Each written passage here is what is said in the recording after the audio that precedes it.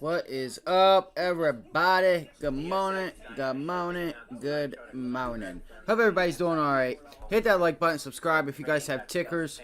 Throw them in the chat. I'm just running around trying to do what I do every morning. The S&Ps, everything's pulling back. I'm not sure how much, doesn't look like Bitcoin. So I want to watch Bitcoin because I feel like, yields continue to climb higher. Yields are climbing higher, ripping and roaring. And the most riskiest asset of them all is just hanging out. Alright, and I think if something's really going to happen... Oh, let's go look. We got to look. Let's find out what it is. Anyway, I'm Justin. If you're new here, welcome. Please hit that like button, subscribe. We're on our way to 1,000 subscribers. Once we get there, I am doing a giveaway. And you'll be a part of that. As long as you like the stream, you're subscribed. That's all I ask. We get to 1,000 subscribers. I don't need to say like and subscribe anymore. I don't feel the need to. Alright, so this data still is not out yet. Are you serious? Come on now. Okay, so I told you guys I got into 500 puts for today.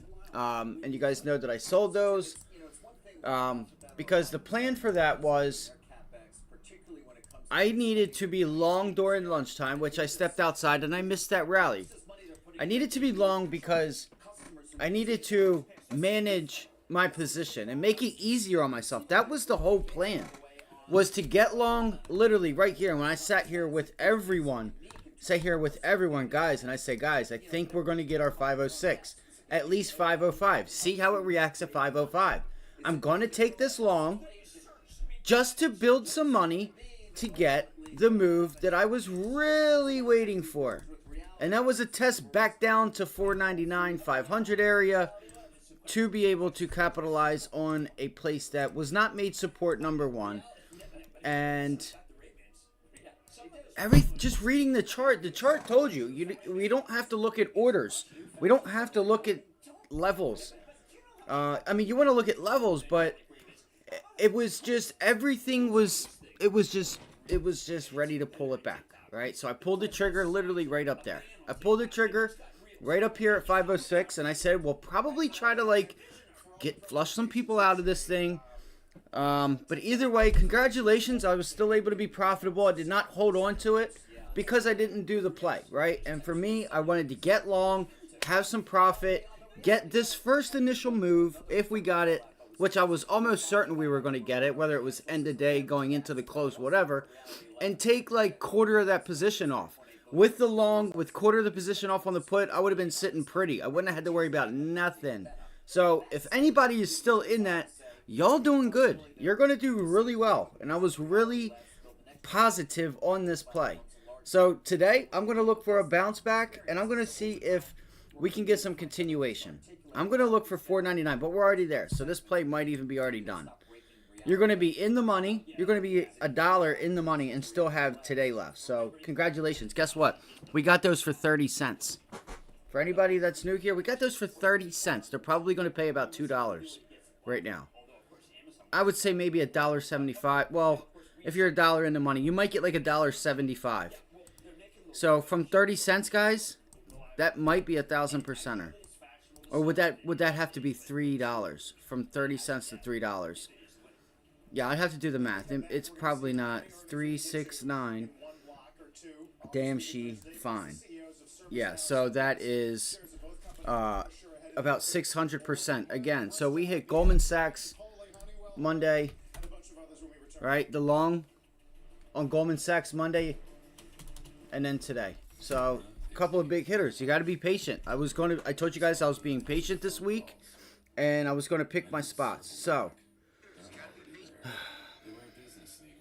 yeah, I'm still doing the thing. So I want to thank you guys for being here. Do you guys have any tickers you guys want to cover and go over? If you could, throw them in the chat. I don't know how many people we have here, if we have anybody. If we do, let us know where you're tuning in from. Doesn't seem like we do, though. So it's nothing new. It's nothing new. You get somebody to pop in and then they leave. I just, you know what I mean? I'm not entertaining. You know what I'm saying? But the thing is, I promise you, if you are here, you will make money. I promise you that. If you just have listened to anything that I've said, well, I can't promise you that. That's one thing I can't do. I'll get myself in trouble. So let me get my stuff positioned here, and we'll get right into what I'm watching today. If you guys have tickers or anything you guys want to ask me about or cover, throw them in the chat below. Hit that like button for me. Subscribe if you haven't already subscribed. I haven't had a chance to make a watch list or a video in the afternoon because I've been really busy in the afternoons. So I do apologize for that. This is what I hate. And this is why I'm almost done with this. Is because it is just... It's just like... It gets to be too much for nothing. Right? It gets to be too much for nothing. And I'm not like... It's not that I'm complaining. It's just like... It is... It feels like... I'm not doing any... You know, I'm not doing myself... I'm doing myself a disservice. That's all. Like right now, I'm trying to get my... I'm just got to log into my stuff. I had to... There we go. Sorry about that. I just had to log into my broker. Alright, so congratulations. You were in 500 puts with us at 30 cents yesterday. You're going to wake up You're going to wake up pretty happy. It's all the things that keep this world turning. The go-tos that keep us going.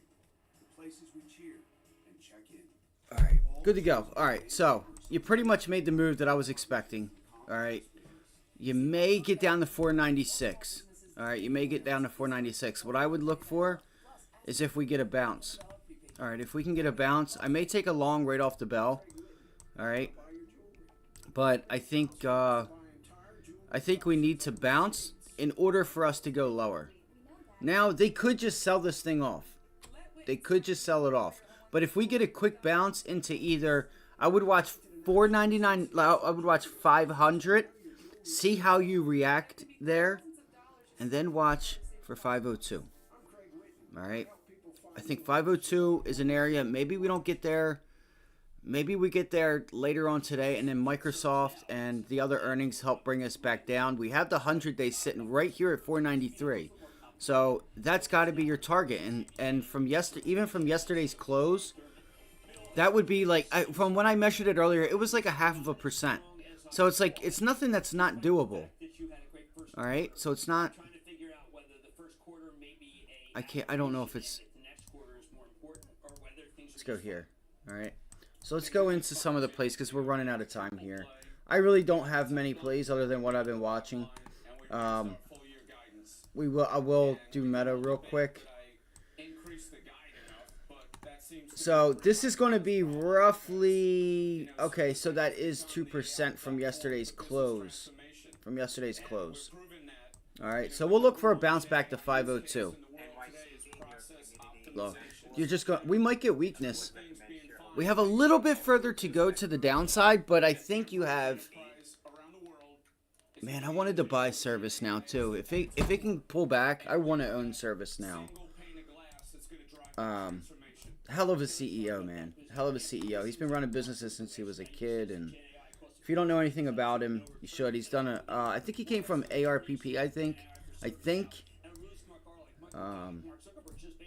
I may be wrong on that. Don't quote me. So, let's go look at Meta real quick. Yo, E-Trade, you do not want me to rate you. And I also am working on changing the scenery around here as well. Working on getting my Apple computer up here and getting everything, trying to figure out how I can get everything good. So, Meta's sitting at 517 area. I told you guys yesterday that if you were able to get Meta, I think they were pricing in $40. So if you were to get anything from 440, 450, anything below 450, you were profitable. She's working on 400. Like, so this move for the most part's pretty much taken. All right, you have the gap fill. Let's go pull it back here on the daily chart. you have this 400 level, and that's where I'd expect it to get to. All right, I'd look for the psychological 400 level. All right, on Meta, but Meta still even has a gap there at 375, 376, right here, 376, or yeah, 376. So I would have to use pre-market because it's in its gap for the most part. All right, it's in its gap for the most part. Um,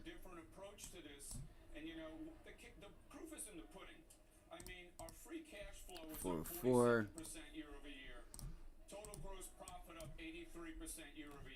So these are the levels I'm going to watch for. See if it can get. See if you can get a bounce back with the overall markets on Meta. If the overall markets are able to bounce back just a little bit, just in anticipation, you know, just in case some dip buyers step in and we get a bit oversold here, right? I would look for this 498. I mean, maybe you can get to 496, but I think you need to go higher before you go lower. Again, Meta. So I would look for a bounce on Meta. I think you're going to have some people that may step in, and I don't know how bad it was. I listened to the earnings call, but I couldn't really pay attention to it because I was busy. But if you're looking to play Meta, you got to look for a bounce back. All right, I probably won't be playing it unless we really start to see something open up. Tesla, we could look for 154. If the markets are going to pull back and it can start to draw back some of these other names, I'm looking for Tesla 154. All right, 154. I think we need to pull back there and make it support because we haven't. We haven't done so during the 9:30 to 4 o'clock hours. You know, when you do things pre-market, it's different than when you have that real liquidity from institutional money from 9:30 to 4. All right, yes, they come in at like 9:15.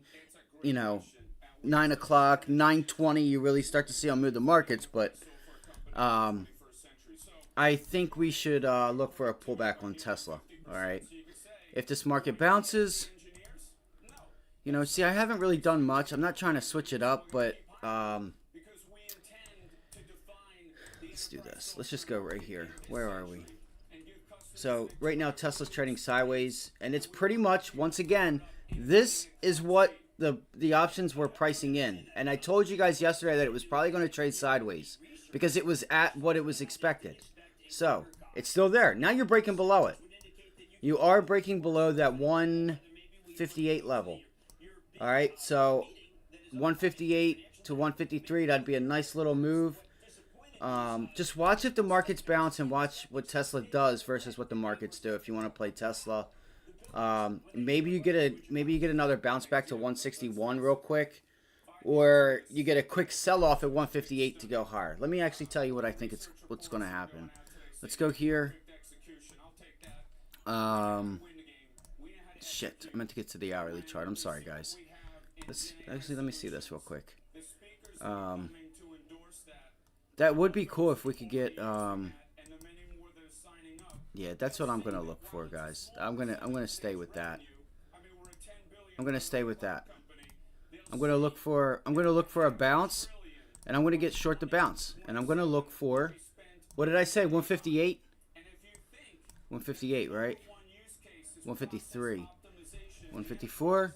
Yeah, 154. Tesla 154 on the bounce. So let's find out where TSLA. Sorry, I'm writing it down. 154 target. And I think, you know, we could obviously look up here at this. Is that the 50 day or is that just a level that I put for yeah, no, so this is a 20 day as well. Let's just make it a 20 day. And then what I'll do is, and that 20 day should pull back right down into that area there. It should pull back right in here. All right, unless it decides to it'll either flatten out or yank itself down, depending on where we open up at. So all right, so you see we have resistance up there. I'm going to look to get short Tesla, guys. I think that's what I'm going to do today. Let's see here. Yeah, I'll look for a bounce back into yesterday's close. I'll make it, we could call it this area right here at, yeah, 160, 161. That looks pretty. So that was our last rejection. So I'm going to make this a dotted line. And it may just be an area. You know, I don't know exactly where, you know, but I think we could pull it back. My target for this is going to be 157. And we got to crack 158, guys. You got to take profits in front of 158. Take a piece off. I'm going to take a piece off. I'm not telling you guys what to do because I can't do that. I'm going to take a piece off in front of 158. All right. That was yesterday's low. Just in case this prior support and resistance level here at 158, the high 157s, in case it holds. All right. And in case, you know, you may get a pullback into this level and then you get your bounce into the 20-day, then the rejection at like 10:30, you know. We'll see. This was a mean pullback this morning on Tesla. All right, we got just a couple minutes. I'm going to use the restroom real quick. Same thing for the rest of the markets, right? We'll look for, I need a bounce back in the markets to go lower. Moderna, we were looking at this yesterday. All right, I said, you know, it has relative strength along with Goldman Sachs. We traded that to the long side Monday into Tuesday, or really Monday. If you were still in that trade Tuesday, you're a nut. You're a freaking nut. All right, because you got paid 300-400% Monday and you carried it into Tuesday. You were taking it to 600 to 800%. So I will watch Tesla today. Again, I was very busy yesterday in the afternoon, so I apologize. Oh, one more. DJT. All right, I was looking at this morning. So if you guys look here, all right, daily chart, you have the 20-day moving average up here. All right, I know I have 10 minutes. I'm going too fast. It's messing me up. All right, DJT. Let me actually do it because I didn't do this earlier. All right, we got 5 minutes. All right, guys. So look for a bounce into 39. Let's see if we can bounce into 39 into that 20-day moving average and see if we get a rejection there. As you guys can see here, you have this resistance zone at like, call it 38. It's like 38, 39 area. You guys can see here. Let me just draw a line for you. All right, you can see like the actual support level is right there, right? But you could also take it, right? You could also just say, you know, maybe that's it, right? So it all just depends on how you want to look at it. 38 to 40. I want to see if this is going to give us, you could either, I'm thinking either a long into the 50-day, all right, which is right here, all right, which is right there, which is another area of resistance, and or if the shorts start to pile on this thing and we can't get up through there, I will look for a short. I still haven't really decided. I'll decide right now for you. I think it's a short, guys. I do. It looks like it's setting up for a long. So you guys can see here, right? Look at this resistance zone. It just pulled into it, and it's starting to rally. So as we get up in here, so look for 38. I'm just going to make this bigger. 38 and 40 are the levels I'm watching for to see if we can take a short off of that level. All right. The volume is to the buy side, so, you know, trade it with your own risk here. But this is something I'm watching. This is something I'll watch. I haven't traded it this week, so I don't know much about it as far as the price action. But you can see this area is resistance. If we are able to break through this level, then you have to believe that, you know, that this could start to be a short squeeze. Okay, that's DJT. For me, I think 38 to 40, you get a bounce into that, and I think it gets shorted. Maybe you get some news that they're going to take some more, they do an offering. All right, maybe that's what you have to wait for. So the levels for me are 38 going into 38. It could be like 37.80, 37.88, 37.98. I don't know. If you guys see here, it's an area, right? This whole resistance level is from 37.43 to 37.90.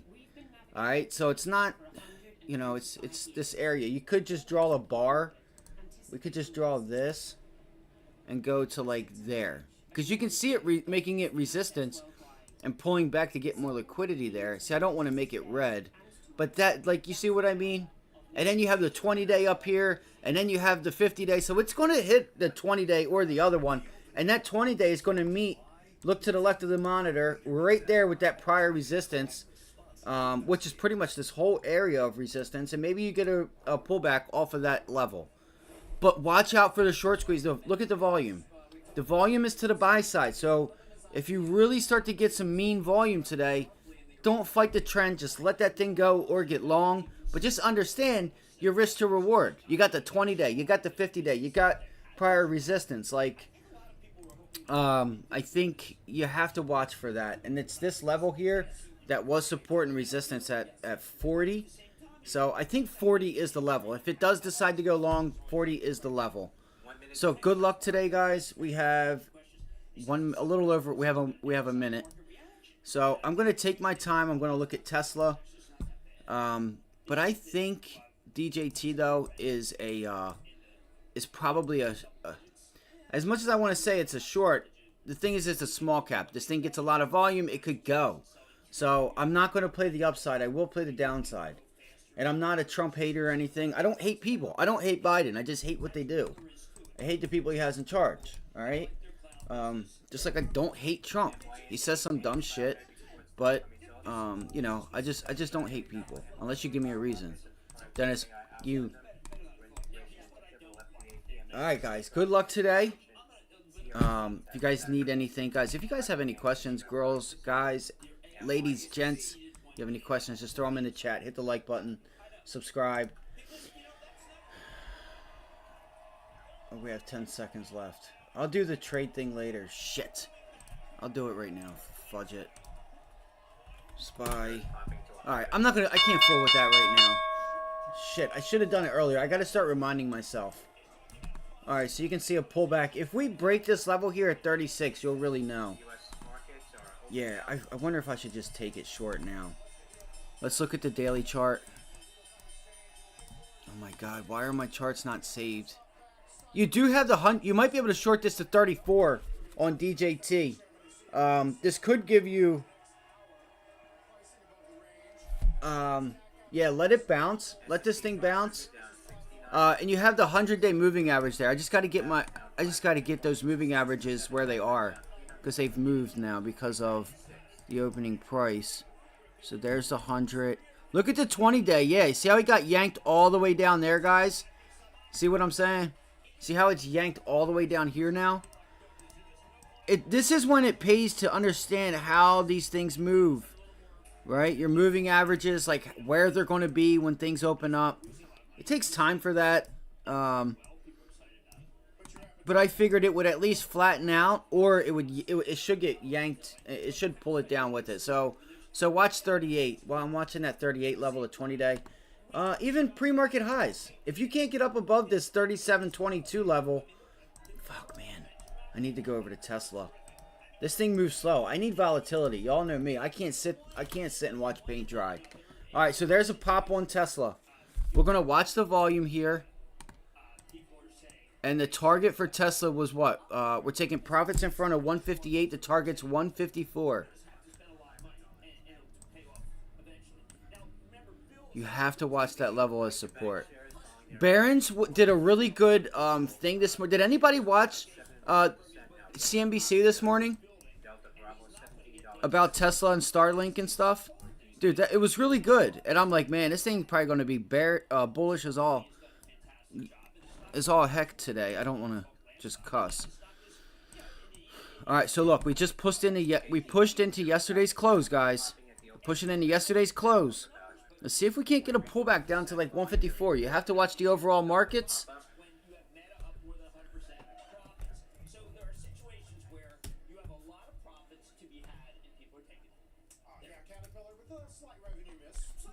161. You're starting to see that rejection up there. Starting to see that pullback at 161.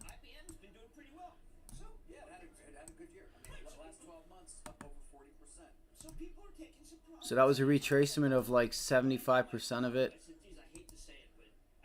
All right, I'm gonna get up. I'm gonna start to take it here soon, guys. You might have to sit through a little bit of drawback. I'm gonna wait for this 20-day. You know, I'm not sure if we get it. So let me let you guys know what I'm gonna look for weeklies. I will look for weeklies. Let's look at the volume. See what this is. It's not too bad, but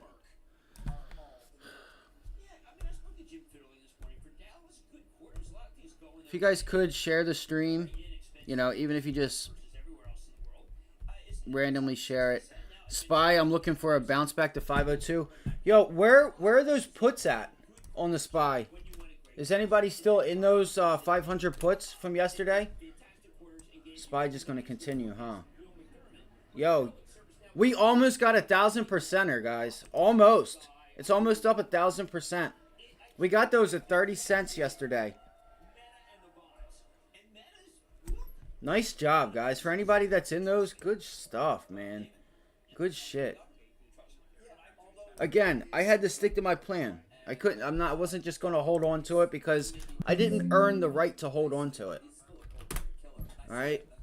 All right, so Tesla's doing the opposite of the market. All right, I'm going to look to take Tesla here. Let's look. Shit. And we said 154 is our target.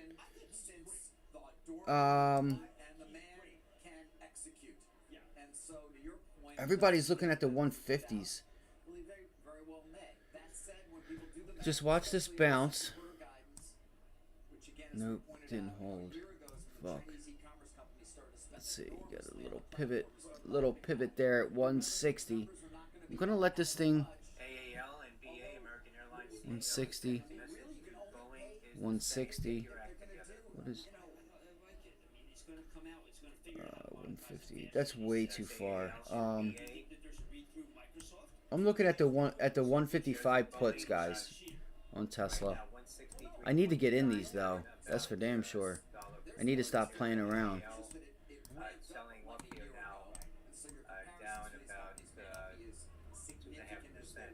I just don't want to get caught in this some relative strength stuff. I'll let you guys know when I get into it. I have it up.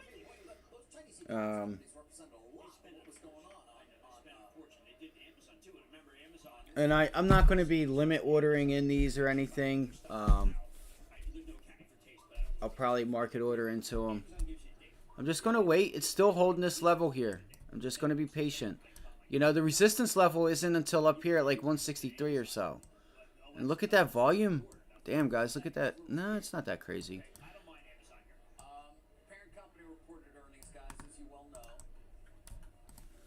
Fuck, that might have been it. Let's see here. Although there are some firms coming to Comcast defense this morning, talking about broadband ARPU up for. Yes, broadband ARPU. By the way, the financials themselves seem 170. many of the estimates of the analysts who follow the company. Even that loss of 64.80. broadband customers was more or less where many analysts had been. First quarter revenue, which was up 1.2% year over year, was a bit better. Sorry, guys, I just can't. I'm just trying to see where this entry should be. Depending on which analysts you talk to or follow, was more or less in line or a bit below. So now it's going to get stuck between the 9 EMA and VWAP. I almost got in there. I just want to wait for another bounce back. I'm trying to be patient here.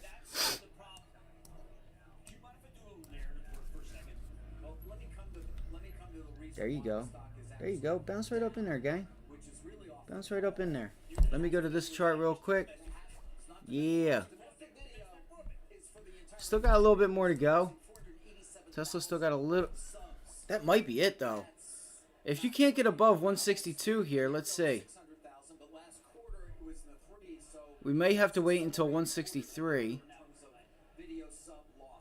If it starts getting above here, you might start to see the volume change and this thing really start to go. 62 cents now those are. All right, I'm going to take it here, guys. It's gonna go. It's gonna go. Shit. I took it. I'm in Tesla 155s. I took it there. I took an entry there in case we do get a little pullback here. I mean, I can't pass up that. Paid 62 cents for those. I don't like that I paid 62 cents for it because I feel like it's gonna pop. Keep your stops tight, guys, because it's early. I feel like. The Affordable Connectivity Program, a government program to get people broadband And this thing can get to cranking too. will expire. We talked about that being an issue, but that's why the stock, it was more or less flat on these numbers. Even though they're not great numbers, they were in line, if not better than some had anticipated. But then that took it down. Right, well, man, look, you come out hot, and you look at a broader number, and the stock's up $1. Yeah, see, it's tough. They don't like it. I want to point out Took it too early. I just want to, and you tell me what they mean, okay? So Peacock does a one. Trying to see if this might be a relative strength type of day. I just don't see No matter. the volume isn't that hot though. So Decent scale, it's not sustainable. Okay, I may no longer be at the company after I said this now, but that's more or less the view. Losses and subs up 55. Experiences 10.3 versus 10.9. Experiences. Experiences are Nestle great. India and Dr. It's Reddy's all to about joint the venture to inputs. take health science Okay. nutraceutical portfolio to consumers across India and other Greek territories. Shares of Dr. Reddy's this morning That revenue is fine. up about 3.5% at 73. yeah, this just doesn't have any selling pressure. Finish number 1 at the box office and win Best Picture There this you go. century. Oppenheimer was amazing. You sound like Edward G. Robinson, frankly. Hey, it's Soylent Green. Now listen to me. This is not that $1.04 versus 99. How about that? That was fine. Like I said, it could go. It's got a little further to go. Comps up 7, looking for 5. Stock got to 3K ahead of this 50 for 1. Yeah, and they're going to split it not till June, unfortunately. Now, the most important thing there, Sorry, I don't have the chat up. otherwise people are going to hang themselves, is that they raised the prices for California gigantically. No diminution. None. That's incredible. That's a product's law. Oh shit! Right now they're telling I didn't see that. Damn. in their own Oh shit! I did not see that. Oh shit! Well, we celebrated by having the Chicken Alpha store yesterday in our office. And we said, hey, you know what? This is going to be a fantastic number. And it was. If you want to have pure joy, business school, not. 164, 165. And they had this Boston store that had like throughput that was just unbelievable. This is an amazing company. Yeah, watch out. Oh man, this is why I don't like doing it for people that don't know what they're doing because I would accentuate the positive. you got to be able to. covered American earlier this morning, then there's Southwest moving lower on their results. Yeah, see, this thing's just gonna bounce right up into. You might 165 looks like the entry, guys. Thank you for joining us. Let's be honest, you missed on the top and the bottom line. Ugly first quarter, and people are looking at your guidance and the cut in capacity. Fuck! Investors I knew I peaked. You can get those for 40 some cents now. could grow again. Damn, this isn't good. I wanna. If I get a chance, I might take this off and wait. If I can get the chance. And taking other actions, and we're committed to doing this until we get our financial. Oh, this is decent volume. Why did it look different on the other one? To receive 80 max planes. You I don't keep know. having to Okay. cut it down lower and lower. New guidance is what. Yeah, she's just climbing. How much is this hurting your ability to plan? You know, we just started with Boeing at the very top. We support Boeing taking the time to fix their issues, become a better company, because that is good for Southwest Airlines and the country long term. But there's no doubt this is a significant issue. Replanning, adjusting schedules for our customers. We're significantly down from our originally planned deliveries. But that's not going to be an excuse. Yep, look at those candles. Same size, just relative strength. Fuck, man. God damn it. I didn't see that. And we're looking at new Motherfucker. like the way we seat and the way we board our aircraft. Let's talk about that. For the longest time, this has been. So I just seen something on the 15-minute chart that I didn't see earlier. Is there a possibility we may see in business class or some type of a? Sorry, I'm not gonna get them right all the time. Well, there's nothing to report today except the fact that. See if we can get a pullback into yesterday's close, and I'm gonna take this off. You may not get that. You might. You may not. I don't know. This looks like it has relative strength today. But customer preference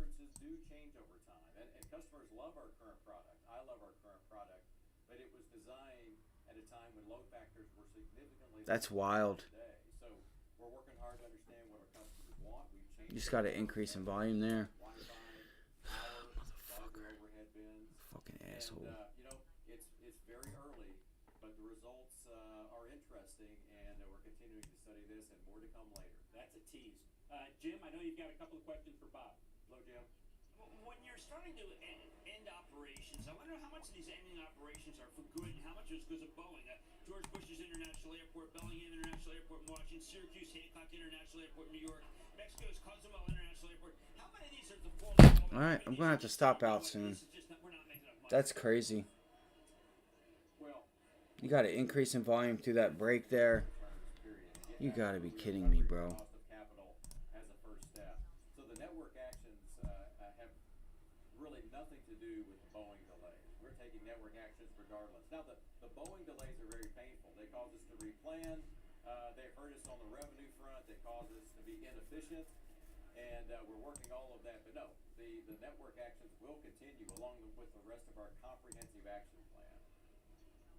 Well, Bob, I guess I'm spoiled here.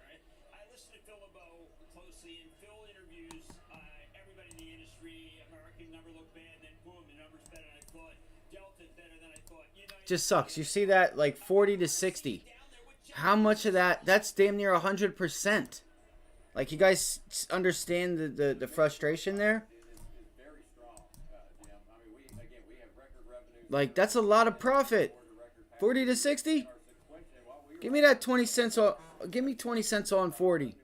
Shit, that's 50%. And our guide would imply that our second quarter will be sequentially the norm. Not including commissions, but still. I'm not underplaying It is what it is. Not going to be right every time, but to our financial targets, and we will be absolutely relentless in pursuing those. We have work to do, and a lot of that is around the underperforming. look at that 15-minute candle.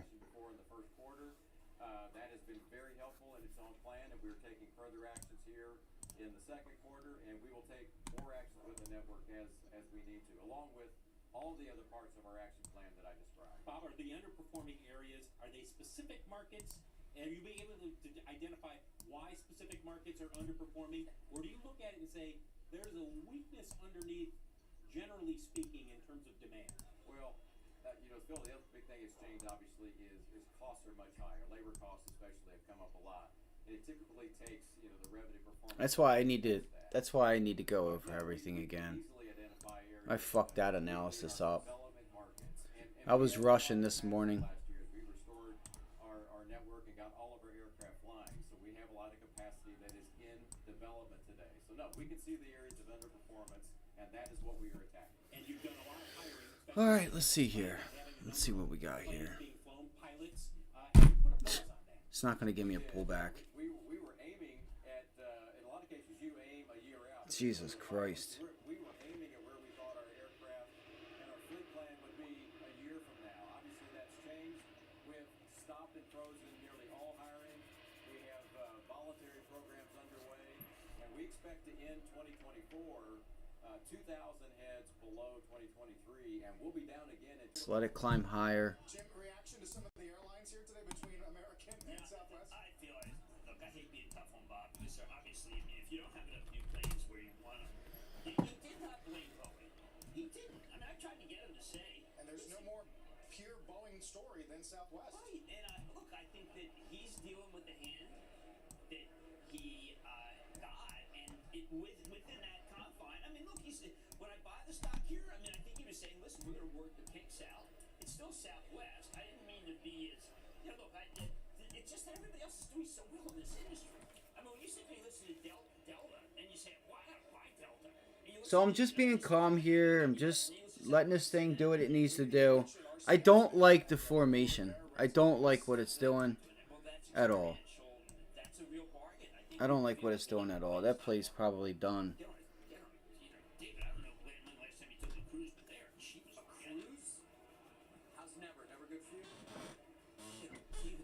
What? When I had my cruise booked, February 22nd of 20. I wish I could have covered some of the news with everybody and stuff too. You have American Airlines. There's a lot going on today. No, my daughter was on a Damn, what a sell-off there. Electronic music, cruises.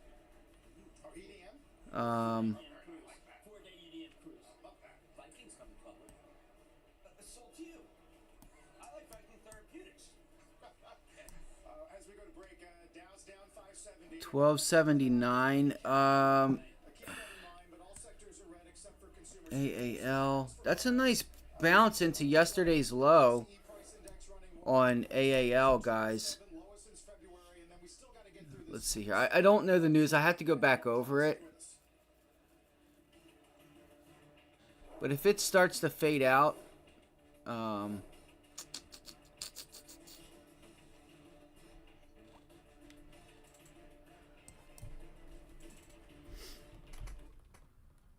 Report is brought to you by PIMCO, a global leader in active fixed income.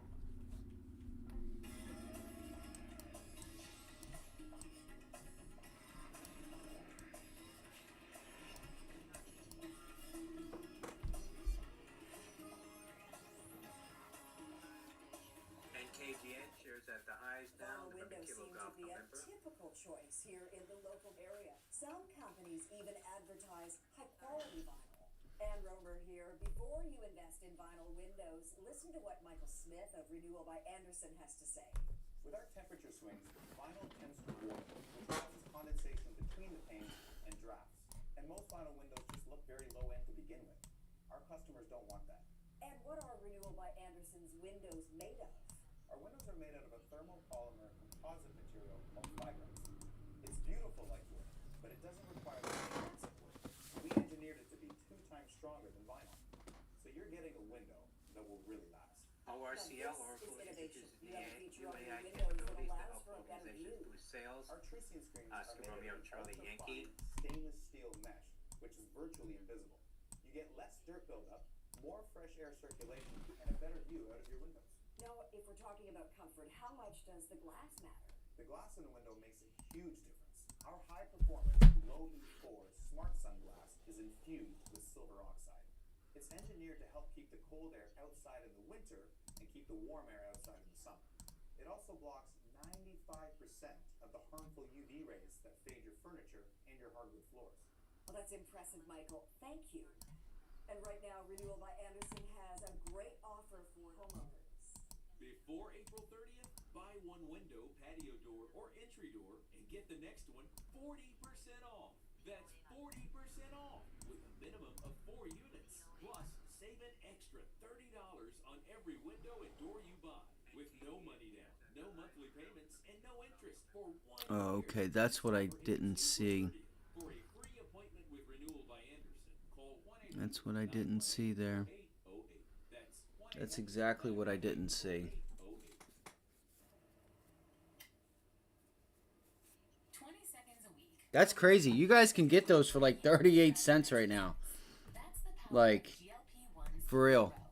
Connect with a That's pretty pharmacist wild. at row.co/. That I paid almost, I didn't pay 100% more than that, but a lot more. Join the club now. Flash sale offer for a limited time. Go to cnbc.com/joingchip. A lot of kids getting treated to some interesting market activity. Down 600. It is Take Your Children to Work Day. Look at that. Aren't we lucky to get some kids in English lists? Some good news. They look good too. When they were that age. They're so excited. I was miserable. Along with the minion. I was in the fourth track. Have fun today, kids. We're back in a moment.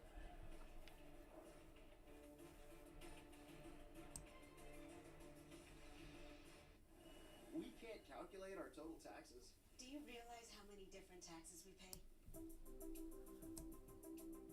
Sales tax, different POS. Yeah, I'm gonna get my ass handed to me if I don't get out of That's this. a whole other system. And different regulations. There's real estate credits, solar incentives. And we have no way to integrate all that. No, but BDO does. People who know BDO. The future is not just going to happen. You have to make it. And if you want a successful business, all it takes is an idea. And now becomes a future where you grew a dream into a reality. The The all-new GoDaddy Arrow. Put your business online in minutes with the power of AI.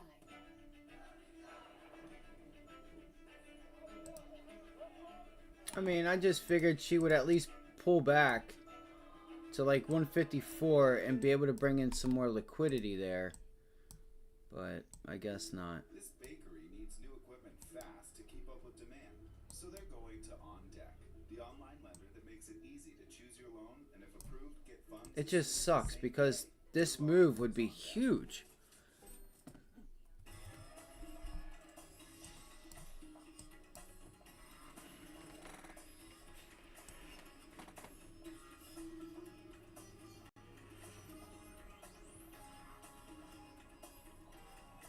Let me begin with the latest figures from Los Angeles. We were describing evidence of a new acquired immune deficiency syndrome. Together, we are greater than AIDS. Commitment to life. Sunday at 9. Uh-oh, look, it's all meeting up at this pivot here. If this thing holds, I may take this off.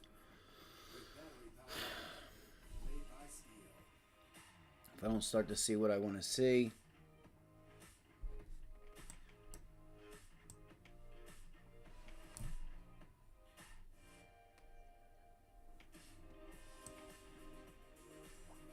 Right now, save $50 on select battery lawnmower sets. Real steel. Find yours. Discover endless entertainment with Xfinity. Biden administration released low carbon aviation fuel tax credit model on Tuesday. Did you just hear that? There's news about... Come on, gang. If you get hit with some news and this thing rips, that's gonna be some bullshit. That's gonna be some bullshit. That's funny. Let's get to Jim and Stuff trading. We have a winner, just Carrier. And I've got to tell you, this was an amazing quarter. Carrier made these great acquisitions in Europe. It brings in the heat pump business. They got rid of some things that would be able to make it so they have a great balance sheet. And Dave Gitlin, Dave Faber, is a remarkable executive. And probably people are wondering, will he be interested in the Boeing job? And he says on the call, Jim, let me be clear, and this is David Gitlin, who runs Carrier. I have notified the Carrier and Boeing boards that I am 100% committed to Carrier and not interested in serving as CEO of Boeing. Well, you know what? Sometimes you get this. He's on the board, by the way. Think about this. You got Judy Marks-Votis, and you have Dave Gitlin at Carrier. Carl, these are clinics. These are people who know how to run a business. Otis is doing incredibly well, including in China, and Dave Gitlin doing remarkably well in Carrier. People initially when they did that acquisition, they hit the stock. They're proven wrong, and my congratulations to Dave, who was also, by the way, one of the nicest people in the world. Nice guys finished first. Very nice. Jim, we got Microsoft down 4.5. Google down 4, headed tonight. Well, good. At least they're seasoned. I know if my father had those 9 hot landings, he said, hey, Jimmy, they seasoned the beach with a lot of it. And then you got there, everyone's shooting anyway. So you got WM tonight? Biden administration released low carbon. I'm just saying, because I want tickets to that great golf game that he does in Phoenix. Oh, the stock is, it's crazy that the stock is down. I got Tractor Supply that's at the close, and then AGCO. I always like to measure on food, and Arkansas is fantastic, and AGCO is down. So, Coming up at 10, pending home sales for March, expecting plus 0.3%. You're gonna stay on this? He shot a peacock today. It is a tough tape, though. NASDAQ now 2% decline, and the Dow down 640. Don't go away. Carbon emissions monitoring has become a multi-billion-dollar business due to EPA Bro, carbon come on, man. This thing's fucking killing me, bro. A NASDAQ company based in Massachusetts, stock symbol SPEC, is commercializing AirCore, a patented technology developed at MIT that tracks and measures carbon footprints at a fraction of the cost of traditional methods. SpectAir's system revolutionizes emissions tracking, and that could be worth a fortune. SpectAir, SPEC. It doesn't matter to him that our technology helps rebalance his portfolio. She doesn't care that we work with billions in assets. And they aren't even aware that we spent over 2 decades focused only on our A's. We understand what really matters to your clients. having peace of mind. Your dedication says you'll always be there for them. And at Trade Gamar, it's our mission to always be there for you.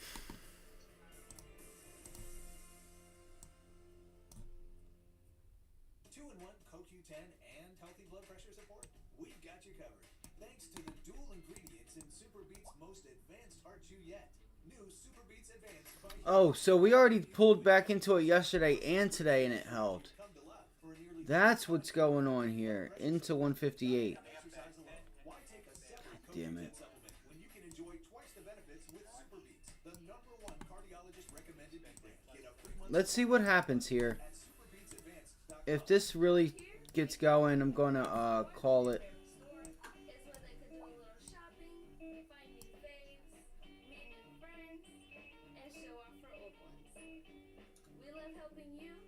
MRX IPO indicating Let's see what happens here. Michael Romeo X-ray. Some things never change. Dude, you guys are getting these for a steal now, especially if it really starts to show itself, man. Life is a gift. Share more. I'm not saying it's going to, but With search-powered AI, you enter a world of forward-thinking flexibility. When data turns into action, you don't have to wait for the world to turn. You can drive its motion. With elastic search-powered AI, you can unleash the possibilities of your data and transform your world. it's gonna bounce. Search-powered I know it is. She's gonna bounce. Pending home sales plus 3.4%. The consensus was for plus 0.3%. It's gonna fucking bounce. I prepare like no one else, so you can be prepared for any market. Unlock access to Jim Cramer's S&P futures hitting a low of 1526. buy sell alerts. Find your next investment opportunity here in the CBC Investing Club. Join the club now. Flash sale offer for a limited time. Go to cnbc.com/joinjim.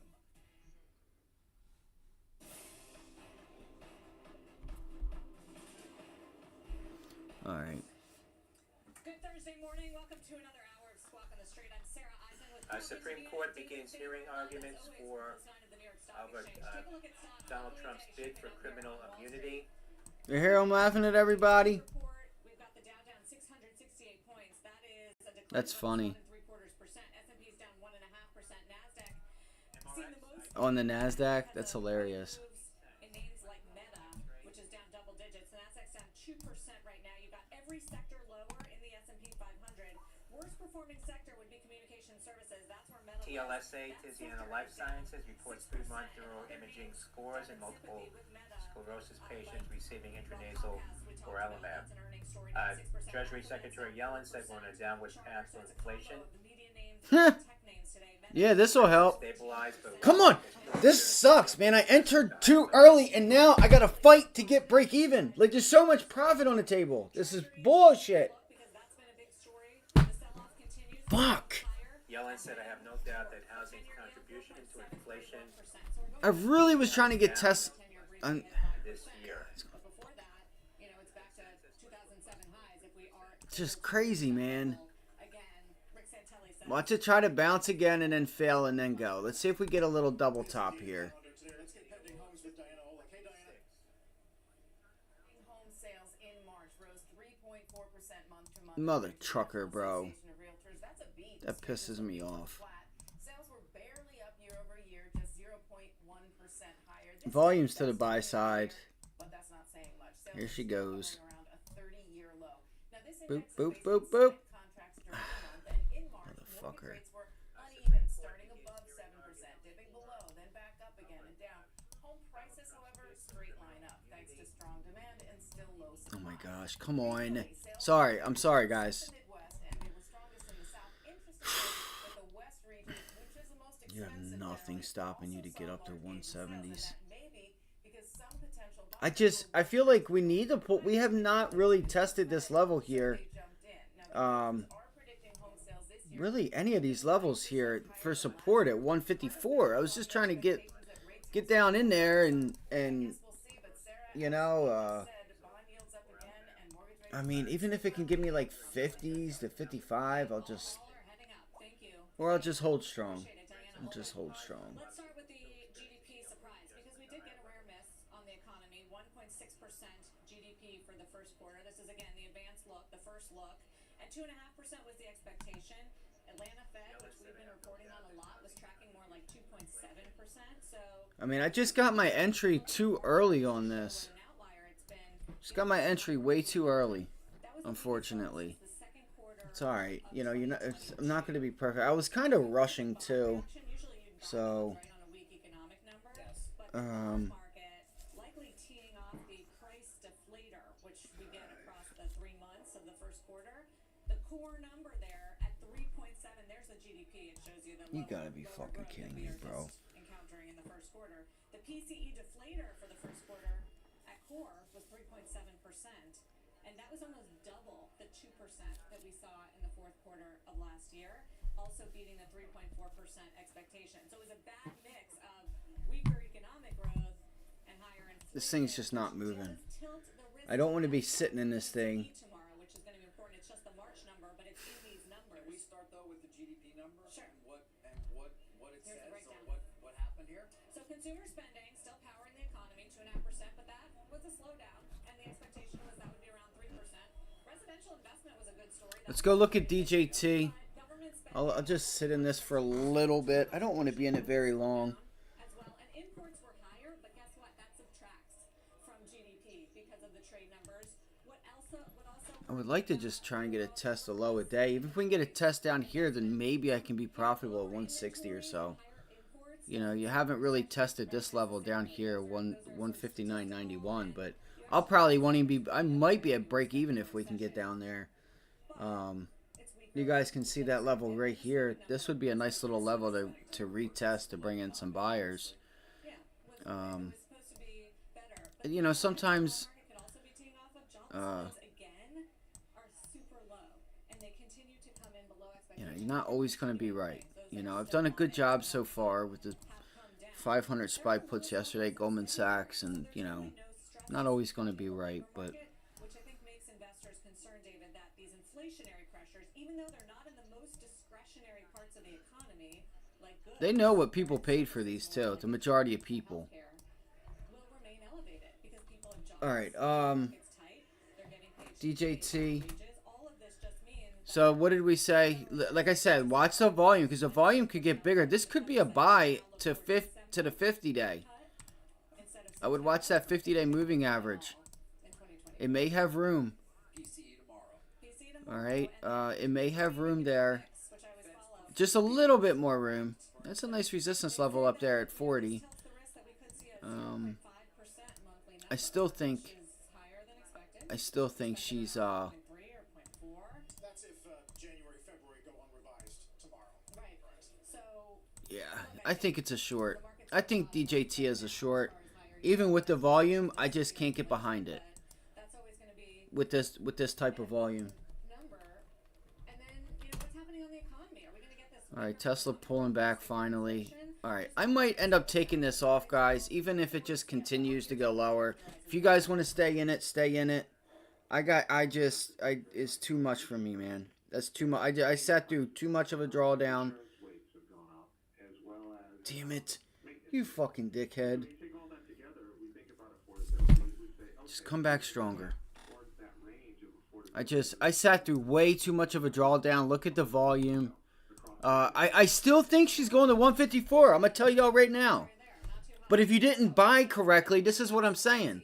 Like, even if I get down to like 159, if we get there, who's to say it doesn't stop right here and start turning 161 into support, go back higher to do a double top, and now your options that were down from 60 to 38 are now down from 50 to 25 because it bounced back, and that premium is because they expire 20. You just have to understand how options work, right? It's giving you the move. If you did not get the timing correctly and the right entry, you have to take it off, even if it's for a loss, because that bounce back is going to destroy you. And then when it bounces back, right? When it bounces back, even if it puts in that resistance level up there, maybe that's an entry point if we find weakness. But we have no volume. The only, you know, this is probably going to go test low a day. But if it bounces back and then goes, you still might not even be able to be at break even. So you might be, depending on where you get in, but I would wait for a bounce back, put in a lower high at like pre-market highs at like 163, 162.50, and then take it up there if you get it. You might not get it. Maybe it falls out of bed. I don't know. Maybe volume comes in out of nowhere right now. I don't know. I got out, so it'll probably start to be a winner. See what I'm saying? See what I'm saying, bro? See what I'm saying? As soon as I just let the market know I got out, boop. I'm telling you, them boys listen to me. They know what's up. I'm telling you. They know what's up. I'm telling you. That's 10 cents on 50 cents right there, just like in a matter of a tick.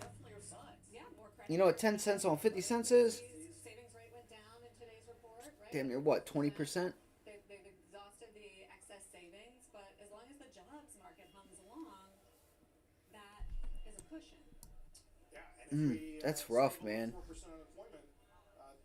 This was just way too... I mean, yo, I was cut down, like, not in half, but like 40% drawdown on that. And it look at the increase in volume.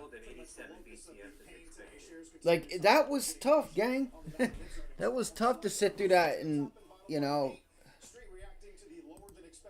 We'll see what happens. We'll see if we can get another shot. I'll look at DJT for now. Day's not over with. We can still come back. I'm not going to hang myself on this. So look, now we get the increase in volume on this.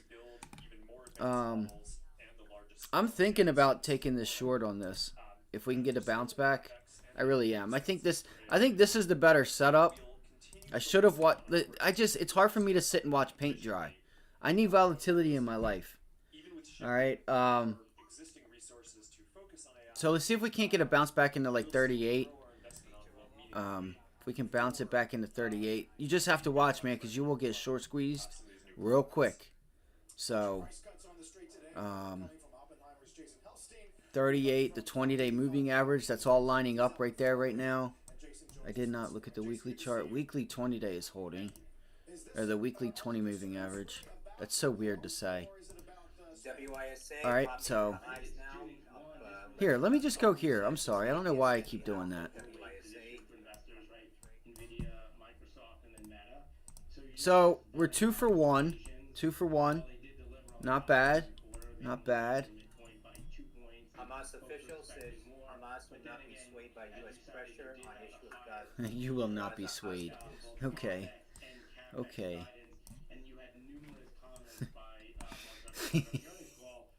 We will not be swayed. We will not bow down. We will not show weakness. Told that motherfuckers pull the fuck up. Fuck you say, cuz? Got a couple of them hanging from the bridge. Anyway, I'm not going to talk no violence. We will not be swayed by the USA. Who the f do they think they are?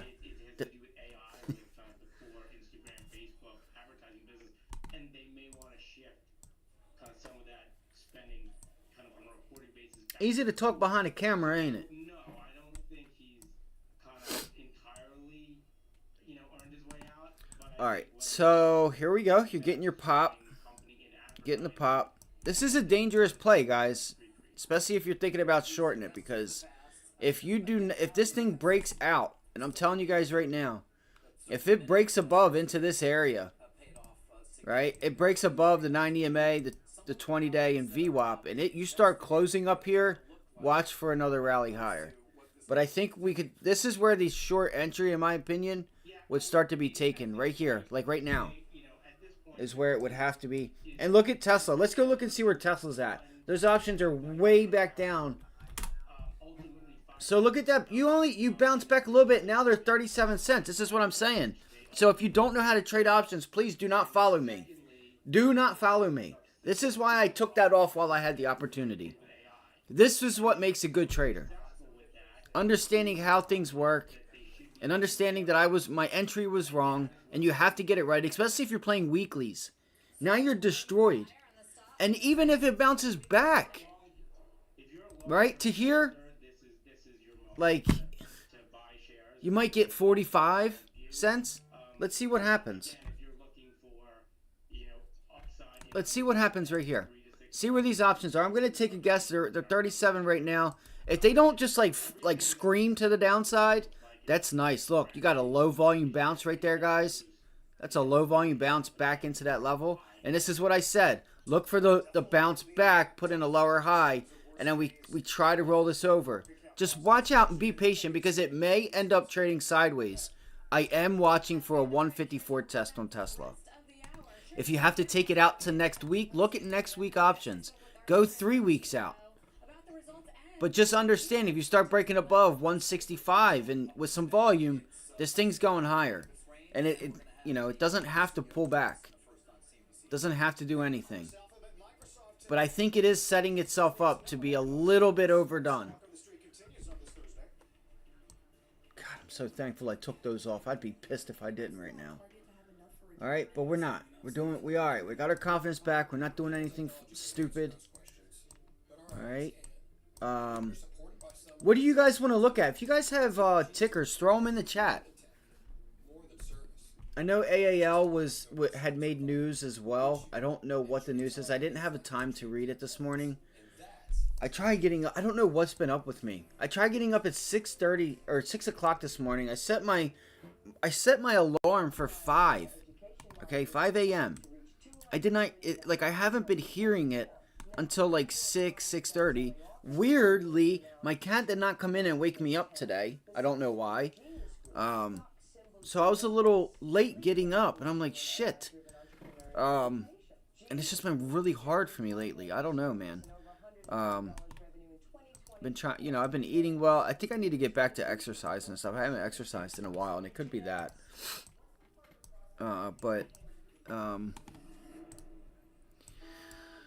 So let's see here. I just want to see this 20-day, guys. Let's see what happens here. See what happens with Tesla here. This thing may end up going back up to 170. I don't know though, man. I just think... Let me look at this thing long term. It's just going to sit here. That's what it feels like. It's just going to sit here. So the top of this range, guys, is actually up here to like... I would actually move this. Nah, I'm not going to do that. This is where Tesla is probably headed to if it really gets going. Alright, that would be my target. We could actually look for some 175, 180 calls for next week and see what they are. We should have bought them on the dip back there. Let's look for next week. They're only 79.80 cents, guys. What do y'all think? For next week? These things could be in the money by tomorrow. Honestly. I just think we need a pullback. See, I don't know what to do with Tesla. I think it's... The way it feels like if I can't make a decision, it's not a trade, right? I think this thing is probably just going to consolidate. I'm not sure, though. Especially with this morning's Barron's. Did you guys see that? You guys want to watch it? It's 10 o'clock, so we'll wait. But here she goes. She's going to go.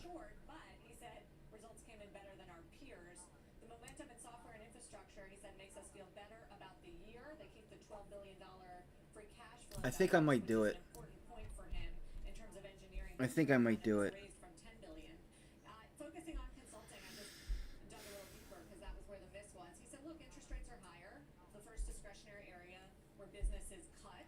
I'm taking too long, I know.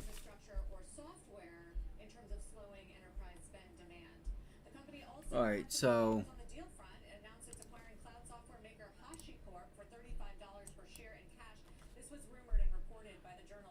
I mean, even if you get a 170, I mean, from where we are, that's nearly 10 bucks. Even if you get to 170 by tomorrow, those should go up at least 50 to 60%. It is a little far out of the money, but it's got... It doesn't have that good a volume. It does, actually. Yeah. The real volume is at 170 for next week.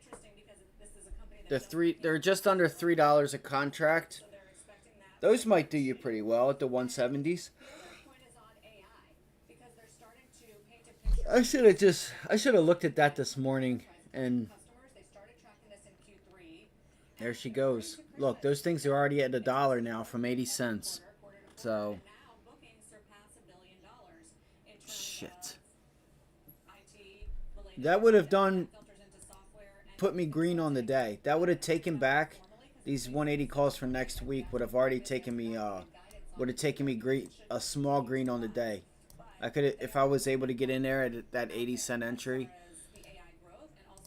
it would have given me my loss on that on Tesla this morning. And look at that volume, guys. Look at that volume.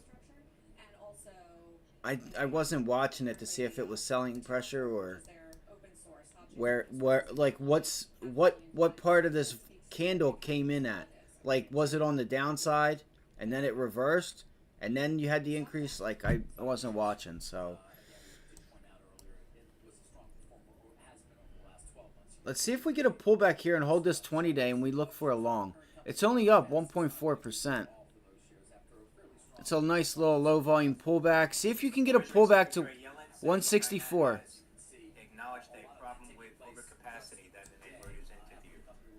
That's what I'm gonna look for. I may still trade Tesla today. I might. I don't know. What do you guys think? Can you guys give me some feedback? What do y'all think? Let it go. Don't worry about it right now. It's not a trade. It's not moving.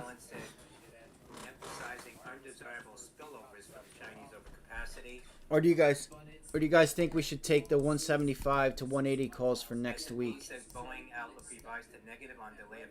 As long as we can get an entry there at 164, 163.93, if we can get it. Re-ratings affirm. Boeing faces heightened production uncertainty, notably related to quality issues affecting 737 MAX aircraft. Key changes to leadership pending. That's a new high. That's a close on the 5-minute on a new high on Tesla, guys.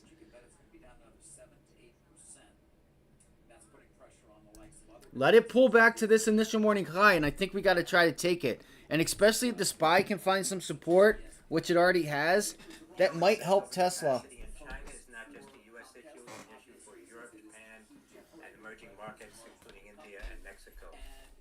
I just think this thing is overdone, man. I don't know. I'm going to stay away from Tesla.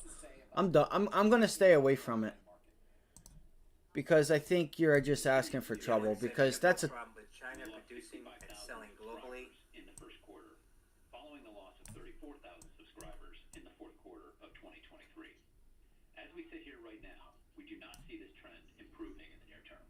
We expect churn could be elevated given the end of ACP, which is only fully funded through April. Yellen said U.S., Europe, and other countries want the ability to produce clean energy goods. Dave Watson, who's the CEO of Comcast Cable, on the same call, did go on to talk about the fact that overall the broadband market... Let's see what happens if you get a pullback to 163. 164 if that holds. It's a low volume pullback there. Shit, I'm sorry that the charts are looking like this. Bro, we could hit 170. I think Tesla can do it. Man, look at that volume though. Look at the volume there. That's a tough level for Tesla. It's just, the weird thing with this is you have to understand there are a lot of people short, okay?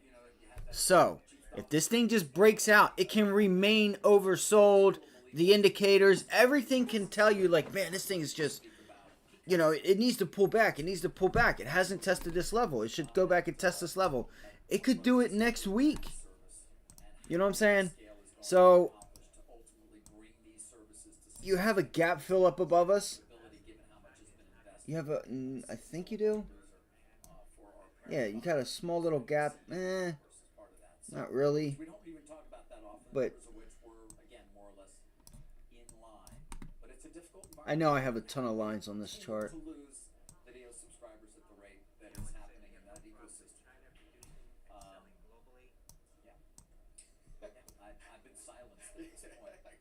So if we break up, so what I'm looking at here is 165. You break in here from 165, you're going to the top end of the range, which is 175.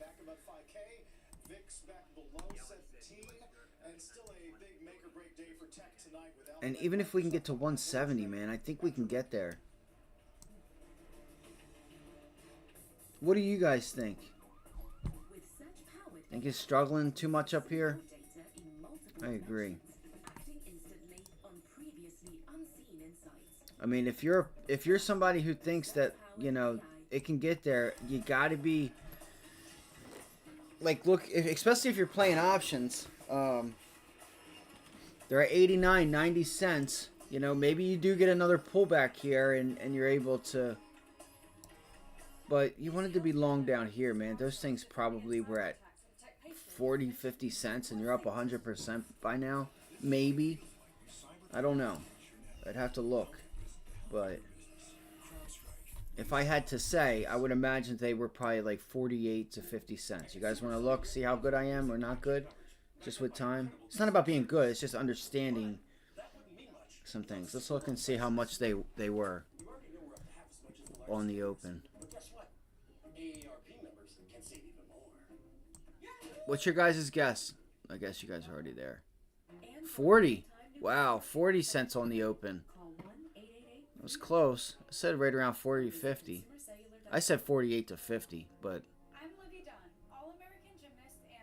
So they opened up at 43. When you travel and train as much as I do, you find happiness where you are. On the mat or on the sand, movement and comfort are essential. Look at the volume that just came in there. Made from DreamNet fabric that's made of 89% recycled. Let's go look at this on like a 15-minute chart basis, man. You're talking about 600. If you can get... Where is this? Where is that? Let's go look at the chart to see what we would somewhat need to get 600%. There it goes, guys. Shit.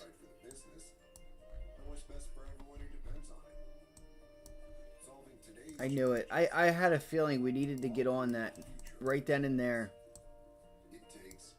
Fuck. It's all good. CLA, CPAs, consultants, and wealth advisors. We'll get you there. With search-powered AI, you understand every move So, and moment. 170 last week, those were $6. So if you start getting up above 160, you should be able to see $2, $2.50. I knew it. Did anybody get it? Did anybody take those? I know. Look, so you guys have to understand. Like, there's probably some people that go here that won't say anything because they have, I don't know, but they just won't say anything, and that's why I'm going to be changing this soon. Because I didn't know that. I didn't really think about it until going in, until going into it. But,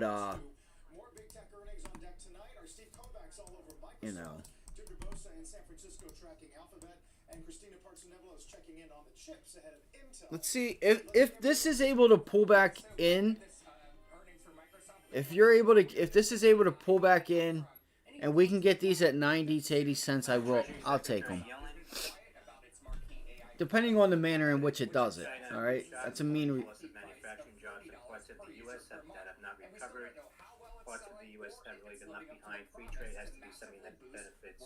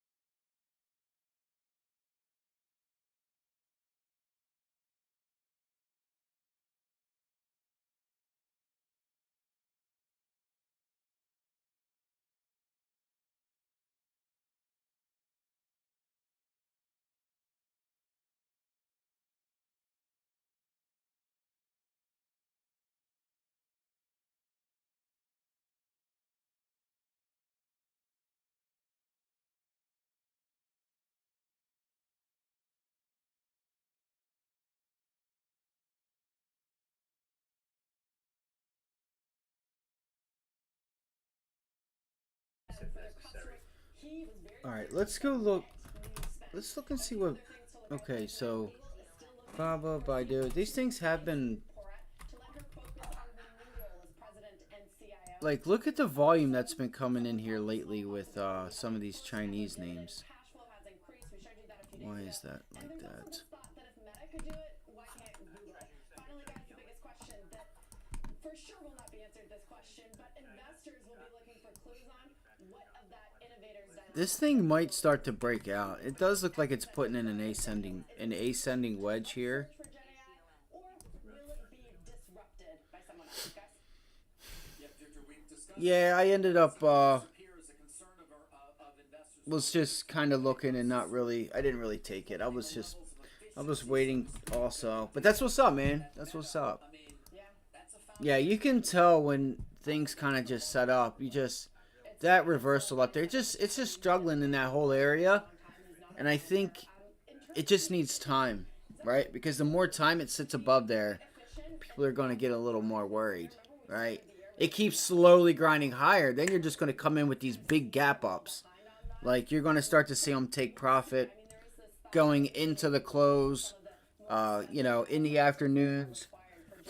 So, like, you're already seeing this gap up. You came from 161 to 166. That's a, that's a $5 gap up. $4. That's like a $4.50, like $4 to $5 gap up. So, just playing the long on the close. So keep that in mind. See if you continue to see gap ups on Tesla. Now, you wouldn't think that this is a... Oh, no, it wasn't a gap up. It was a gap down. I'm sorry. It did gap down. I'm going to pay attention to Tesla here because some of these stocks like to really move like 3 to 4 days after their earnings. And that's when they like to put in their move when people forget about them. Let's go look at the overall markets.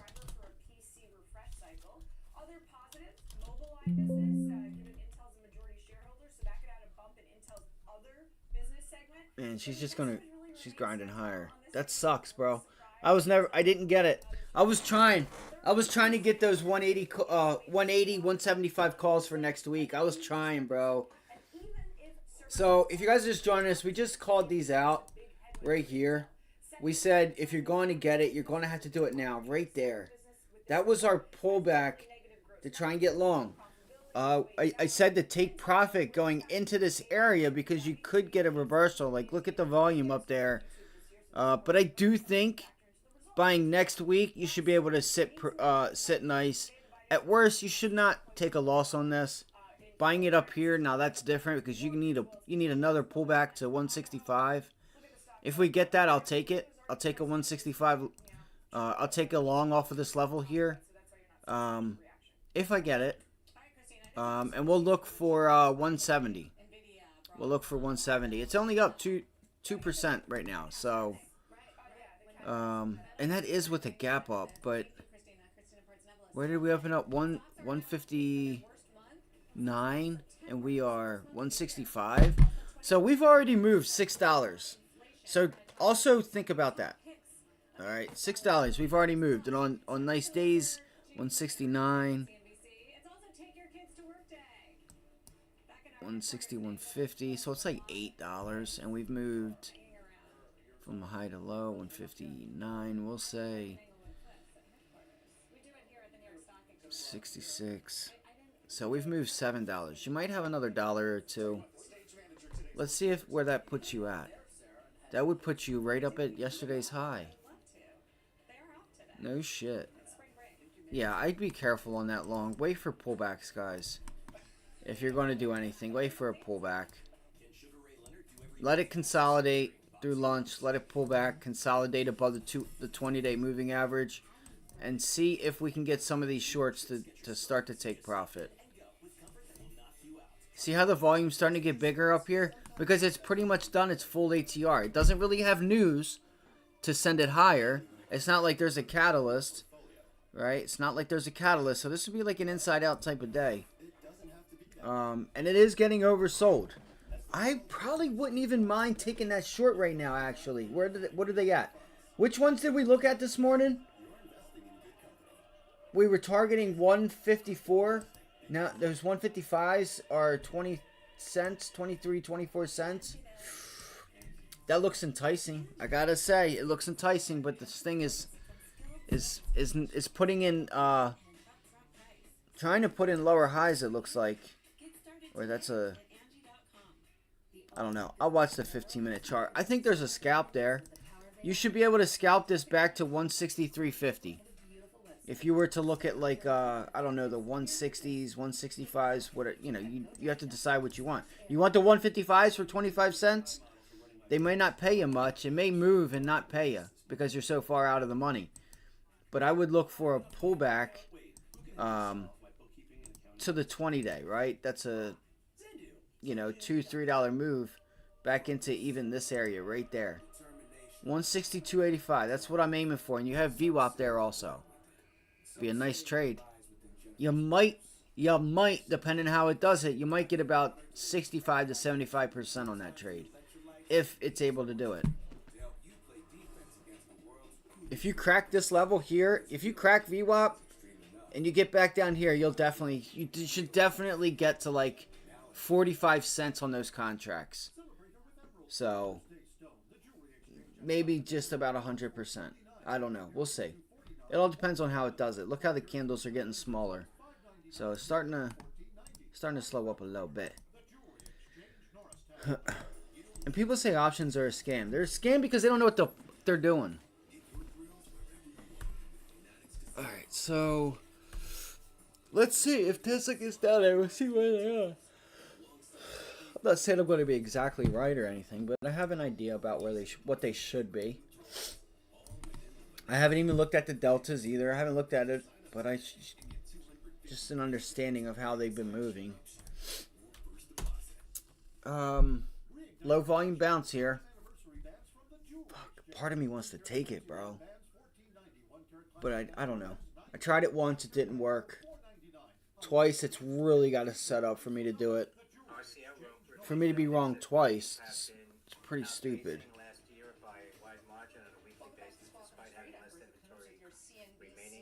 DJT, that's another one we were watching. So it's kind of just hanging out. Look, it's putting in lower highs. And look, it hit our target. So there's your lower high we were looking for. We were looking for that bounce back there. Let's go look at some of these other names. What were we looking at yesterday? Like AMD? Yeah, I cannot believe AMD did it yesterday. I was watching AMD, and I was looking at 150s, 150 target, and it did it yesterday. I was like, damn, you gotta be kidding me. It's got some nice volume today. Let's see here. mRNA, Moderna. What is going on? Oh shit, we were a day early, weren't we? We were a day early on the short, weren't we? Alright, so there we go. We opened up at 108 and it's pulled back to 104. We called this short out yesterday. We were looking at, we understood that there was some relative strength with Moderna, but we were looking for a pullback there. Back into the 20-day off of that level up here. Like 110, 111. Looking to crack 110. And it did. And that gave us profits in front of 108. Let's see what old Goldilocks is doing. Damn! Smacked. I told you guys. You gotta be fucking kidding me, bro. Look, guys. I called this out yesterday. I said if the market pulls back, look for Goldman Sachs to get back to 115. That's a $5 move. It is doing it today. Shit. I knew I did myself a disservice by not looking at the stocks that we've been watching all week. Even though it was a strong name, they took profits, and here we go. There it is. Dude, it did it in the morning. Once again, Goldman Sachs is paying. You can't beat them, join them. That's what they say. Can't beat them, join them. Big move on Monday and Tuesday, and now another big move to the downside. Dude, this was 423, a bounce into 423 to 415.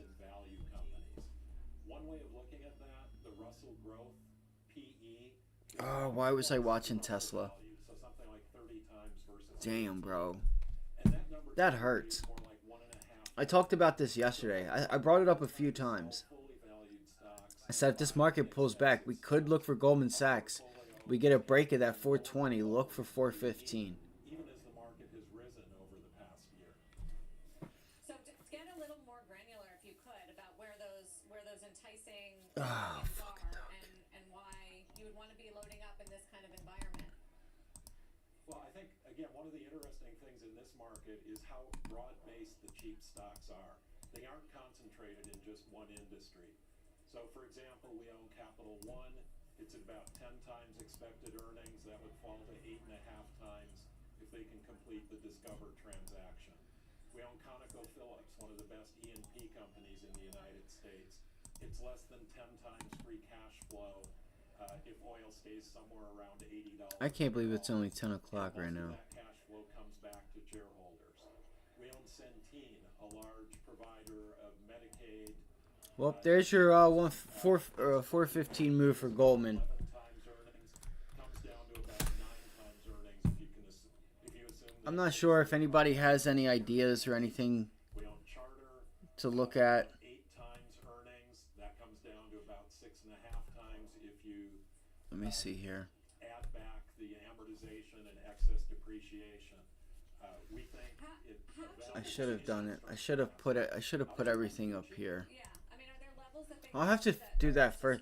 The reason I don't like to do it in the morning is because if fundamentals don't behave the way we think they should, the reason I don't like to do it in the morning is because I don't want like 1, 2, 3, 4, 5, 6, and then all the other stuff that I have going on, and my computer things start to slow up because I have the stream and all this stuff. Like, you know what I mean? It's a lot of shit running, a lot of stuff running.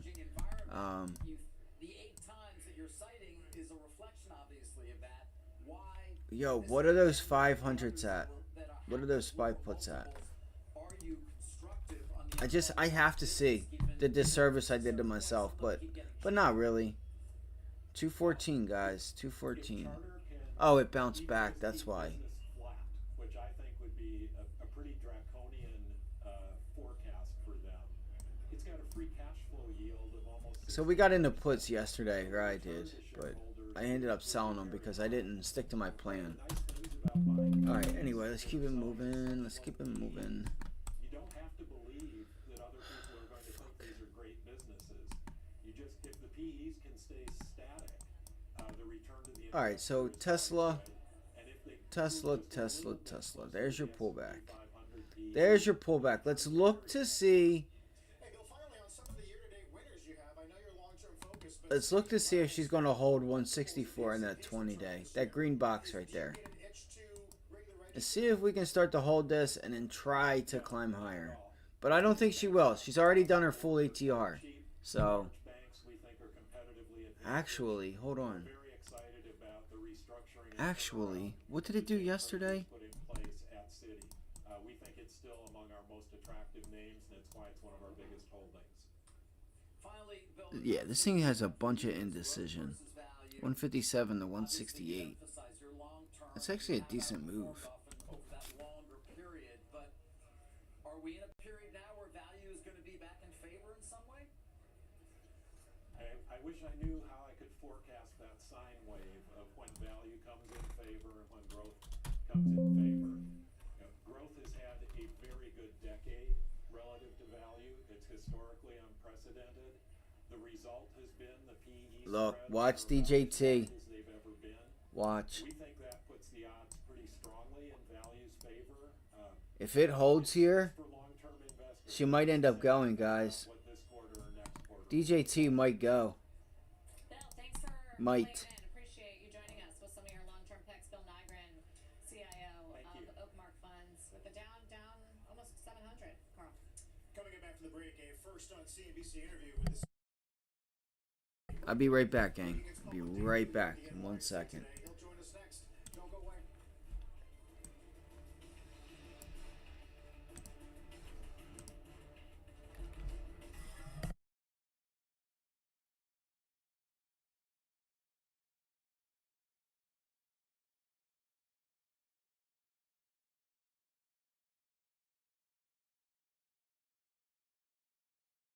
this quarter or next quarter will look like. Bill, thanks for weighing in. Appreciate you joining us with some of your long-term picks. Bill Nygren, CIO Thank of you. Oakmark Funds, with the down almost 700. Carl. Coming up after the break, a first on CNBC interview with the CEO of Microsoft-backed company Rubrik, making its public debut here at the NYSE today. He'll join us next. Don't go away.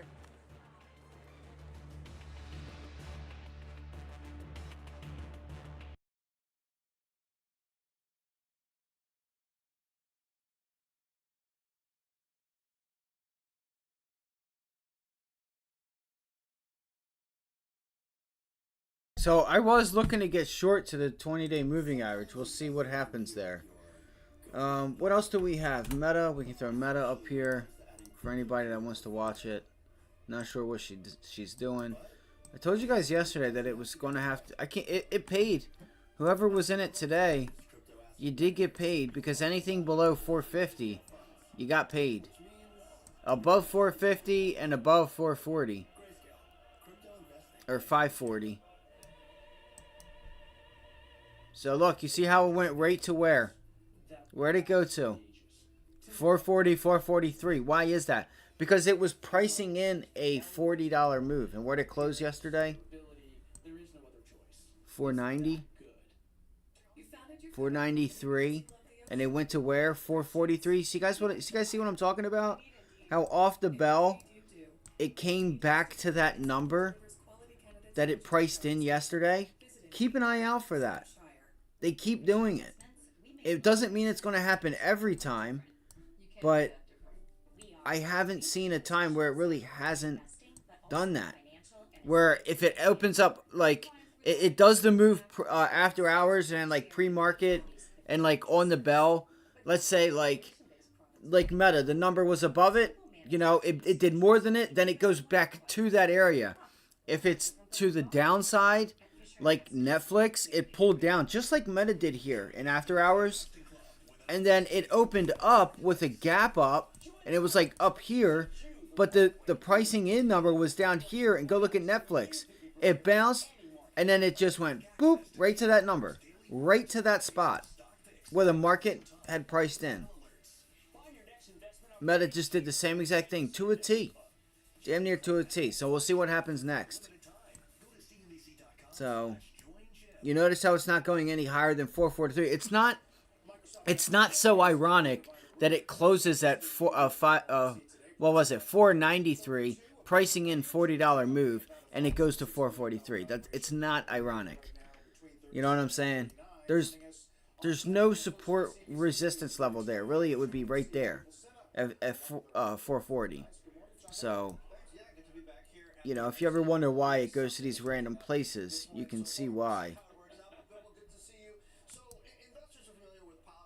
So it did it. All right, QQQ. Got that up. What do you guys want me to? What tickers do you guys want me to put here? I just want to go get something to drink real quick. Microsoft-backed and data security provider Rubrik set to make its debut here at the NYSE today. Pricing last night, 32 above the range, gives the company We got Tesla, DJT. Indicated right now between 37 and 39. Let's look and see what like Google or Microsoft's doing. First on CNBC interview is Rubrik's co-founder, chairman, I think and CEO Bipul Sinha. I didn't know Google had earnings today. I did not. Because the Wall Street best John. We'll see how it works out. But Bipul, good to see you. So investors are familiar with Palo Alto Networks. They didn't put it on there. I've noticed they do that a lot. I know it's a lot of work, but in a different space in backup and safe recovery, and there's been a spotlight on that. It's hard to accidentally miss Google or Alphabet, in my opinion.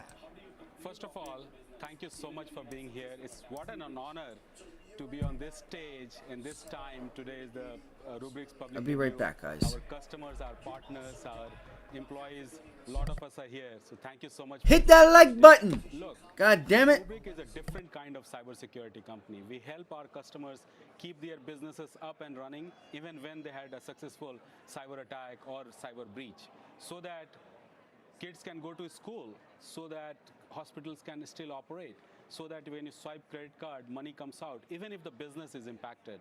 That is different from the traditional cybersecurity that is focused on stopping attacks. We assume that attacks will happen. You can't stop the unstoppable. How do you continue to operate the business even when you have successful attacks and breach? So you're running right now at about 780 plus million annualized recurring revenue. You also got about $500 million in sales and marketing expense.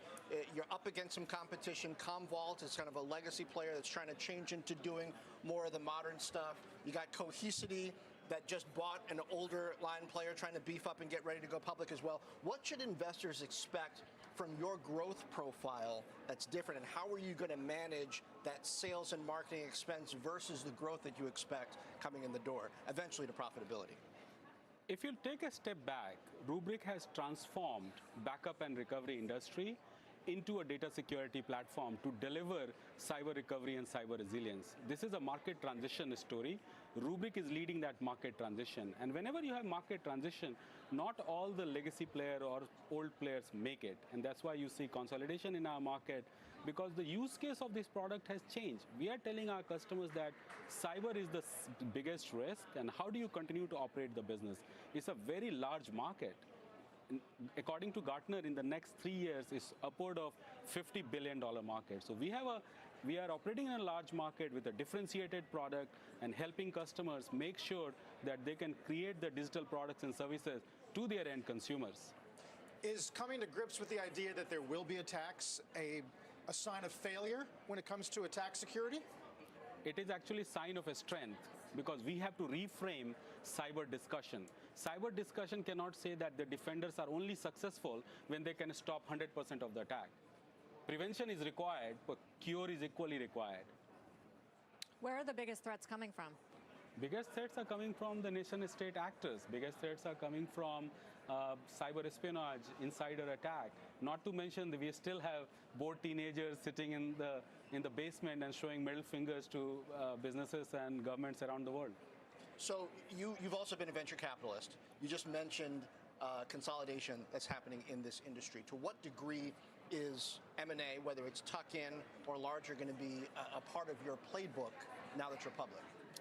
Look, we were building a platform strategy in cybersecurity. All of the data across all the data estates is protected by Rubrik. And we want to accelerate this platform, deliver more products and services to our customers. So we are always looking out for interesting people, technology, teams, products, and we'll continue to accelerate, whether it's organic or inorganic. All right. We're also looking out to see how you open here. Bipul Sinha, I've known you for a couple of years. It's an exciting day for you. Good to be here with you at the NYSE.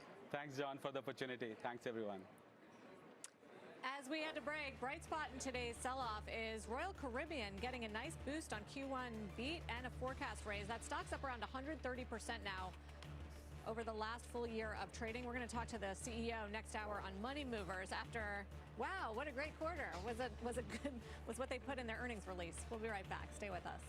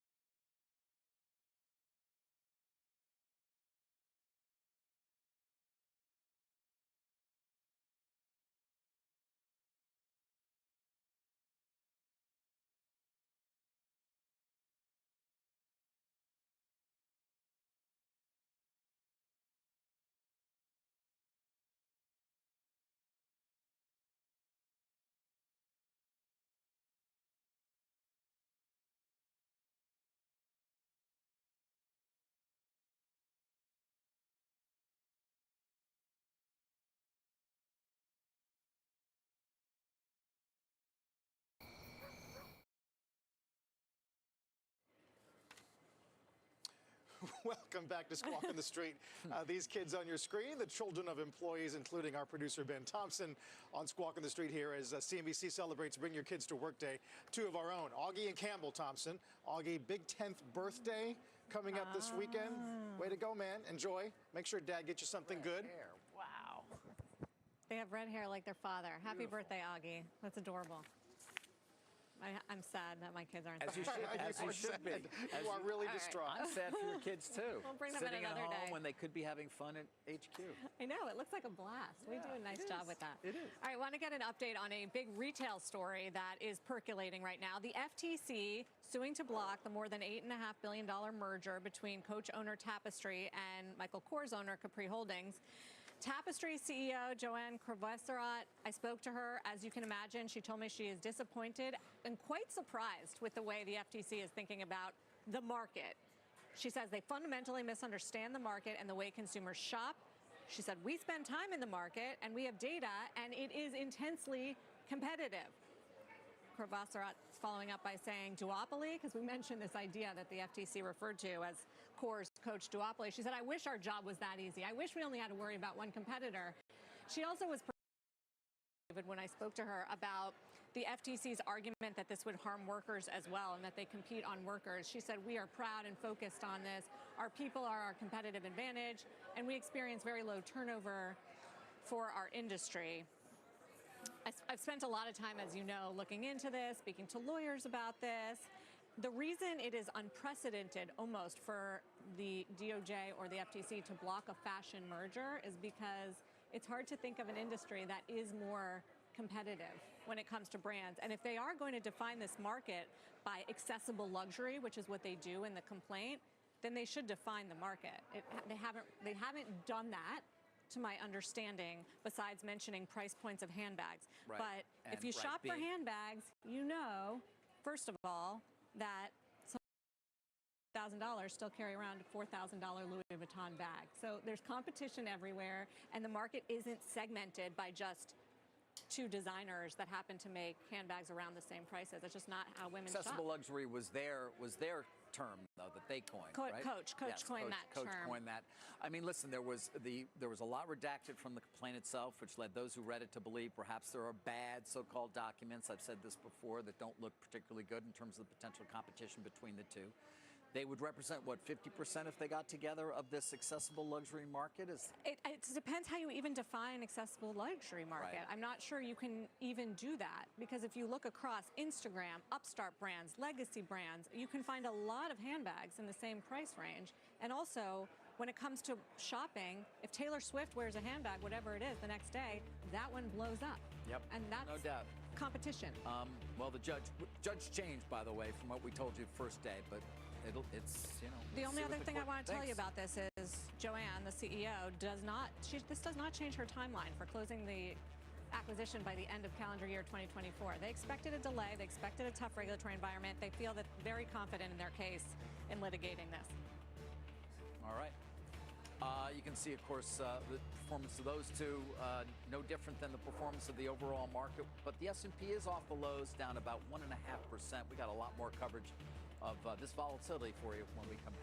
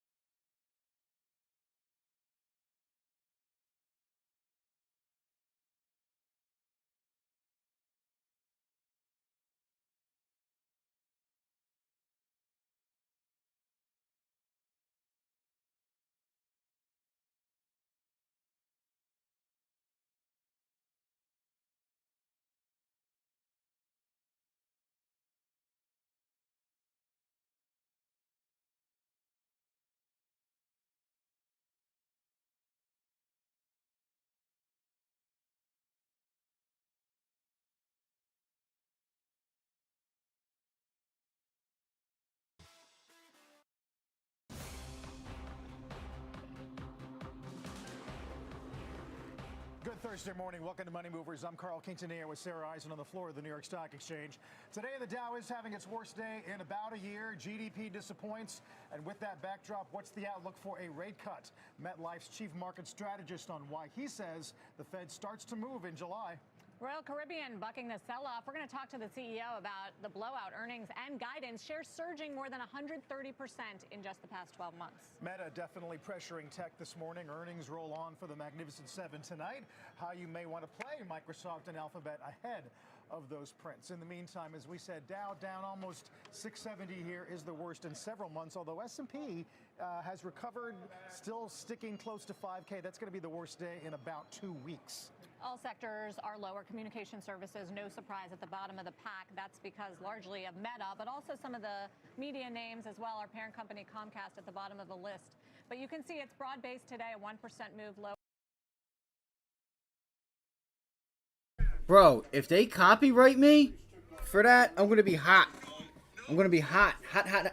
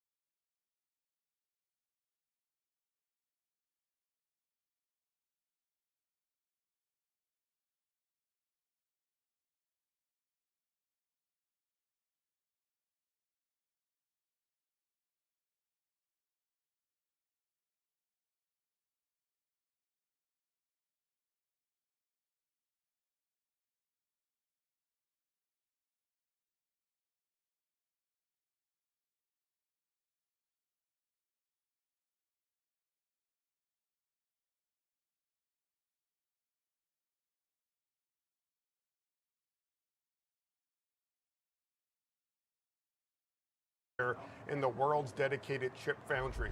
They also recently received a grant from the Biden administration as part of the Chips and Science Act because of their Arizona subsidiary. Example, Microsoft is an example, Digital Realty in the data center space is an example, and how about Vertiv Holdings? We saw what they announced yesterday with respect to earnings, beating on revenues, beating on forward-looking revenue estimates. Very unique play in the AI world, Nicole, because they provide the electricity, the infrastructure, and the cooling solutions to those all-important data centers. So, did the market get ahead of itself? And on pullback days like today, do you see opportunity? Is it more a stock picker's market? So, like Microsoft is down, do you buy Microsoft today? The S&P is below 5,000. Do you buy the S&P today? Yes, the market got ahead of itself, and yes, it is a stock picker's market. In fact, I thought that the total growth for the S&P 500 for 2024 was already hit during the first quarter. So these types of pullbacks aren't to be unexpected, and I think we'll see more short-term bouts of volatility until we've seen more signs of moderating inflation and know the Fed's going to start cutting interest rates. We may not know that until after the summer. All right, Kevin, great to see you. Thank you well, so Nicole. much. Kevin Mann of Hennian and Walsh Asset Management. Thank you. Thank you. Plenty more to come here on Trading 360. Up next, it's the big three. 3 stocks, 3 charts, 3 trades. And Ben Lichtenstein will go through the technicals. Alan Nuckman, bullseyeoption.com, will take us through the trades for Fifth Third Bank, Marathon Digital, and Cameco. So we'll be right back here on Trading 360 on Schwab Network.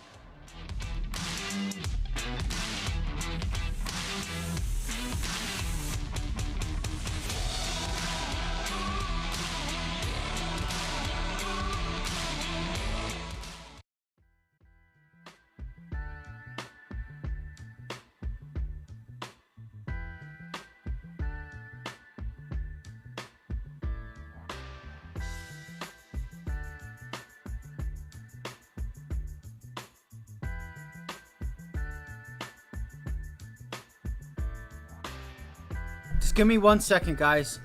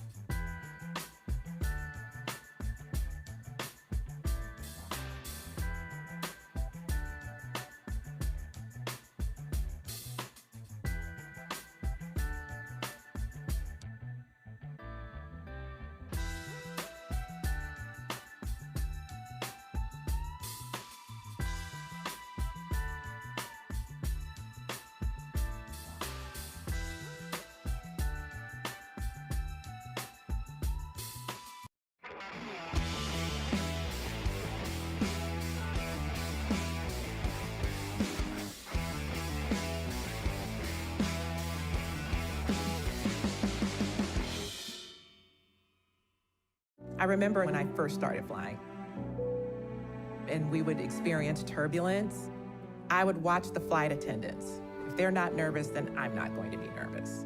Financially, I'm the flight attendant in that situation. The relief that comes over people once they know they've got a guide to help them through, I definitely feel privileged to be in Watch DJT. See if it pulls back here. Missed out on today's market headlines? Get caught up and catch the wrap at SchwabNetwork.com. It's really hard for me to trade something like that, though. On any device with for free. It's like watching paint dry for me, and it's really hard for me to just sit and hold a position. I know me. You know what I mean? So keep an eye on it. That's a lower high there. You could start to see some continuation.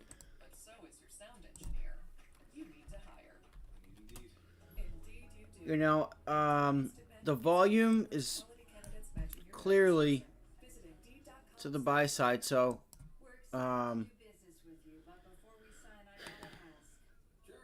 it's got to hold this, or that's a failed breakout. All right, I think that's a failed breakout that we have here on DJT, and I'm looking for it to get back to $36. I'm looking for it. I'm looking for $36 here. Do you guys see what I see or nah? I'll show you what I see. Look at the bottom left of my chart. All right. Oh my God.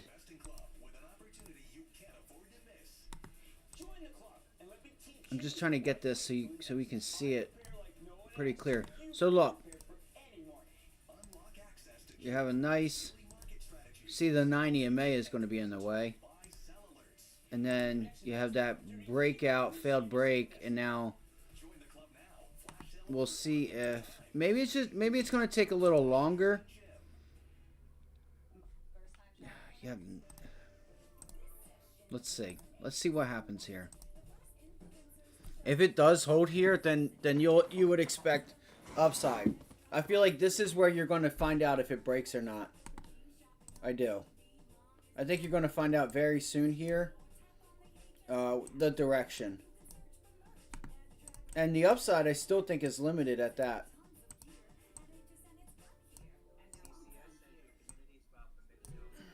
God damn it, my stomach is hurting. I just had a little more coffee and my stomach's starting to hurt now. Fuck. I might have to use the restroom. Sorry for cursing.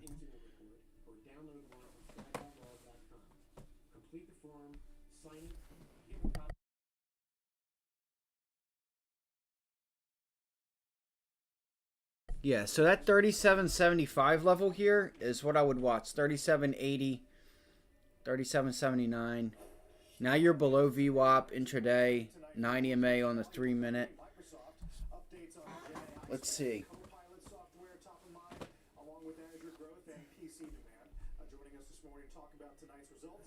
You may get a. I will watch. See if you get a. You're gonna need volume with it too, though. So, see what happens like right here, within the next like 10 minutes.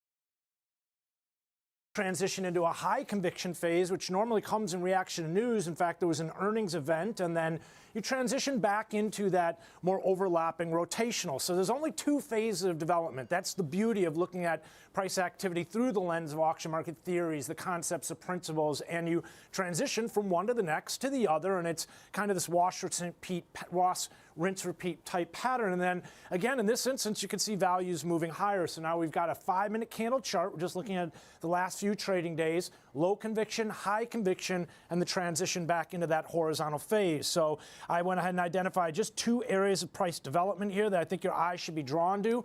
You've got a easily identifiable consolidation area around 34.50. The breakout to the upside is the earnings event sent price higher, and then 36.50. Now, let's take a step back, because the reason I like this is as you stack this up, right, we're looking at a 5-minute candle chart, but add a little time on, and you're going to see a very similar pattern playing out here. So we can identify that in this instance, now we've got an hourly candle chart. Value has been and continues to be moving higher, right? We're consolidating and holding this 35 range, testing the upper extreme. So here you can see right back to this $37 level. The other thing I want to point to is this area here where we kind of just bounced off the middle of that value area. Oftentimes you do see a nice move higher. Again, earnings helped here, but there was anticipation into. Take a look at where we are relative to the 50, the 200. There are a lot of positives out there. And Alan, I am a talker. You know that. I love the sound of my own voice. In fact, my dad used to say that I was vaccinated with a phonograph needle. Oh my God, so funny. Alan, it's all you. So it's a good value.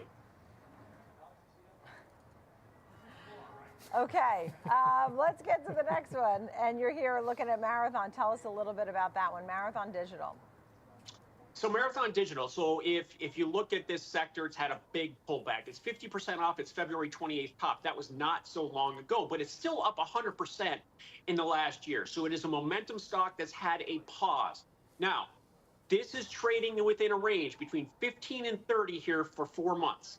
It's got a gap above at 22.5, which is also the midpoint of this sideways trading range. So this is more aggressive than I usually am. I'm only going with 2 months of time in these options just because of the fact that the implied volatility is higher and they don't, the distant options get too expensive. So I'm looking at the June 15 call. 15 again is that super support base. I'm looking at that 15 call trading for about 475. It's 325 in the money. Again, that gap's at 32 and a half up there. And if we get to that gap, that option's going to gain 100%. Now, also, since I'm buying less time than usual using that stock substitution strategy, I can look at the May option. And the May option, which only has 1 month of time, so is trading about 375. So if the stock sat here and did nothing for the next month, I could pitch it out and I'd be down about $1. So it's a looky-loo trade to look to see if we can bounce off this major support level and maintain this really strong trend that's seen a pause. Yeah.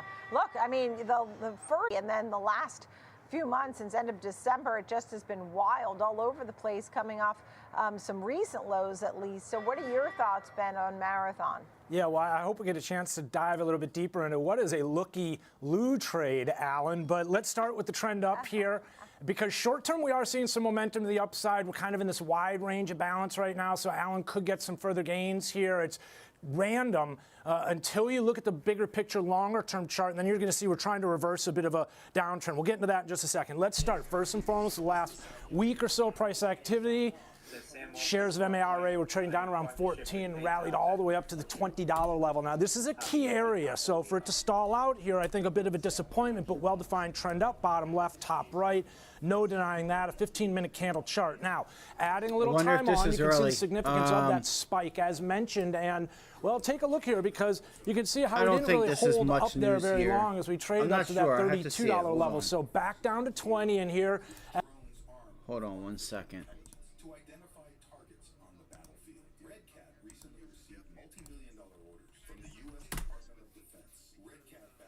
GME GameStop, the May $10 call is trading. Golf Michael Echo, GME GameStop, she was moving again today.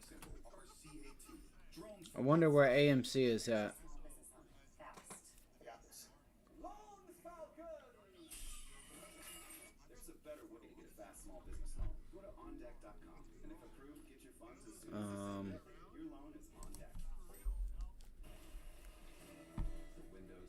Yeah, this thing isn't moving. GME. Okay. AMC. Yeah, look. Fucking dud. Fucking dud, like always. I can't believe I wasted my fucking day with this thing the other day. It's back below this level. I would look to short it now. I would seriously look to short AMC right there. 330. 330. You get a bounce into yesterday's VWAP, yesterday's close. Shit, it's on. It's on. And then I would look to take that to $3. Alright, 30 cents on $3. Feels like it should be 30%.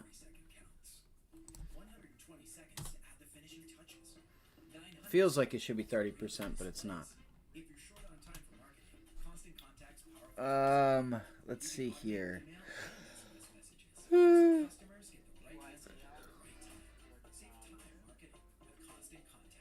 That would be like, what, 8, 7, just over 5%. I don't know. I'm not doing that. Fuck. I was just thinking about something. I was thinking about the next, so we were a day early on these pullbacks on Moderna and Goldman Sachs, unfortunately. But it's all good. Like, so when we go over stuff, take time to write the stuff down. There probably is people here that do that. You know what I'm saying? But just, you know what I mean, that don't comment, like, or just say, you know, hi or anything. Like, there's people out there that do that. And that's why things are going to change here. So, you know, we gave out Goldman Sachs to the upside Monday. Downside, we mentioned it yesterday, to watch, you know, if the markets start to pull back, to get Goldman Sachs short on a break in 20, you got a $5 move to 415, a nice move back down into this area.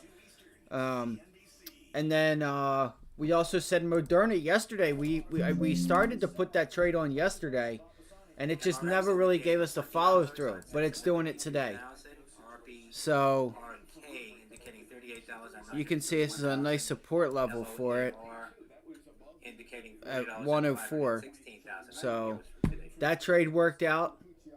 I should have just stuck with everything that I was watching this week between everything. I don't know. I should have just, dude. Why are my charts like this? I knew something was going on, but yeah. So I don't know. It seems like it's worked. I got one losing trade on Tesla. Small loser. I was looking for a pullback on Tesla, but you got some relative strength there. You did get the pullback. Stopped out of that trade literally right here on the lows. Literally right on the lows. I said I'm not even going to let this thing go any further. I'm out of here. So that was a nice call there, and that's that pullback to the initial morning high that I talked about this morning when we gave the analysis, or while it was going on. I'm like, guys, look for a pullback to here. This is where we want to look to get long. It took a little while, but it gave it to us. We called out 175s and 180s for next week. You get the extensions to take profit on them, and then look to get back in at a lower price if you want, because you're not getting much follow through here, and that's gonna, you're not getting paid. There's no momentum, right? You want that. Not just sitting here wasting time. All right. So that's that. Goldman Sachs, Moderna. We talked about DJT. We're still watching to see if that breaks down. All right. Write all these names down. And AMD went to 150 yesterday. Or earlier in the week? I think it was yesterday that it did it. That I didn't think it was going to do it right then and there, but it did. It did it yesterday. That was one that I was watching. DJT, I'm still waiting to see if this thing's going to pull back. I'm not sure if it's going to break out or pull back. I'm kind of... I have mixed emotion for this one because I understand what it is. So, but I would look for a pullback. Your Chinese names have been doing pretty good, like Dababa. Come on. I only said Dababa because I had... Look, this is what I mean. You start getting something to short squeeze, and then that's going to send a name like DJT up. That's the risk of DJT. Is stuff like this. You get a short squeeze somewhere, no matter what it is, you could really see that start to play itself into some of those names. So that's why I was cautiously short. Beyond starting to get some volume here. Not sure if there was news or not. There was a bit of AI Sam Altman news with PayPal here. It's not really moving. I did look at AI for a minute this morning. Never really paid it much attention. CCJ. Still just doing what it's been doing. Grinding higher. Look, this could be a night. See if you could get this thing to give you a nice extension back to the highs. I mean, look at that. It's consolidated. So it did not. So it had trouble breaking through prior highs. All right, let's do it. I think now's the time, y'all. Hold up. Hold up, gang. Hold up. I think we just found something. Bet. Bet. What do we say? 50 bucks? We'll call it 50, right? The judge still has not issued a ruling after hearing arguments Tuesday on previous alleged violations. Come on. Haiti installed a presidential transition. Oh, the volume is decreasing. You have a nice 20-day. You could probably get one more bounce here. One more bounce. And see if that fails.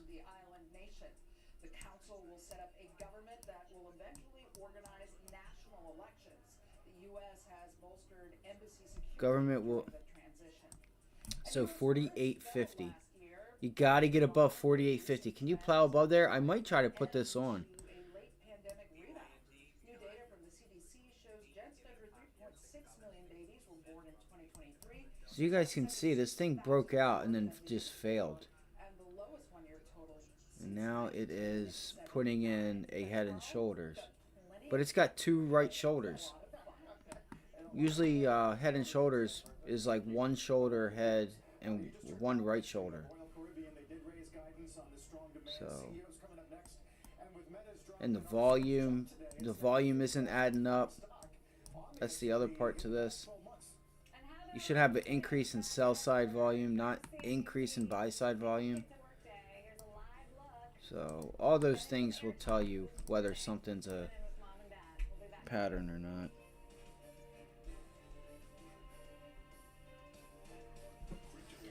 Alright, so I'll keep this on watch now. We just located this one, CCJ. Slow mover. We'll see what's to come here. Let's see. Yeah, guys, I think you could get a nice little rally here and see this thing back to 49 today. Let me look. Let's do some work here.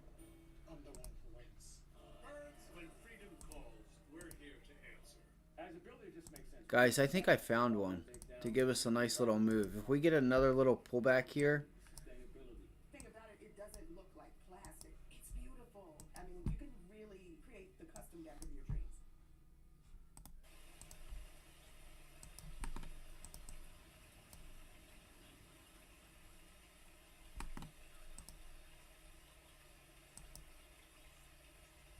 Calm. Download the free app now. With the Fundrise Innovation Fund, you can invest in some of the world's top tech companies, including those leading the AI revolution before they go public. The future is now open for investment. See, I would think you might have just like a pullback and then another boom rally. I don't know. I'll watch CCJ. I'm watching CCJ. Sorry, I have to do it every time this commercial's on, bro. Y'all know what time it is.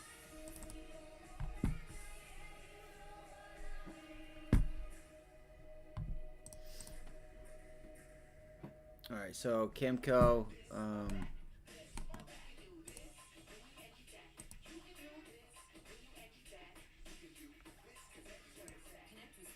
if you guys have any questions, throw them in the chat. Hit the like button for us, please. It's greatly appreciated. Been just an incredible week. For free. 800% on Goldman Sachs Moderna short. Just SPY 500 puts yesterday for 30 cents, waking up $2 today. Like, come on. Where you all gonna get that at? Nowhere. One red trade. Tesla short today. I got in early. Didn't have to be a loser, but I got in early. It is what it is. It's all good. Because those big hitters will make those base hit losers. Alright, so let's go here. Shit, I meant to do this. I'm sorry, guys. Let's see here. What am I doing? Continue to lose, let's call it about $20 billion a year in terms of the run rate, 15 to 20 billion a year in terms of the metaverse. They could have offset some of the, potentially the higher expected AI spend by kind of cutting a little bit on the metaverse side of things. What's the overall market doing to be here? what they're doing here. So that was a bit of a disappointment, and I think on Meta's side of things, and I think potentially what is frustrating investors. I said for the SPY we needed a bounce back to go lower. If anybody was expecting to go lower, I said I think we needed to get a bounce. We need a bounce. We need to go higher to go lower. All right. Looks like you're kind of getting that. You're struggling. I was hoping to get back to 502, but we're just struggling there. So we'll see if the markets end up just hanging out. Bro. we'll see if they just hang out where hang out. We are hanging out kind of flat. We opened up here at 499.18. We're at 498.83. So we haven't moved. We're flat. All right, 499.20, and you are at 499. So you've moved 20 cents for the most part. Okay. Waiting for Microsoft AI earnings, getting a look into that. You know, I think Microsoft's going to benefit from all the spending that the government has done, but when does that stuff start to run out? You know, it doesn't really last. What's up, Jose? Oh yeah, I trade options, baby. I do trade options. Yeah. So. Yeah. But yeah, we'll see. I guess, it's just going to be one of these days where you could. I would be patient today. I would be patient unless you really start to see some volume here. Which the volume isn't bad on the S&Ps today. Honestly, it's not bad comparable to what we've had this week. But I would personally wait and see if you get some type of news from an overall something. Like, look, if we hold here, right, which I think we could, you could get a bounce back to 502. I might try it, but I don't want to put myself in that position because, I tried Tesla, I didn't get it. I gave out the long for Tesla for next week, 180, 175, 180 calls. I said, look, this thing is not moving. It's not giving you any type of momentum. So let it pay you. Take your profits. Have a stop. Cut the trade right around your where you got in or just above, so you're just staying profitable and just turning money and putting money in your pocket to wait for the move.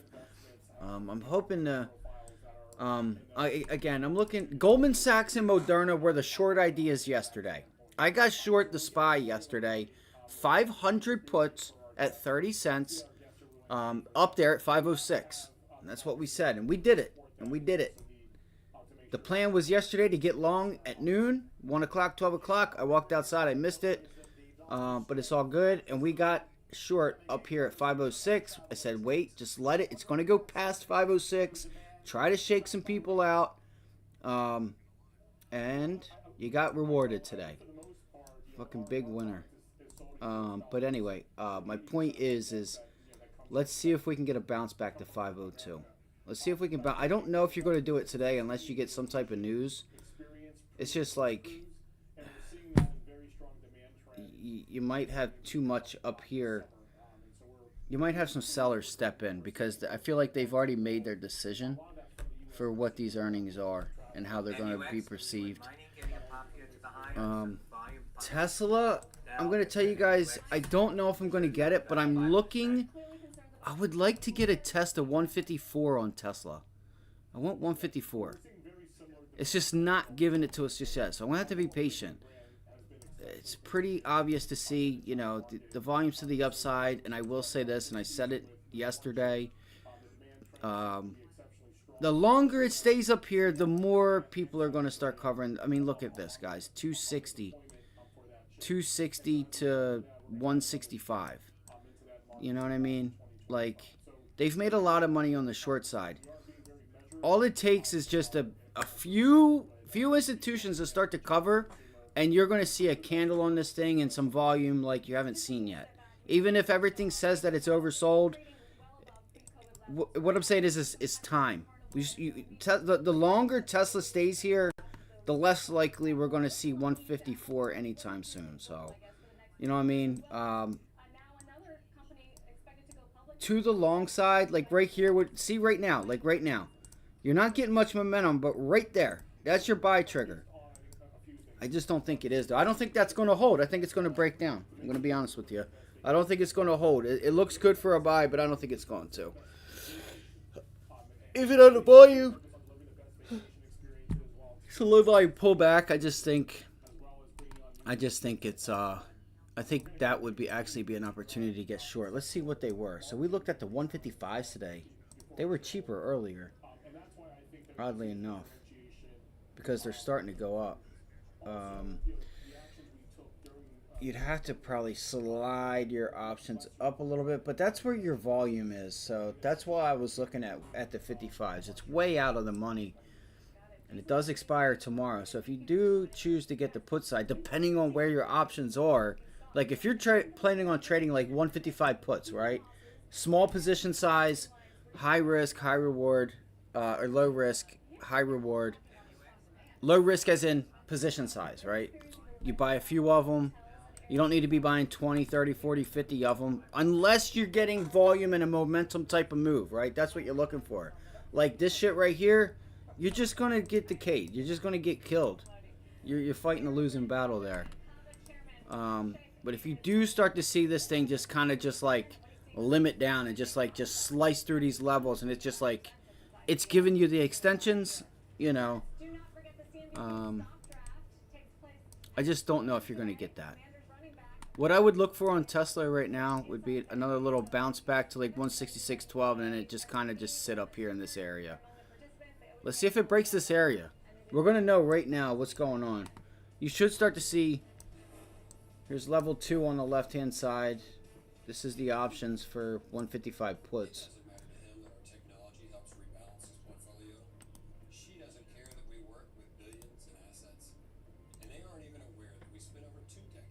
It should hold. It should hold and then just kind of like roll itself over. Yeah, let it bounce. I might try it, but it's fucking lunchtime. It's 11:40 right now. Maybe I buy in the money. Let's see, what 2006, 18. I would look at the 165s. It's not bad. Even the 160s. Yeah, hold up. Yeah, so the options that I would look at for Tesla on the put side would be 160 and 155. Let's see if we can get like a 165, 75 area. See if we can get that. And then maybe you get a little scalp to VWAP. I'm not calling this play out. It's not something I'm saying to trade because it's not worth it. Your risk to reward's not worth it. It's not giving you momentum. But DJT, so that's what we were looking at yesterday. So Monday, I came in the week, 2 weeks ago, made a ton of money. Last week, I made a lot of money and I started to do stupid shit and just was giving money away. Just taking trades because I earned the right to take the risk, but I wasn't trading setups. So this week, I said, you know what? I'm just going to wait. I'm going to relax. I noticed last Friday, banks, Thursday and Friday of last week, we're starting to just trade flat. Thursday and Friday they were green. That's why the IWM and the Dow, for the most part, were green. So I said, okay. We went right over to old Goldman Sachs, and I called out the 110 calls Monday morning. I said a pullback in the 106, 104, stop loss under Friday's low. We're gonna take that long, and you made 600, 700 to 800%, depending on. Anywhere from $2 entry up to $1,300. They went 14, 1,500. And then yesterday I called out the puts on those. I said, look, let's look for an entry. Let me go over to Goldman Sachs real quick. I called this out yesterday, but I took SPY puts instead. We said, look for this break of 120 up here. We said, if we start seeing weakness from the market, pay attention to 120. We got a $5 move, and it did it today. And I talked about this yesterday. Look for 415. We got a $5 move, break a 120, look for 415. Bada bing, bada boom. Moderna, same thing. It wasn't giving us the follow through yesterday. Now, these two names, right, are relatively strong. So we're like, look, we don't want to just like, we got to understand that there's relative strength there in the beginning of the week. This trade is only for a pullback. We're looking for like $2, $3, $4, $5 on these trades. You know, and yesterday we said we got in those right off the bell. We said look for a break of 110. In front of 108, we're taking profits in front of 108. And then we got a second opportunity. I never took it here because I didn't pay attention. This was actually a really good lesson right here. Look at the volume dry up here. Look at that. See how you break above VWAP? You got an increase in volume through VWAP. You got, look at the volume to the sell side on that second candle there, which has some buying pressure in it. But then look at this, like this area right here, and then look at it. It just dried up. And that was giving you a false breakout right there above VWAP, right back into 110 level. And I didn't pay attention to it like that. You know what I'm saying? I didn't do what I just did right there and realize that, you know, okay, that's my trigger. You get the break. Tries to hold it again, and then boom, boom, boom, boom, boom. It just, you know, kind of gave you, that would have been the trade right there. But today, I think, is when it really gave you, when you really got paid, because this, you know, 108 to 104. 104 was our target. We could have got in yesterday and held it and swung that. That could have been an idea, but, you know, I like to trade momentum. You know what I'm saying? Usually I'll trade weeklies, unless I'm swing trading. It's just, I've said this for months now. It's hard for me to swing trade in an environment where we got two different wars going on. You got earnings coming up. Like, I would much rather just find the momentum, the strength, you know, weakness or strength, and trade it. You know, get my move, get my money, move on to the next, and whatnot. If you get a bounce here in Moderna, you could actually see. I think that's your level, though. If you get a bounce up here into 105, you could look for a rejection at 105. I don't think it's going to happen. I think this trade is over with. I think Moderna is sold off and it's done. Could look for a pop. Could look for a nice pop into this name back into 106. But again, that's a $2 move. So, and it's not really doing nothing. So, but that's that. Roku is actually up on the day versus everything else. Roku is like trending higher. It's not green, but you know, Tesla. So take notice of that stuff today. Tesla, Roku, right? These names are green. I haven't traded Camco, CCJ. It's red, but it's green on the day. So it all depends on when you want, how you want to look at it, right? So if you look at CCJ, yeah, it's below yesterday's close, but look at the SPY. Okay, so the SPY did start to go. It's not going green, but it's higher from where we opened. So I'll have to let you guys know what I'm talking about when I say some things like that, because I may be referring either to the close or on the day. So yeah, watch that. So look, there was your bounce. Let's see if it can break this level. I think it's time. What time is it? It's 11. Man, it's still early. Let's see if Tesla just chops around here. And I may try this again. Because I still think, I'm going to be honest, I still think Tesla needs to test 154 in order to go higher. I do. I think 154 is coming for Tesla. I feel really strong about that. I could be wrong. But I do think 154, we should get another shot at 154. Technically, this was a lower high, kinda. You could look at this as a bigger double top. Or this is going to hold and you're just going to start getting shorts that are going to cover, and look, there it goes. It's going to break. It's trying. They're going to hold it up. Decision's going to be made very soon. Airbus to increase output rate for A350 to 12 per month in 2028. Let's throw this on. I'm going to go grab some. I'm going to go grab a bottle of water real quick. If anybody has questions or anything, if you guys have... Sounds exhausting. Nope. Schwab's technology does the work. So if I spot an opportunity in robotics... If you guys have any tickers or anything you guys want to cover, just let me know.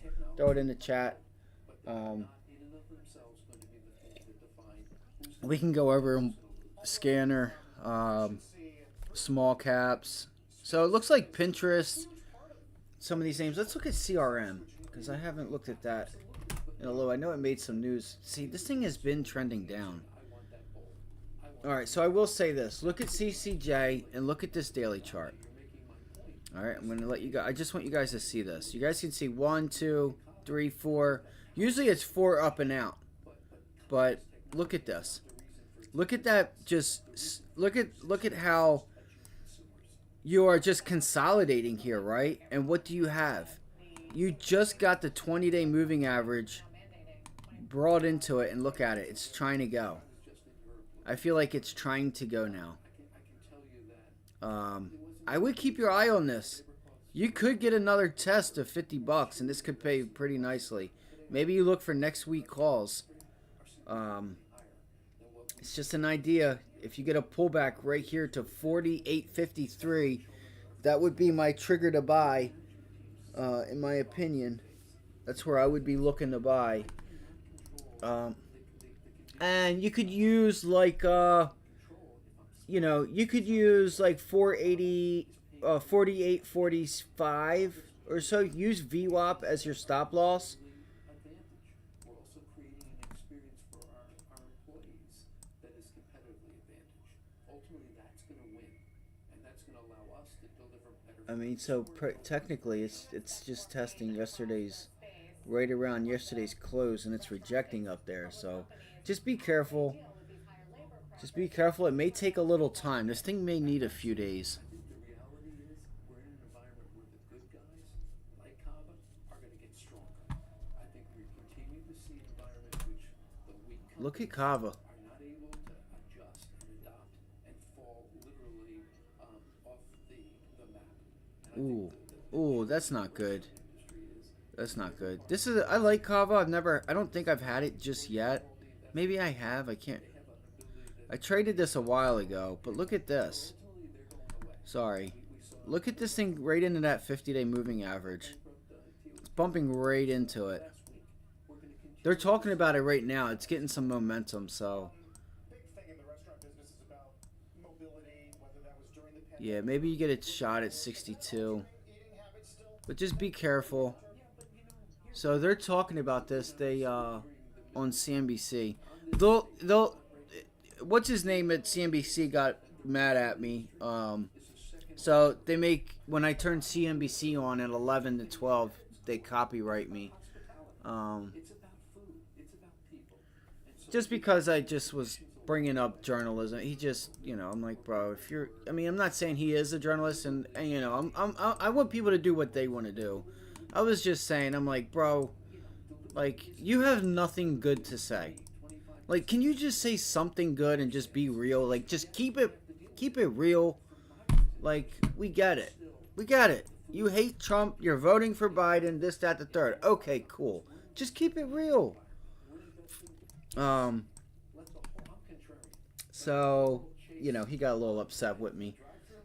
Just because I, again, was just pretty much saying, I'm like, bro, there's all this good in the world, and here you are just posting bad.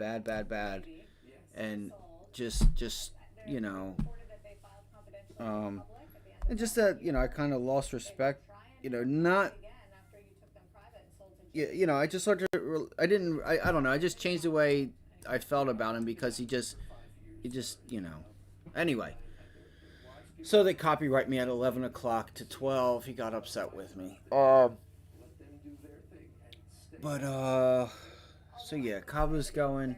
So that's been my watch list this week. Goldman Sachs, Moderna, a few others. Right now, just recently, I think as of today, DJT has made the list. I was looking for some downside on this, possible. I don't know if it's going to break out and or down. And now it looks like CCJ is going to make the list also. That was a killer trade yesterday with the S&Ps. I was a little frustrated that I walked outside and missed the long on that in the morning yesterday, or not in the morning, but during lunchtime. Because that long, like the idea yesterday with the SPY, and we said this, I'm like, guys, I think we're going to get a bounce back. And yesterday, and I'm like, all right, like, it hasn't gotten to 502 yet. Maybe it gets to 502, but I was sitting there. I walked outside to get, because it was nice yesterday, And my thesis was to get this long, get paid to help pay for that move, right? So I could manage that. Like, it's a part of managing my risk. I'm like, yo, I'm looking for 506. I want to get short up at 506. If it doesn't give me 506, I might have to take it at 505. But I still want to just throw some money in my pocket on the move back up there. And it did it. I came back in, and this thing was already up here. And I'm like, man, that's not even worth it. Just to get paid to help for that. Yo, I don't know. But, you know, I still took the short. Don't get me wrong. It just wasn't as I didn't do it like I wanted to do it. You know what I mean? I cut profits a little early, and I didn't size in as much as I wanted to with it, because I really felt like we were getting ready to pull back. Just everything I was looking at was just like, this pullback is probably coming no matter what. I felt like even if the data came in right in line, we were still pulling back. In Meta, you know, we did have Meta. Let's look and see what Microsoft's pricing in real quick. What's Microsoft pricing in?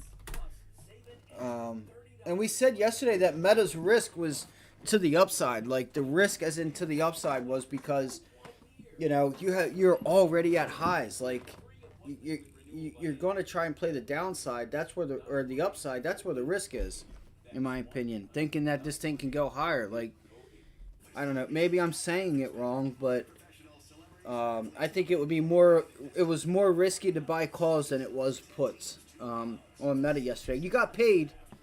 We mentioned that anything. So look, $20, right? We'll see where we close at today, but we'll say 320, 392. So 392. We'll say 390. 370. Anything below 370, you should get paid. All right. Tomorrow, if anything below 370 to the downside, you'll get paid, and then $20 for the upside. All right, so what is that, 410? So you'll get paid anything up here, and then anything down here below 370, because we're at 392 right now. 390, 80, 70. Let's do this real quick. Is there any gaps or anything? There isn't. Microsoft has been a beast, and that's why they're pricing in $20. That was your prior consolidation and the 200-day moving average. Isn't that funny? So watch how this thing trades. So keep an eye out for these, because it's still early with earnings. Look at this, right? And this is what I was talking about yesterday.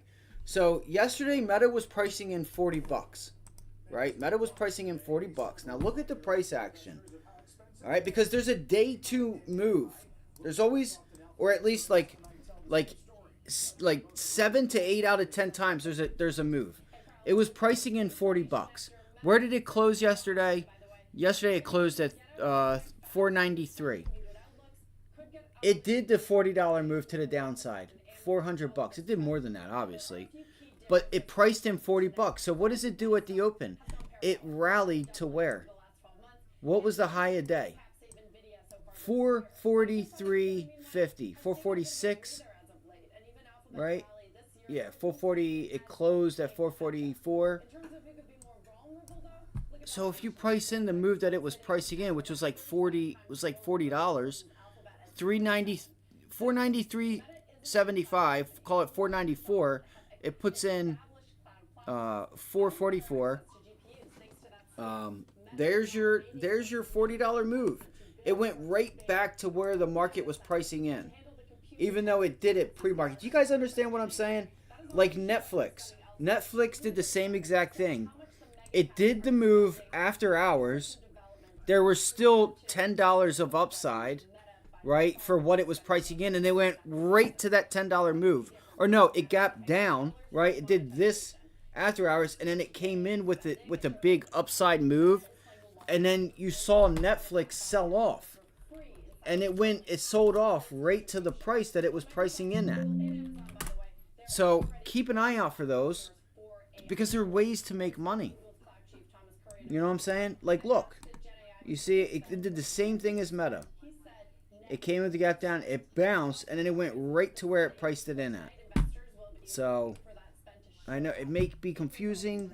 You may not understand it. It's just, these are different ways to just look at, just to pay attention. Like, what's it pricing in? Where is it the next day when it opens? Is it above that number or below the number? If it's below, chances are you should get a rally to what the market was pricing in. If it's above it, you should get a sell-off back to that number. All right, that's what the market is pricing in, and it usually will go to that spot. All right, keep an eye on it for like with Microsoft today. We'll see where we close at.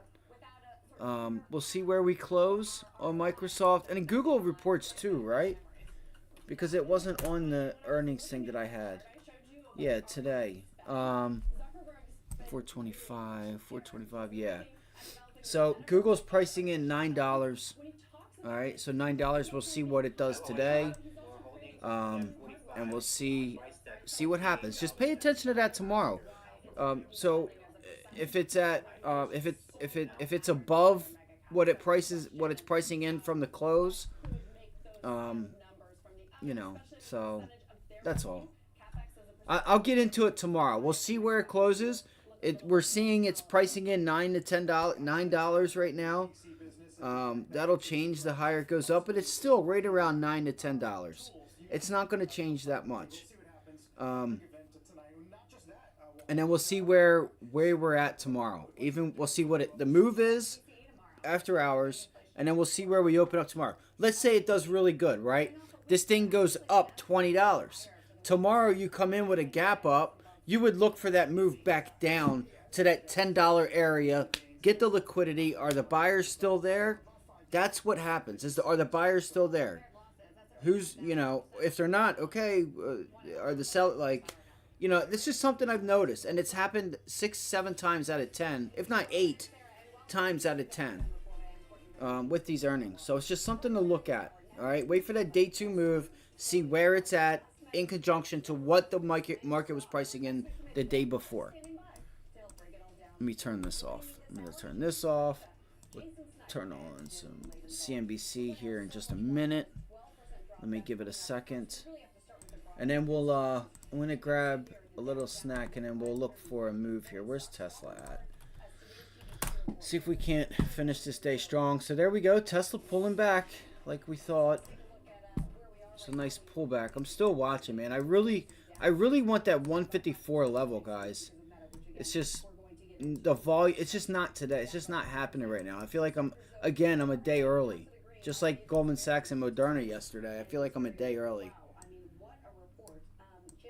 And I think it just needs to test 154 to go higher.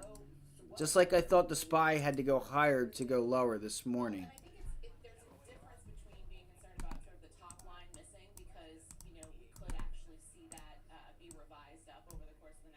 I know there's a lot of lines here, and I do apologize.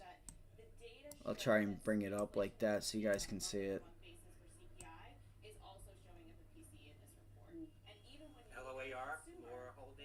This could be a nice area right here. This is a tough area. You have VWAP and everything else. What I would look for, 163.75. Look, it's already doing it. If you get a rejection, if you bounce off the 20-day and VWAP to 164, if you reject this level right here at 165, I think Tesla's pulling back to low a day. I do. This is going to be serious. If you cannot get back above this level and you turn this initial morning high into a selling point, let's see. Watch level 2 here on the right-hand side. Here's your level 2 on the left side of the box. Let me make sure everything is up. All right. Oh, you guys can't really see it. I'm sorry. I'll have to move that. Now you can see it a little bit. You can see the bids. Here, let me move it over. There you go. So the volume's picking up a little bit. I'm watching that area right there. I'm watching that 164.85 level. Because I think this could be the start of some downside on Tesla.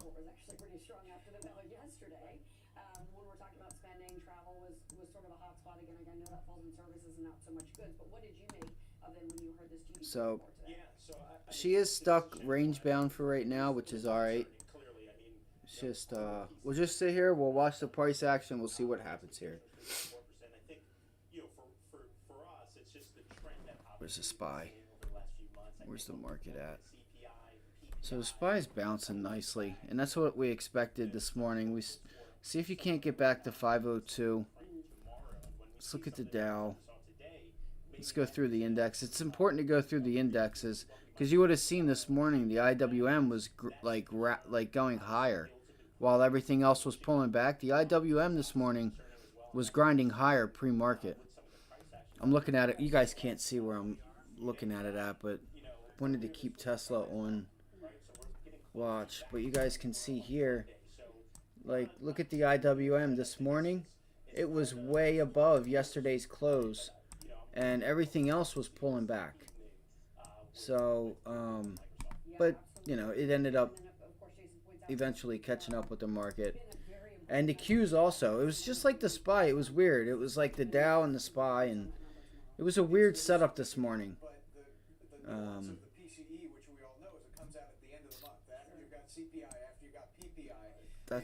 That's weird. Okay, so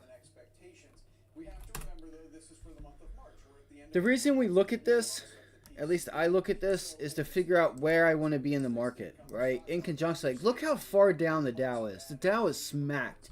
I don't know if that's because of IBM. It may be because of IBM alone, but that's crazy. And that helped us with the Goldman Sachs trade, right? Goldman Sachs, UNH. Come on.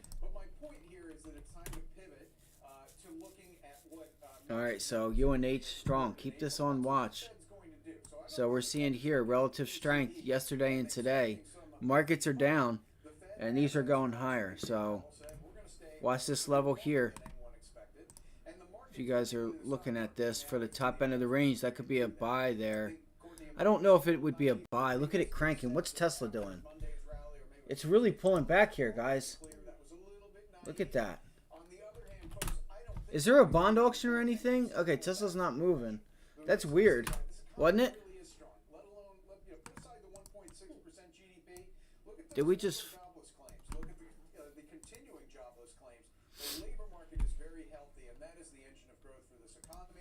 Let's go look. Let's make sure there isn't any...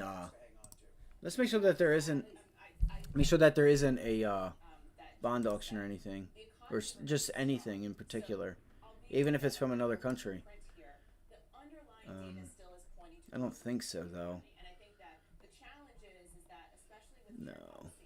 That's funny. The 4-week and 8-week came in at the same price. It's kind of funny. 30-year mortgage rate at 12 o'clock. That could be 7.1. 7.17. So it came in a tad higher. 7-year note came in. Or no, that comes in at 1 o'clock. So watch this 7-year auction. You have the BOJ interest rate decision too tonight. That's another big catalyst that I haven't really heard anybody talk about. I think it'll remain unchanged, but and then PCE tomorrow. So I wonder if Japan takes back their talks. Like, you know, I know that they're trying to shift and start to slowly raise their rate.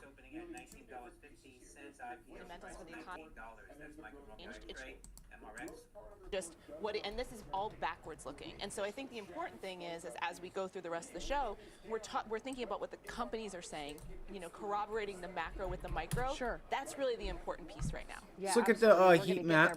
We also want and to see what our leaders and laggards are. See, really, Steve, what do you think? I mean, today's data means for the Fed. They have to put it all together in this sort of data soup, right? Some pieces are hot, some pieces are cold. So how does it net out? I mean, what's Jay Powell thinking? I'm going to grab a bottle of water, guys. I'll be right back. If you could, hit the like button, subscribe. I'll be right back. If you guys have any ideas you guys want to cover, throw it in the chat. Anything you guys want to go over and chart, throw it in the chat. I will put. We'll go over through. We'll look at some small caps. We'll go through some of the news. We'll see what the midday movers are. Like you have airlines moving. You have a lot going on. This was from this morning. Let's see. Updated 11:26 a.m. Eastern time. So this was just updated. So there's a lot going on, guys. There's opportunity. This is the greatest time to be in the market. Consider yourself lucky. It's a great time to be alive, for real. Like, there's just a lot going on. That's all. I'm gonna keep it at that. We're fortunate to be here. I'll be right back. I'm just gonna grab some water. From where it was in the fourth quarter, which what we expected. Yeah, there was some issues inside the consumer spending that Sharon is absolutely right to point out. But overall, kind of cranking along on the growth side. It's the inflation part of the story that is the problem.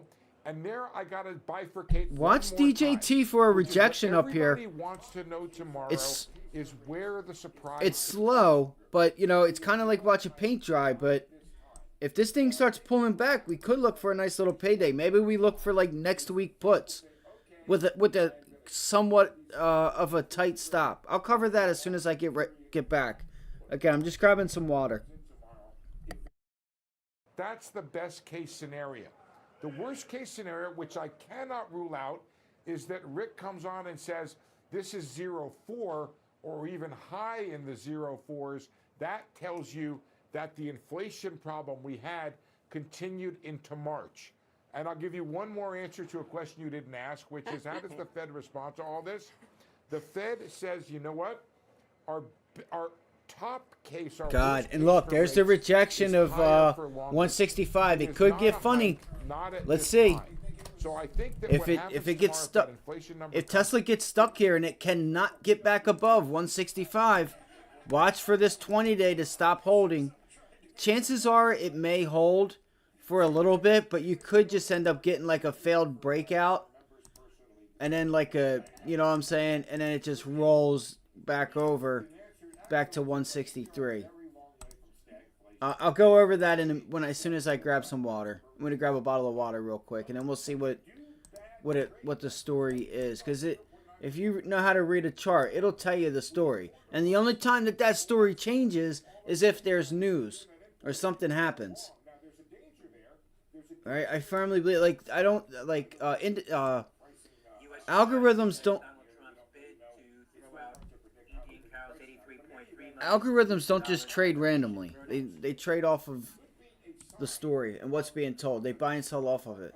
That's how I'm able to come up with these trade ideas and tell you guys like why, you know, where and when. A rough idea. It's not always going to happen. I'm going to be wrong, but you know, if we just read the story.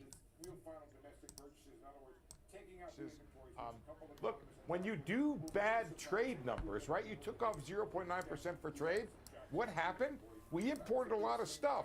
Well, ask Courtney if all just like now. I'm gonna say this right now. I think Tesla needs just a little bit longer before we can get a pullback. Maybe I'm wrong, but I still think maybe this was the time. But it's coming soon. I just think I'm a little early on the downside for that test. We'll see. It's on the part of those doing see if the it holds in future consumer sales. So we don't have the stag part yet, and I think Rick was a little bit jumping the gun on that. We can argue about that tomorrow, because I don't think he was able at that moment to look at the real final domestic purchases. In other words, taking out the inventories, which a couple of economists I talked to were really surprised. They thought we'd get a build in the inventories. Instead, we got a subtraction on the inventories. So that was a big swing factor. And where did that swing factor come? If you really want to be down in the weeds, it's in the price adjustment. There were more prices in there than was expected. So that was why you had that negative, came off minus 0.35 off the top. So that was something that I think you could discount. I see the economy cooling gradually. That's what we wanted. That's the soft landing. I'm not seeing the inflation. However, if you want to pick an optimistic scenario, it may well be this modest cooling in the economy that gives us down the road, later than we expected, the cooling in inflation that we also hope for. Fascinating stuff, Steve. Thank you so much. It's great to hear your analysis, and I know we're going to Pleasure. tune in to hear Thank what you you. have to say the rest of the day today, and of course tomorrow. PCE, really, really important. Jason, what do you make of Steve's analysis there? He's not so concerned about that GDP number at all. Yeah. And I think Steve obviously made a lot of great points there. The one place that I do turn to, I think business spending has been good and strong. Yeah, I mean, a little bit of softness in consumer spend. Again, it's 70% of the economy, but it's still holding up fairly well. So I get it, and I agree with Steve in the fact that the inflationary numbers are the larger concern. The GDP, not as big a concern for me. So I agree largely with what he just said. Shannon, it's fascinating with inflation. I mean, we all gripe about it, but consumer spending has really held up, right? Yes. Even in areas that might be discretionary. Right. Yeah, I mean, I think that there's, and that we continue to grapple with this divergence, right, Sure. between lower income consumers and middle income and higher income consumers. And I think the CEO of Cava was on right before our program and was talking about consumers buying what they want to buy and maybe holding back on things that they're not so interested in. And so what I think you're seeing is you're just seeing some discipline in the part of consumers over the course of the last several months, and also, an impediment on some larger goods buying. So if you think about used and new cars, rates are still really high for auto loans. And so that lower income contingent of the economy is not able or does not feel comfortable going out and buying a car. And so I think you're seeing that in the large durables. But from a consumer perspective, then you see reports from the likes of Royal Caribbean, right? Very strong in terms of, bookings. And so I think there's still a demand level that is consistent with growth this year in the U.S. economy. And I think that's what people really need to focus on rather than some of this quarter by quarter, month by month dislocation in certain numbers or certain parts of the industry. Fair enough, and we could go into that more, but I actually have to jump because we've got some breaking news out of Washington on net neutrality. Megan Casella has the details. Megan, what's going on? Hey, Courtney, so the FCC just voted to reinstate rules on net neutrality. This makes it official that internet service providers have to treat all internet traffic the same. Now, this was originally passed under President Obama to level the playing field on the internet. President Trump rescinded this in 2017, and it's really been a priority for President Biden to restore this. This was a 3-2 vote. It's a win for big tech companies that really supported this. That's Meta, Amazon, Google's parent, Alphabet. Comcast supported this too, but it's a blow to the critics that really called it excessive regulation, argued that it could stifle innovation. The group U.S. Telecom includes Verizon and AT&T as its members. They say that reinstating rules will be counterproductive and anti-consumer. Now, Courtney, it's possible we could see further legal challenges here, but the FCC says they believe this can pass legal muster, and they say they hope that this is the last time the FCC has to address this topic. Courtney? Well, thanks, Megan. That's interesting bringing it to us. We've talked about that for so many administrations, right? We were in the third administration to sort of tackle this issue. Thank you so much. You mentioned some of the big tech companies, Megan, so let's get to our chart of the day. It is the Meta meltdown. Shares under pressure on weak revenue guidance and higher CapEx costs. Investment committee member Bill Baruch has, or was at least, adding to his position ahead of the print, I should say. He joins us now. I mean, Bill, what do you make of those Meta results? And I guess particularly the AI investment spending going forward, which Mark Zuckerberg himself said, look, this could take a while to really see the revenue payoff. Yeah, I think Zuckerberg just hit it right on. I mean, he addressed the issue, the elephant in the room, the spending that it's going to take. The reality is it's an AI arms race, and they need to spend. If they don't spend, they're going to fall behind. So what do they guided about $500 million below estimates for Q2. They're going to do 140 or have done 140 billion in revenue over the last 4 quarters. Overall, the full year guidance, was about $1 billion below estimates, or $1 billion more than estimates on expenditure. So they're spending more. They're going to take in a little less. The market didn't like it. We've seen that from some of the previous reports, but again, this is an AI arms race, and the important thing is to keep spending. Now, I'm not sitting here and adding today. I'm happy that we added when we did, and you know what? And sometimes you win, sometimes you lose. But we also added Tesla on Monday too, and that turned out to be a one that turned out pretty good. And let's also not forget, 98% of Meta's revenue comes from advertising, and we're in an election year, and that's going to be pretty critical. I think that could be a good tailwind with some better beats. Maybe they're laying the bar pretty low here right now. So just to be clear, you added to your position ahead of the results, but you're not taking advantage of the sell-off today to continue to do so.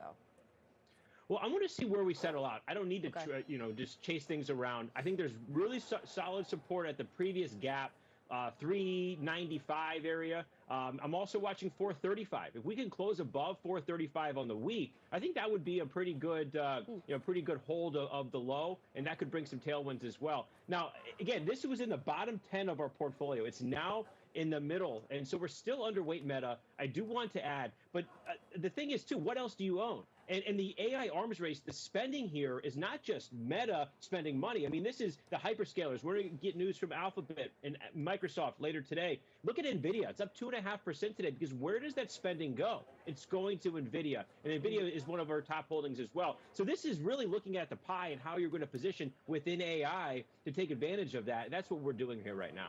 It certainly looks like more of an investment perhaps than a trade. Bill, we're going to let you go, but thank you for joining us here on this one. And Jim, what do you make of this? I got to just dig into this one a little bit. When you see a stock that's down 11-odd%, that means one of two things usually, okay? It means something dramatically has gone wrong at the company, or there's something going on in the economy that's much worse than people expected. Folks, I don't see either of that happening here, okay? And for that reason, I think this is a massive overreaction. Now, I don't own the stock. I'm not a big fan of social media, but putting that aside, I can look at this stock and I can say it's attractive. I want to show you guys something. I think the reason it's down so much today, unless you guys are watching this, just comment below if you guys are wanting to watch that CNBC stuff. But I want to say, let's see. Hopefully I don't get copywritten. But I just want to show you guys something.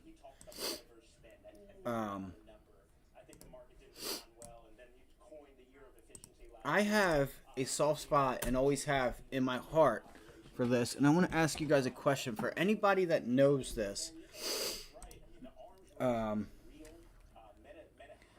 If come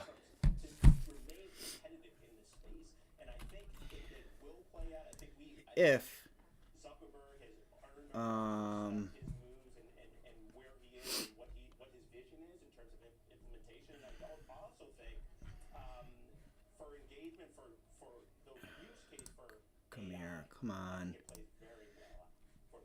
We'll have to sit through possibly. Let's see here.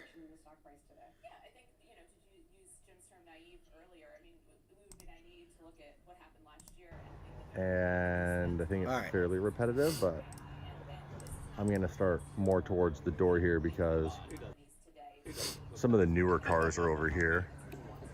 This is sick. Right here. This is. I thought they got rid of the GT2s because they caught on fire. GT2 RS. With some LM. I like those wheels. I have a soft spot in my heart for the GT2s. This is a turbo rear wheel drive.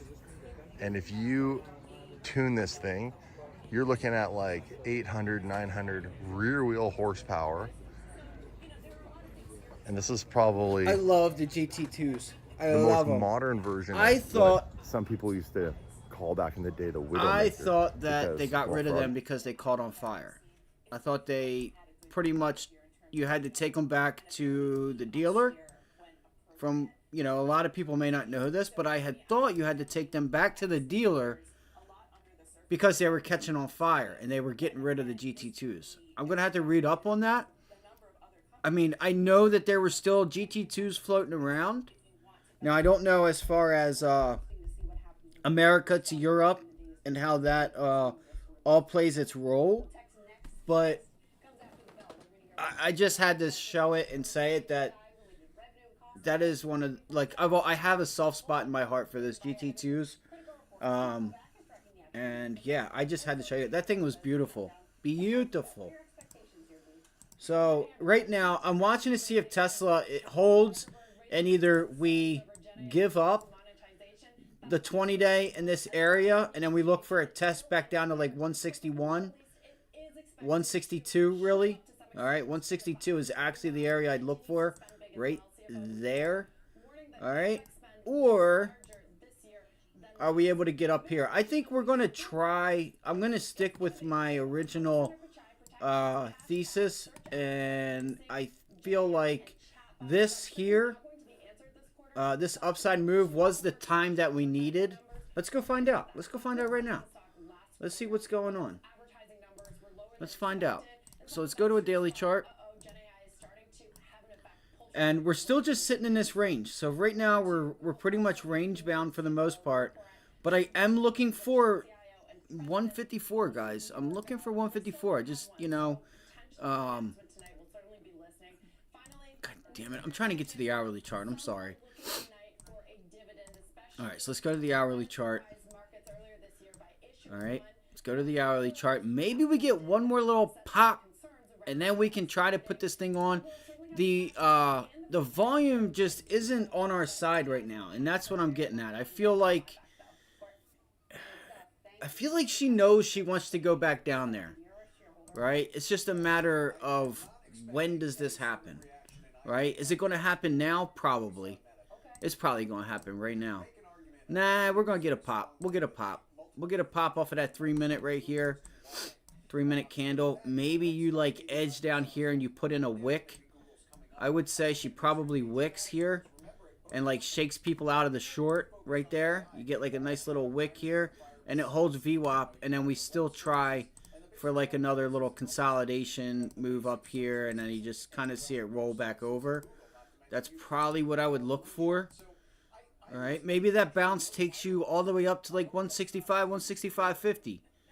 All right, so 165.50 would be the other area that like where I would watch right there for that like rollover and lower high.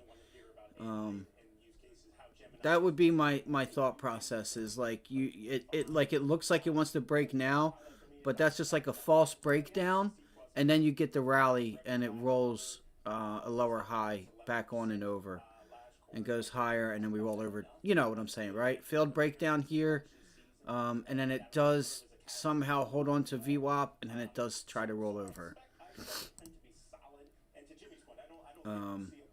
Maybe I'm... See, it's tough because, yeah, I'm going to stick with that. White House said some aid will get to Ukraine in a matter of days. What? What in the... What did he just say? Why do I not have the chat live? Come on, man. Yeah, so see if we can get a little false break there. A nice little wick and pop back up into that area on Tesla. What are some other names we could look at? Like, what's moving today? Let's go over some of the news real quick so we have an idea of what's going on, where liquidity might be. It's obviously with some of the earnings, please. But JP Morgan. Let me look at JP Morgan real quick because I know it was doing pretty good. Through 2022 and 2023 as Microsoft helped customers cut cloud costs when everyone was worried about that impending recession that never materialized. Just an absolute monster. I want to know, I think this information comes out at 3:30 Central Time. I don't know why I thought it comes out every Wednesday. I don't know if you need like a Wednesday. Like, when does it get... I guess they haven't just done it yet on their website, maybe. Maybe I need to. Yeah, and you can say that in the multiple being roughly 32 times forward earnings, and as I was just saying a second ago, maybe that's a touch heavy, maybe it's a touch expensive. But Maybe I need to hold. I mean, usually when I refresh it, it works. Look, it's possible that the Yeah, it's what I thought. They haven't uploaded it yet. I'm sure it'll be right around flat. I would imagine maybe even a little pop flat. If you get another, if we get another drop here, then watch for this market to pull back. You just have. I'm just waiting for that data to come out. Keep an eye on financial conditions. All right, keep an eye on financial conditions. They're putting in a double bottom here. So we were looking at this back in January, going into February, saying, hey, the low might be in, which means the high might be in on the markets. All right. And you can see also here, you guys see double top, right? What do you notice? All right. What do you notice? Just go to the SPY. What do you notice on that daily chart here? Same thing. Nice little double top up there. Boop, boop. Roll over. Nvidia. right? Double top rollover. So it's your leading indicators, financial conditions, credit spreads. All right, you can and you know, there's other things too that can help, you know, kind of give you a heads up on things. Loss-making app rather than a sale. So here we go. We're getting our rally to 502. Nice break above. I still think the SPY will come back and test 499.48, 499.50. I still think you'll get another test of that level.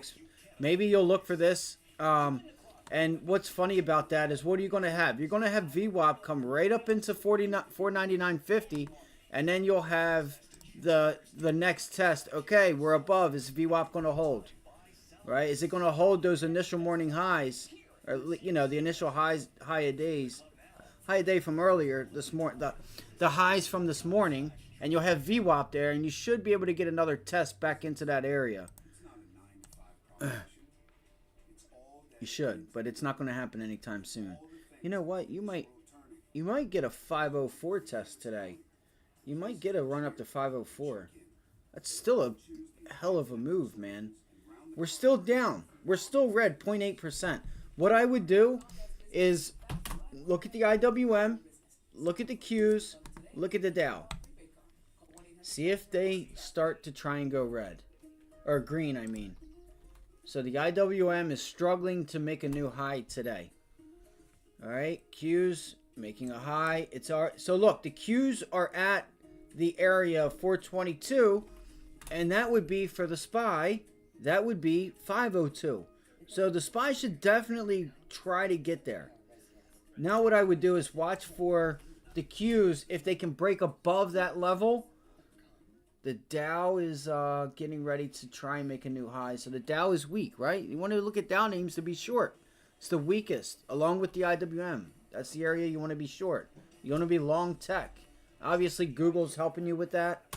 But if QQQ breaks above, if you can get a break above this level of 422, then you know you should be able to get 502 on the SPY.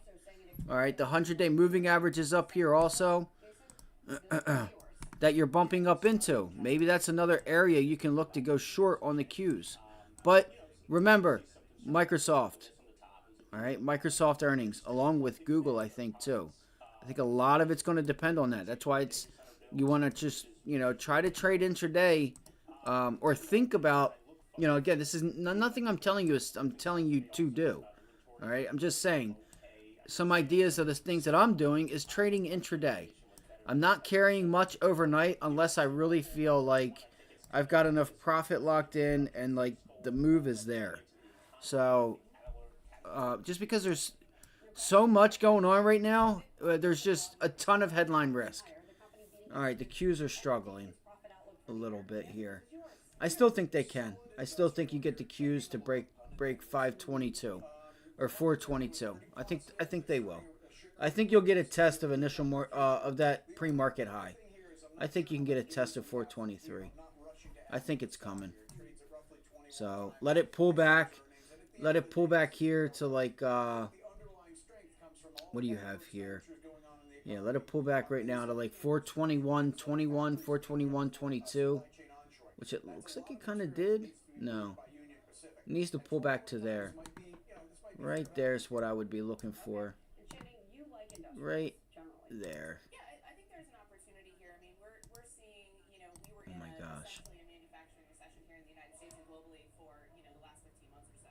And we're starting to see that. Well, I can't, I moved the screen, so it doesn't look like what it did, but that's what I would look for on the Qs. Right. Yeah, it's not going to let me get it. But that area right there. What a huge gap up. I'm not surprised to see the reaction there with Caterpillar, but I think that is something that How's everybody doing today?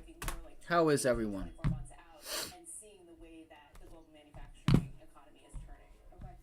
Let's see, what can we do here? What are some things we could do? All right, Tesla broke. Like I said, I still think we might have a pop. I don't know. It all depends. Right now, it's telling me two different stories. This is why, for me, it's not a trade yet. I tried to put it on this morning. It didn't work. I took a small loss on it. And, you know, I was too slow on getting the long. Once I sold here, I had thought about grabbing the long for next week. And I was too slow. They went from 80 cents to like 95. And I'm like, you know, 10 cents on 100 is already 10%. So 10 cents on 80, what is that? 15 to 18%. So I'm just going to relax. I'm going to wait for this afternoon. I think tomorrow's going to be tomorrow's going to be an interesting day going into the weekend, along with because of earnings and what is going on in the Middle East and with the war and stuff. And, you know, I just think tomorrow, I think institutions are going to have to make a decision what they're going to do. Are they going to buy into the weekend, or are they going to sell going into the weekend? And we've already sold. We sold off Monday. So we'll see. We'll see. Let's go look at DJT. Again, I haven't been watching this name. Like, you know, I know this was I know a lot of people were watching this thing to the downside, but I wasn't really watching it then. So let's see what we have here. It's still rejecting that 20-day there.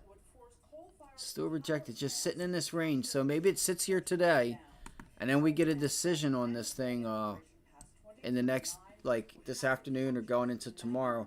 I personally think that I wouldn't mind trying to get a pullback into this thing at like the 100-day moving average and back down into like 32. But that's asking for a lot here, because it's a stock that if you start to get a squeeze and shorts start to give up, you're going to get tossed around trying to just get short. So I'm just going to give it a little bit. A lot of the trade ideas like that I was looking at kind of already happened. Let's go back. Let's go. Oh, that's right. Let's go through some of the news.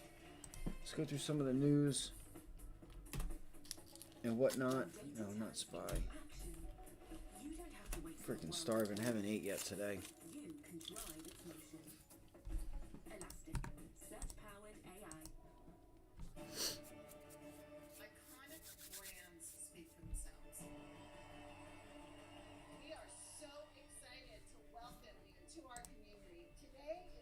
I want to know when this comes out, or when they're going to post it, because I need to know. I want to know.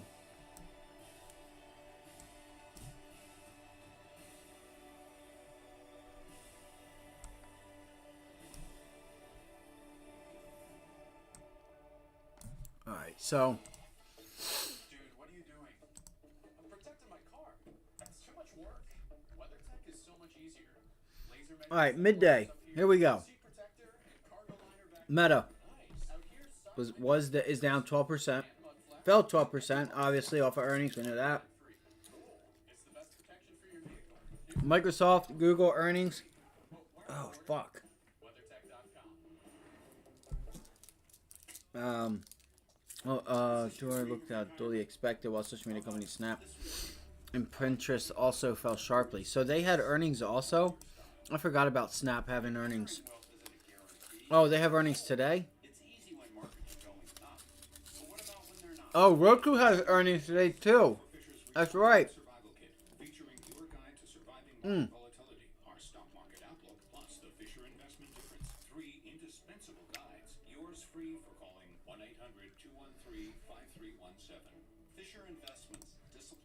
I just ate a Reese's. Give me 1 second. I had to get something.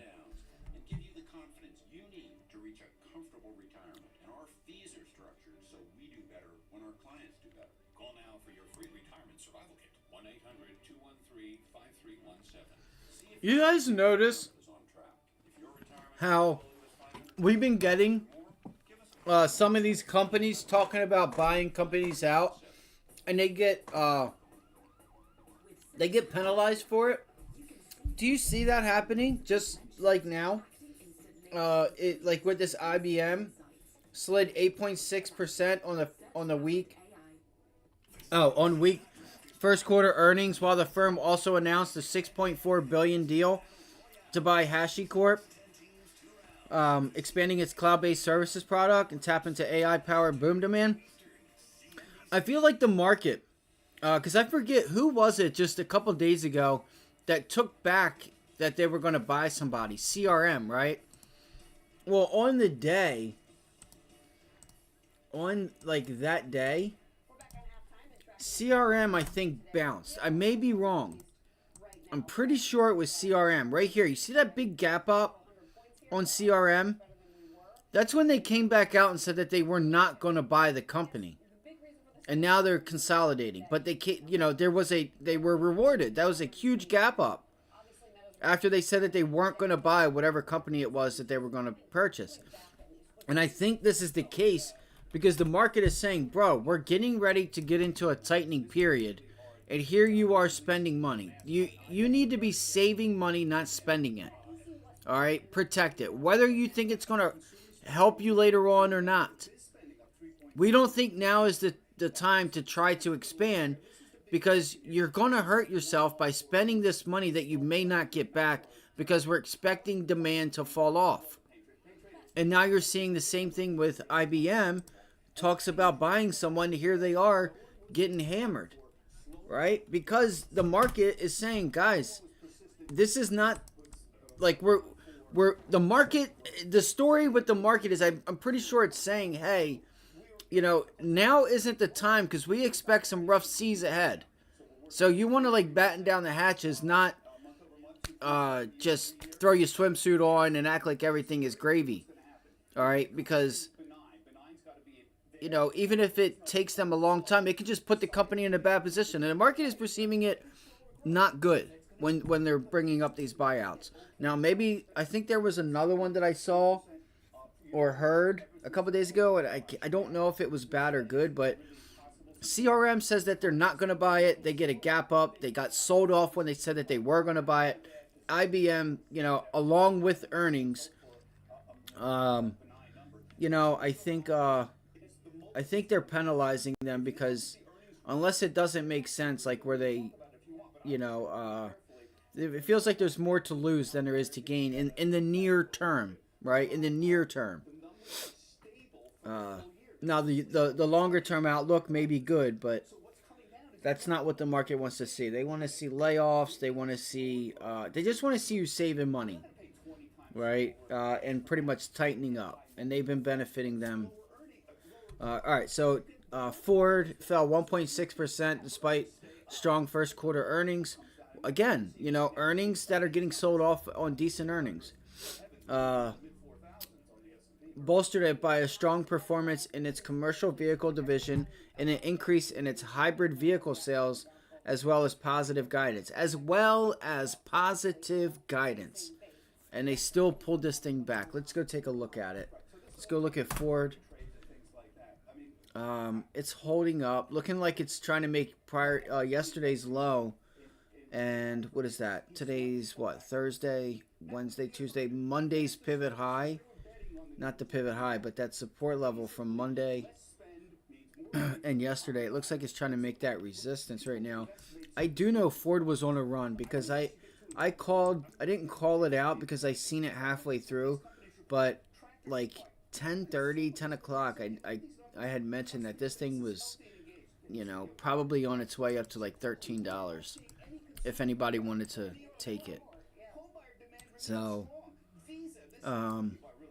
you know, and look, this massive resistance level up here. Maybe play the range. Go out a month or two. Maybe you're able to get a pullback into the 50-day. Right? Which is there at $12.50. That's a 25-cent move on a $12 stock. So that's an idea there. All right. Be smart about it, though. Grab the bounces. Get short bounces. You know, if you so choose.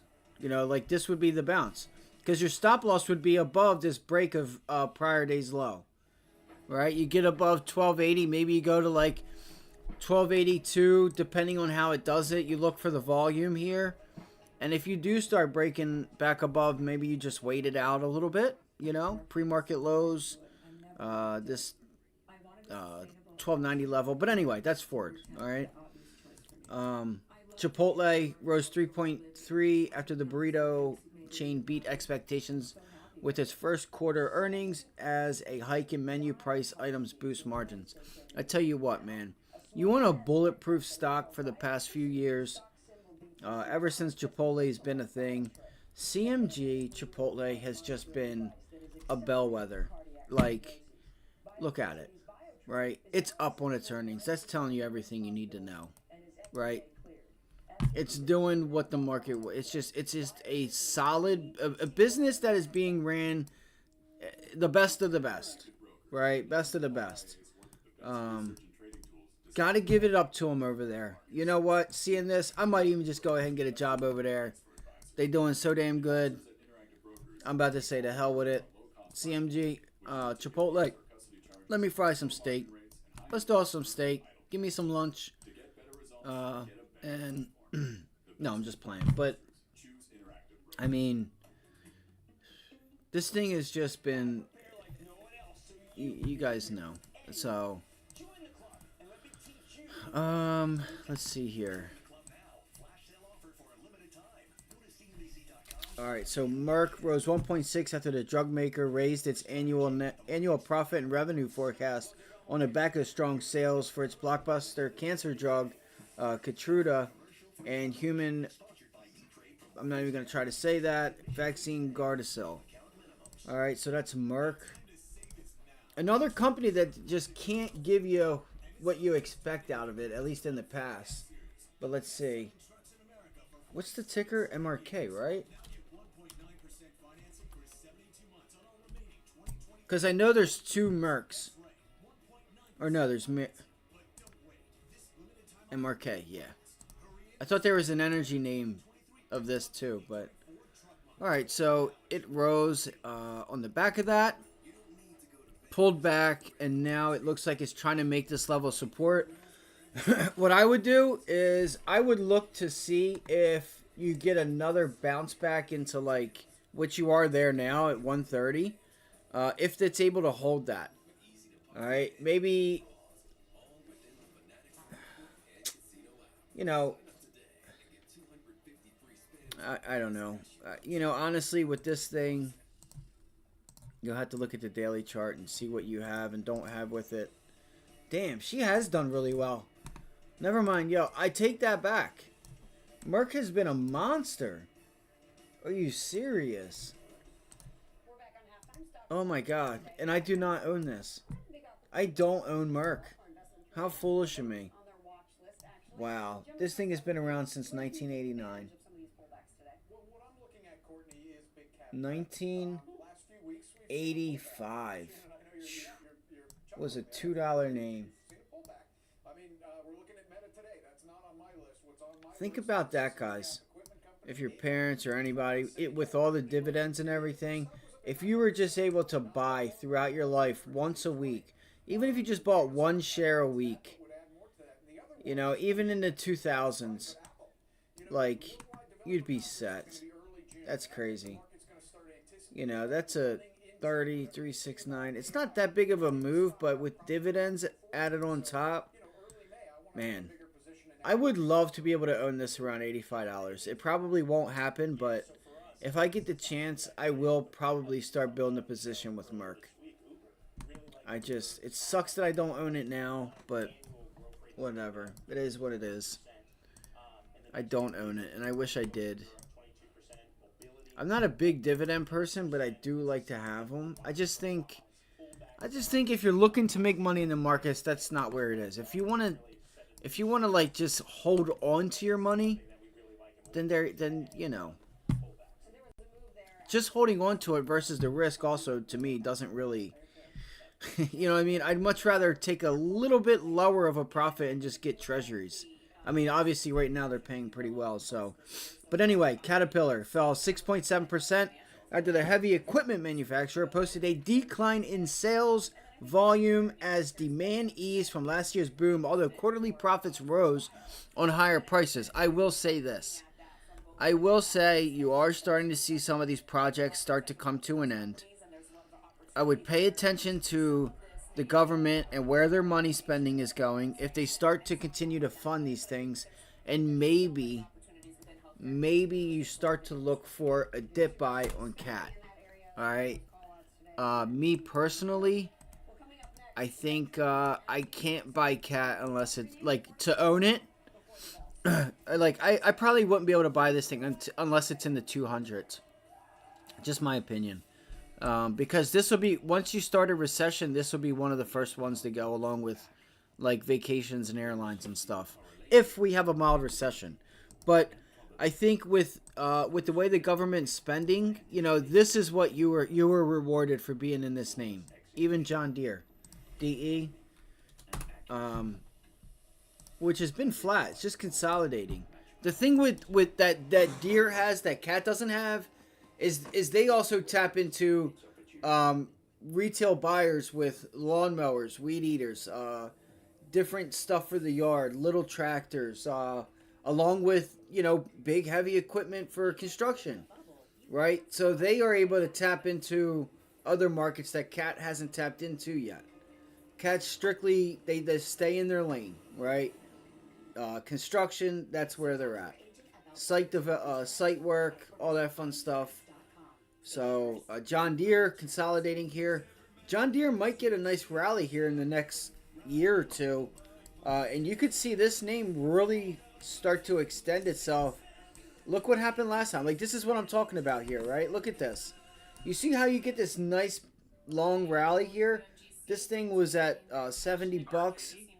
Rallies to 180. And what's it do? Consolidates for 2 years. You get the fake out, sell off COVID, bang, rally. Consolidate, sell off, bang, right? It'll just continue. Nothing will change.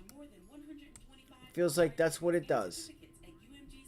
So I would look for that. So anytime that John Deere, like, you know, anytime you get that pullback down into like 325, look for the bounce backs.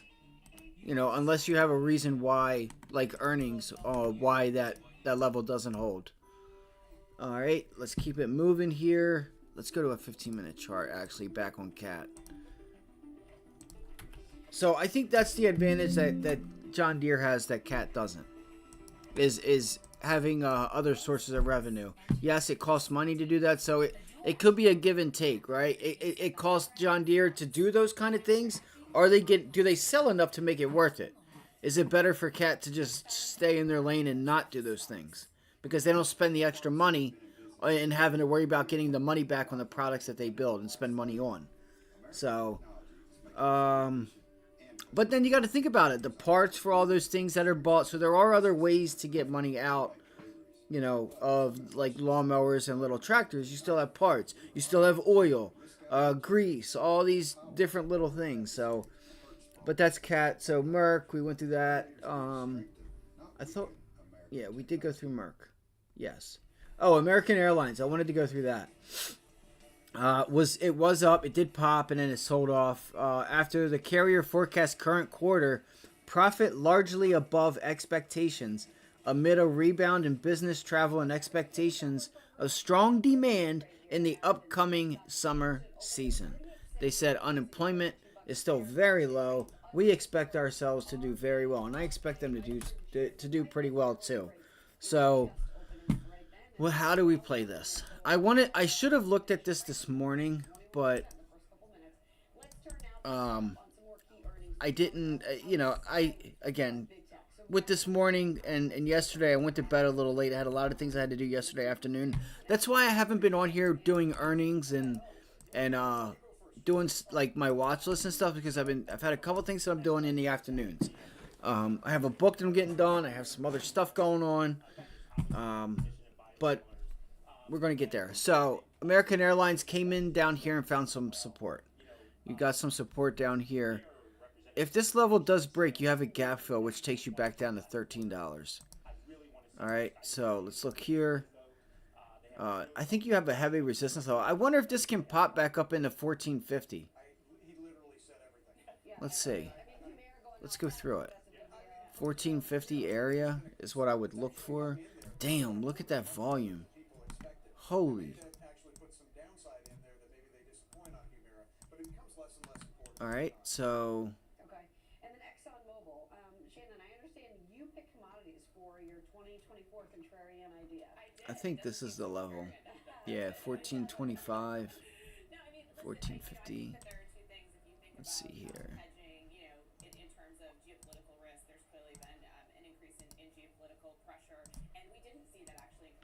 Give me the 15-minute chart. My mouse is messed up.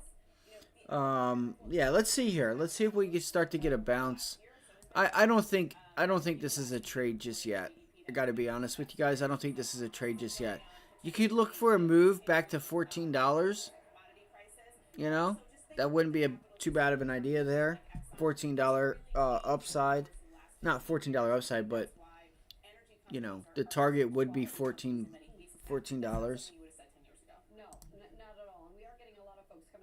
Alright, so Royal Caribbean RCL rose 2% after the cruise operator raised its annual profit forecast for a second time, benefiting from record demand and cruises on robust onboard spending. Southwest Airlines LOVE fell 9% after the low-cost carrier slashed its estimates for new aircraft deliveries from Boeing, down 0.3% in 2024 for the third time, and said it plans to undertake cost-cutting measures. HOG, H-O-G, Harley Davidson. I will never forget the South Park episode that they did on Harleys. Anyway, stock fell 12% after the motorcycle maker reaffirmed 2024 guidance despite strong first quarter results, raising concerns about future performance. Going to be hard to underperform with the unemployment level where it's at. So if we start to see the employment numbers or the initial jobless claims, if we continue to start to see them rise, now they're back down to 200,000. I mean, I think... All right, so two things. We got an article Tuesday from Christine Lagarde, the ECB, European Central Bank. They said, pretty much with everything that's going on and everything that you may hear, we still plan to cut rates when we plan to cut rates. We still plan on doing that, no matter what you all think, because they are really... They understand GDP and how the jobless claims it, and the lag effect is what I'm saying, right? So here you go. If you guys haven't seen this, all right, here we go. Take a look at this. All right. So you guys can see, on average, 2 years before, 3.5. During the rate hike cycle, 5.3. So it should not surprise us while we're raising rates, GDP is climbing. Okay? When we stop, 1.6. Right? It decreases. And that is why we go from hiking rates to cutting rates, back to hiking rates, back to cutting rates. And it's just a big circle. Because one has a cause and effect from one another. Okay? What did we get today? A lower GDP. There's a lot more things going on. Here's the thing, too. Biden being president, you know, is costing people whether it be around the world, corporations, average people, you know, people like us. It costs us more for the same goods and services under him, whether it be higher taxes, gasoline prices. All these little things have an effect. And that is now, you're seeing signs of a slowing because people are spending more on the same things than they were a year or two prior. Now you're seeing GDP really start to come down. But the Fed did not want to see. So this is what's happening. This is going to be hard for the market to price in. The Fed has said, guys, we need the jobless claims to start to come down. If inflation does not come down, and it just stays there and or hikes because of reasons that we can't solve, like we can't help with the war, we can't help oil prices because of what goes on around the world. But if there's none of that, it's like they need to slow demand to help cool inflation. So they were talking a couple months ago, like a month or two ago, about how their main goal is unemployment and jobless claims. They needed to get that number, the jobless claims number, to start to get a little bit higher because they wanted to help slow demand. And how do you slow demand? You know, unfortunately, it's initial jobless claims. Just because you get fired doesn't mean you can't make any money. All right? There's always things that you can do. Just like knowing about how things work can help you. And you can position yourself in life to be able to take advantage of what am I going to do during a recession if I get fired? Like, if people have to move out, do I open up a moving company? What can I do that is a recessionary job? What happens, right? What happens when the economy's doing good? So you just know, plan for yourself, come up with ideas, Google it, there's AI. But anyway, so initial job claims are way back down below. You know, the 10-year is rising because it's like the Fed has to understand they do understand the lag effect. They can only hold it higher for longer for so long before they have to worry about holding it too long and sending this economy and the world economy into a recession. So they just keep do they say, you know what, we're going to be okay with 3% inflation, 3.5% inflation because, you know, what, we still have a labor market, we don't want to screw that up, but if we or do we just want to continue to hold and physically put us into a recession? All right. So this is the push and pull that we have literally right now. We're back at square one. And we're going to find out. We're going to find out in a little bit. All right. We continue to get these numbers. Now, again, 1 week doesn't make the data. But if you start looking at the jobless claims, guys, we started to make progress. And then, boom, we're right back to 200,000. The low 200,000. That is going to send yields up because that is going to make it seem like if you go to the CME, you'll see that the percentage for Fed funds rate for them to hike may start to price in no cuts this year, and that's going to send the market lower because they're going to expect no cuts. That doesn't mean that the Fed won't cut because they also understand. Look at this, 132,500. What are we looking at? Oh, AAL. I was like, 132,000 shares. What in the hell? 133,000 shares bought. Sorry, I didn't know if I had the SPY or Tesla. I'm like, whoa. So that brought me to the article that came out Tuesday where the ECB and Christine Lagarde and them said, guys, no matter what you hear, we still plan on cutting when we do. So it seems to me that they're probably okay with a little bit higher inflation, but they'll take a little more higher inflation. Look, CNBC's talking about it now. And still have a labor market. What do you want to give up? Do you want to give up a strong labor market or do you want to give up inflation? Which one is more important? Because it's not like inflation is at 8, 9, 4, 3, 5%. It's at 3, but you're almost at your number. So that may start to sway them to say, you know what? But then what else? This is why the job is so hard. If they start to cut rates, asset prices will continue to rise. So it's like a push and pull. Now, Europe isn't, that doesn't mean what Europe does is what we do, but for the most part, Canada, Mexico, Europe, Australia, Japan, we all kind of do the same thing together. So this is, you know, maybe the Fed was right about holding for longer. You know, cool. That'll give us the opportunity to buy good companies and good companies that we want at on sale prices. All right. So get your list ready. And there's one stock defying the sell-off today. You're looking at it up 6% right now, up 600% in a year. Yesterday, one of our guests look at that. Top pick, so we invited the CEO. July, no cut. They're saying just ahead. 68%. Today's markets and the not so pleasant numbers and Dom Jr. Not so pleasant, Tyler, but a lot more pleasant than they were just about a couple of hours ago. So take a look right now at the market state of play. What we are seeing right now is the Dow Industrial is down about 1.25% off about 457 points. The broader S&P 500 now back above the 5,000 mark. It was below that level earlier this morning. All right, so look at Tesla. It's still rejecting 165. Let's go look here and see what these changes were today. Let's look at the year-end outlook. So they're pretty much pricing in 1 to 2 cuts. All right, they're still saying 1 to 2 cuts of 25 basis points. What is real Fed funds rate right now? You know, it kind of changes with let's see. Positivity to end things on. I'll send things back over to you. And we're grateful to you for that, Dom. Thanks very much. All right, yields on the move as well on the back of that GDP. I don't know where they're trading at right now. I don't know the ticker that I have for Thinkorswim. Okay, so we're holding steady at 5.3. Okay. 5.3. All right.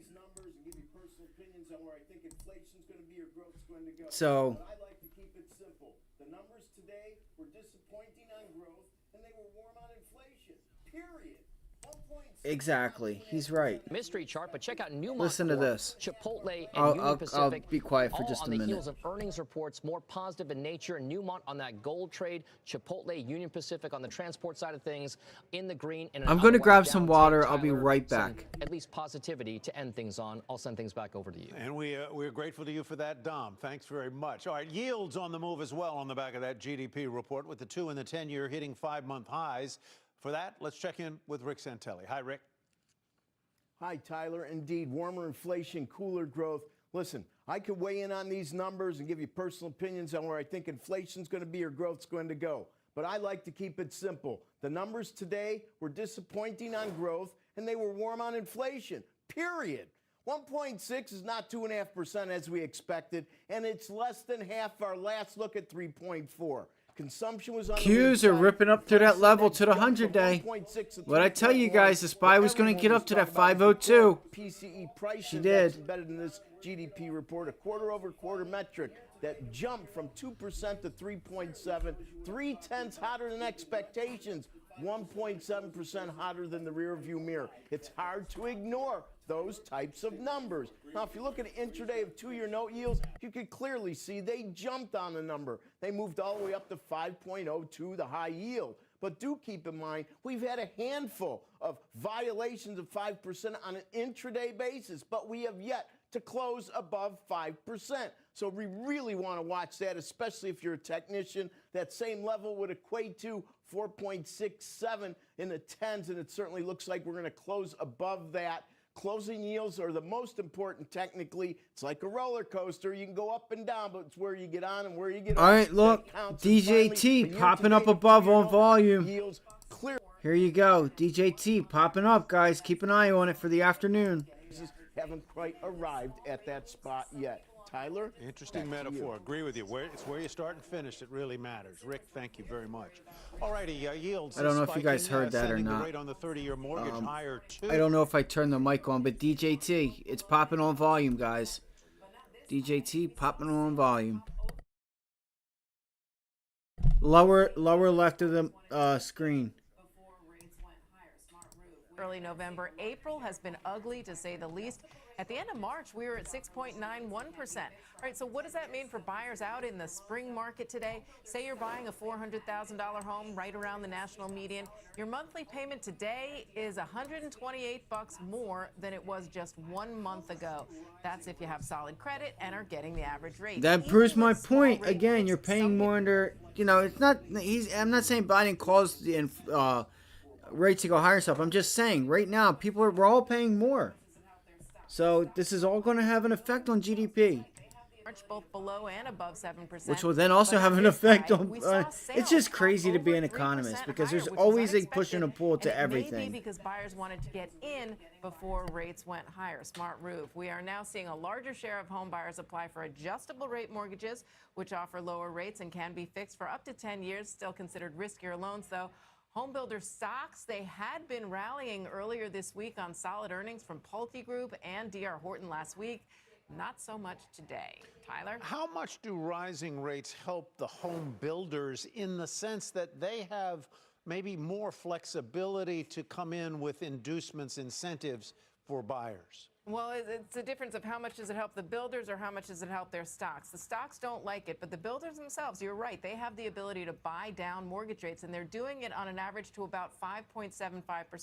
That's what we heard from both D.R. Horton and Pulte, was that incentive was really getting buyers in the door, and they reported much stronger than expected earnings, and they said they were seeing more traffic, although a tiny bit slow at the beginning of April. So the builders, it puts them in a sweet spot, especially since there's so little existing supply. Diana, thank you very much. Diana Olick reporting. All right, weaker than expected GDP data, hotter than expected inflation, raising concerns about economic growth and potentially stagflation. But two of our next guests say the economy's not as bad as these headline numbers suggest. Joining us now are Greg Dacco, chief economist at EY Parthenon, and Emily Rowland, co-chief investment strategist at John Hancock Investment Management, and CNBC senior economics reporter Steve Leisman with us as well. Steve, let me begin with you. How surprised were you that GDP growth came in only at 1.6%, down from 3.4%? People thought it might slow up, but maybe not that much. Yeah, it was definitely a surprise in terms of how much it slowed.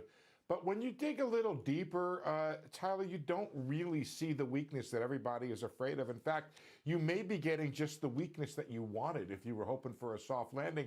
When you look at the GDP, you see that consumer spending did slow a bit. You see that there was actually a decent pop back in business spending. That was a good number there.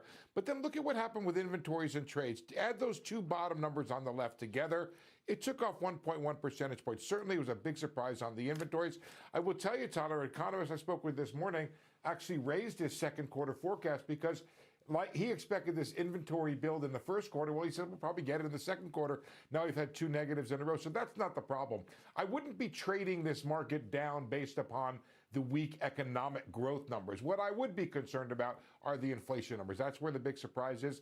And tomorrow, Tyler, is a big morning where we're going to get the March PCE report. And the big question is going to be, was the overshoot in inflation in March, or was it from upward revisions to January and February? That's going to be a big question for 8:30 tomorrow morning. All right, let's move on now because Steve just mentioned it, Greg. I want to get your take on inflation here because I'm having a little bit of a hard time parsing out what you think compared with the numbers.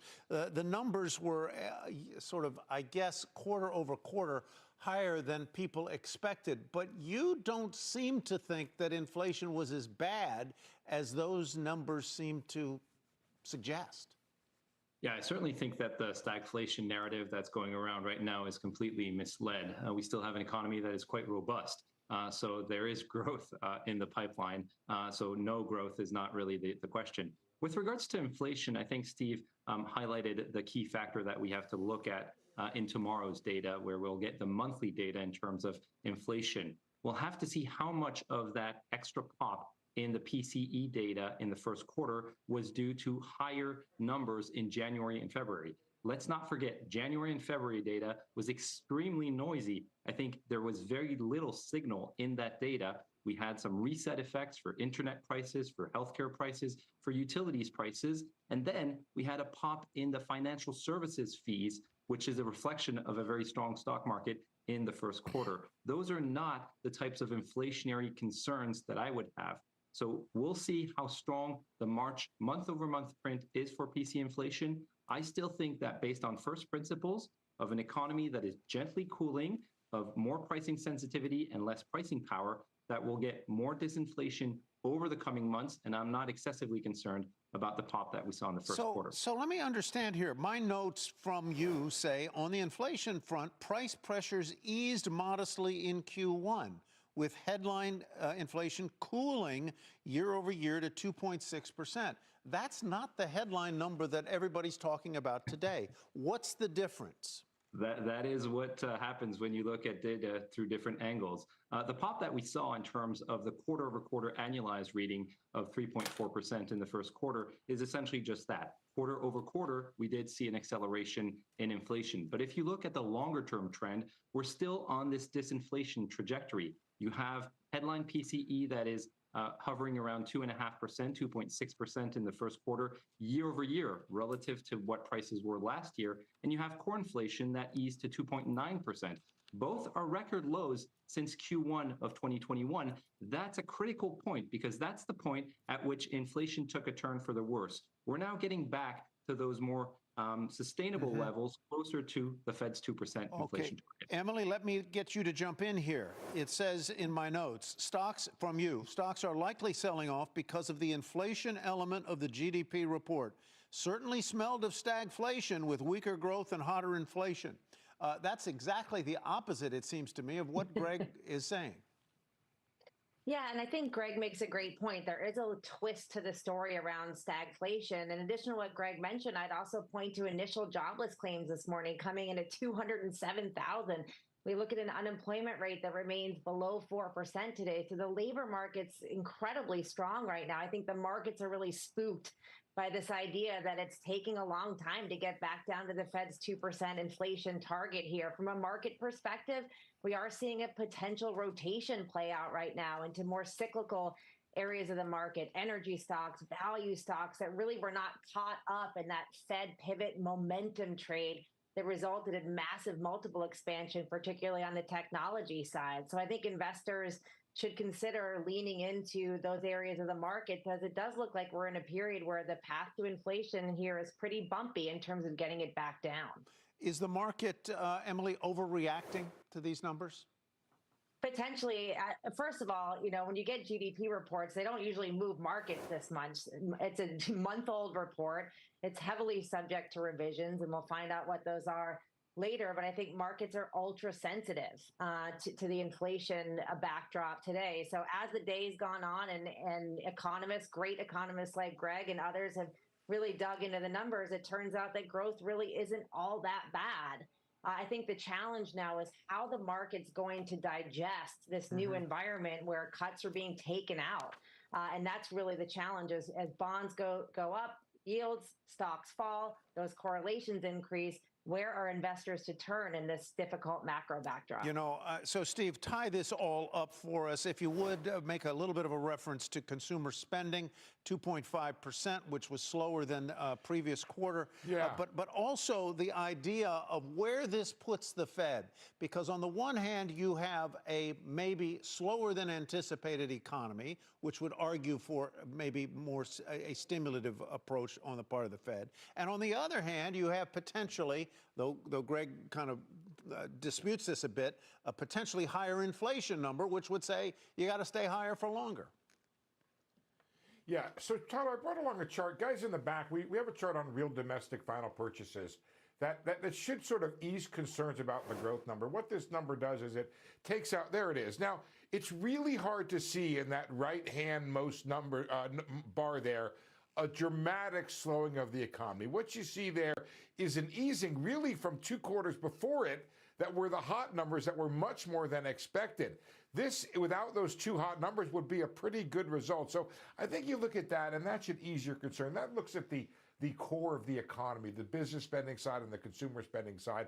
They're okay, and in fact, I would not be surprised or displeased to see them cool even a little bit more to get down and relieve some inflationary pressure that could potentially happen in the economy. As for the Fed, very quickly, I think the story is that they're going to wait and watch this. They're going to be very interested in how these numbers, as Greg said, parse out tomorrow. Do we have a January, February inflation problem, or is this also a March problem? That's something the Fed's going to want to see. But I think right now they're pretty firmly dug in with this idea that they have the right rate to bring inflation down, which means I don't think they feel as a committee they need to go higher here. So what this means is higher for longer, and it means that rate cuts are probably into the fall at this point. There's still a July possibility if we get some really good numbers, and Greg is right that we really had a lot of noise at the beginning of the year. But I would say that's a shrinking possibility. It's higher for longer. It's later rate cuts, but I think cuts are still a possibility here if what we're seeing is a lot of noise at the beginning of the year. Greg, I'm going to give you the last word. Yeah, I think Steve is absolutely right. We have to look at the underlying pace of growth. That still shows a relatively robust economy. Emily pointed out the fact that the labor market is the key pillar of economic activity. That's still sustained, but we are seeing evidence that we're still moving in the right direction in terms of disinflation. Policymakers will be much more cautious than we are as economists because they're working on a data-dependent policy play-by-play type of approach, which is a risky proposition in this environment, but they're likely to err on the side of caution and delay rate cuts until they are very sure that inflation is not about to reaccelerate. I don't think it will, but Fed policymakers will likely want to be a little bit more great and substantive conversation. Thank you very much, Greg Dacco, Emily Rowland, Steve Leisman. Appreciate it. All right, coming up, our next guest says he didn't get what he expected from Meta's earnings, but he's still a buyer. Tell us why and where he expects the stock to go from here. Plus, there's one AI stock that is up more than 600% over the past year. And no, it is not NVIDIA or Supermicro. We will reveal the under-the-radar name that's powering higher despite the sell-off. We mentioned it yesterday. That's your big hint.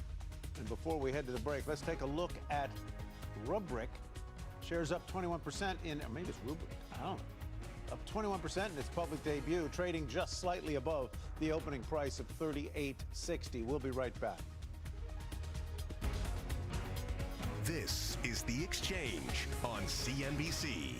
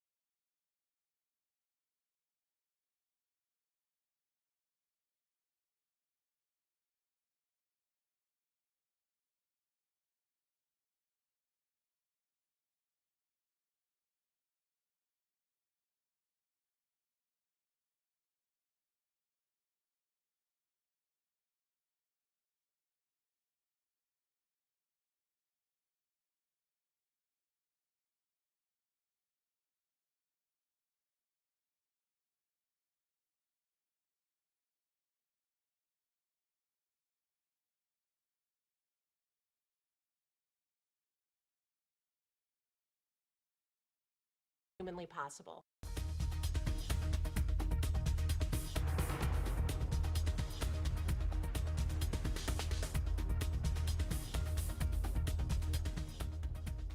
Dow down 450 and basically stable at that level, at least for the time being. Meantime, Meta beat on the top and bottom lines this morning. That's good. But with shares down more than 10%, something has investors worried, and we kind of know what it is. Our next guest held his buy rating on the stock, but says today's report was a bad recipe for Meta. Joining us now, Rob Sanderson, Managing Director at Loop Capital. Rob, always good to see you. Thank you for being with us today. What was the nit to pick in Meta's report today? It's the commentary on spending outlook. They've a rare move for Meta to raise their operating expense guidance. They brought the low end up, and they're plan to spend another $3 to $5 billion in capex, incremental to what they had guided the street earlier. So there's a big spending cycle. This is not a new message per se. They've been talking about elevated spending levels for some time. The difference is that the company was putting up material upside and raising guidance the past several quarters, and And the bad recipe is higher expenses on only an inline result, and that's the correction that we're seeing in the stock today.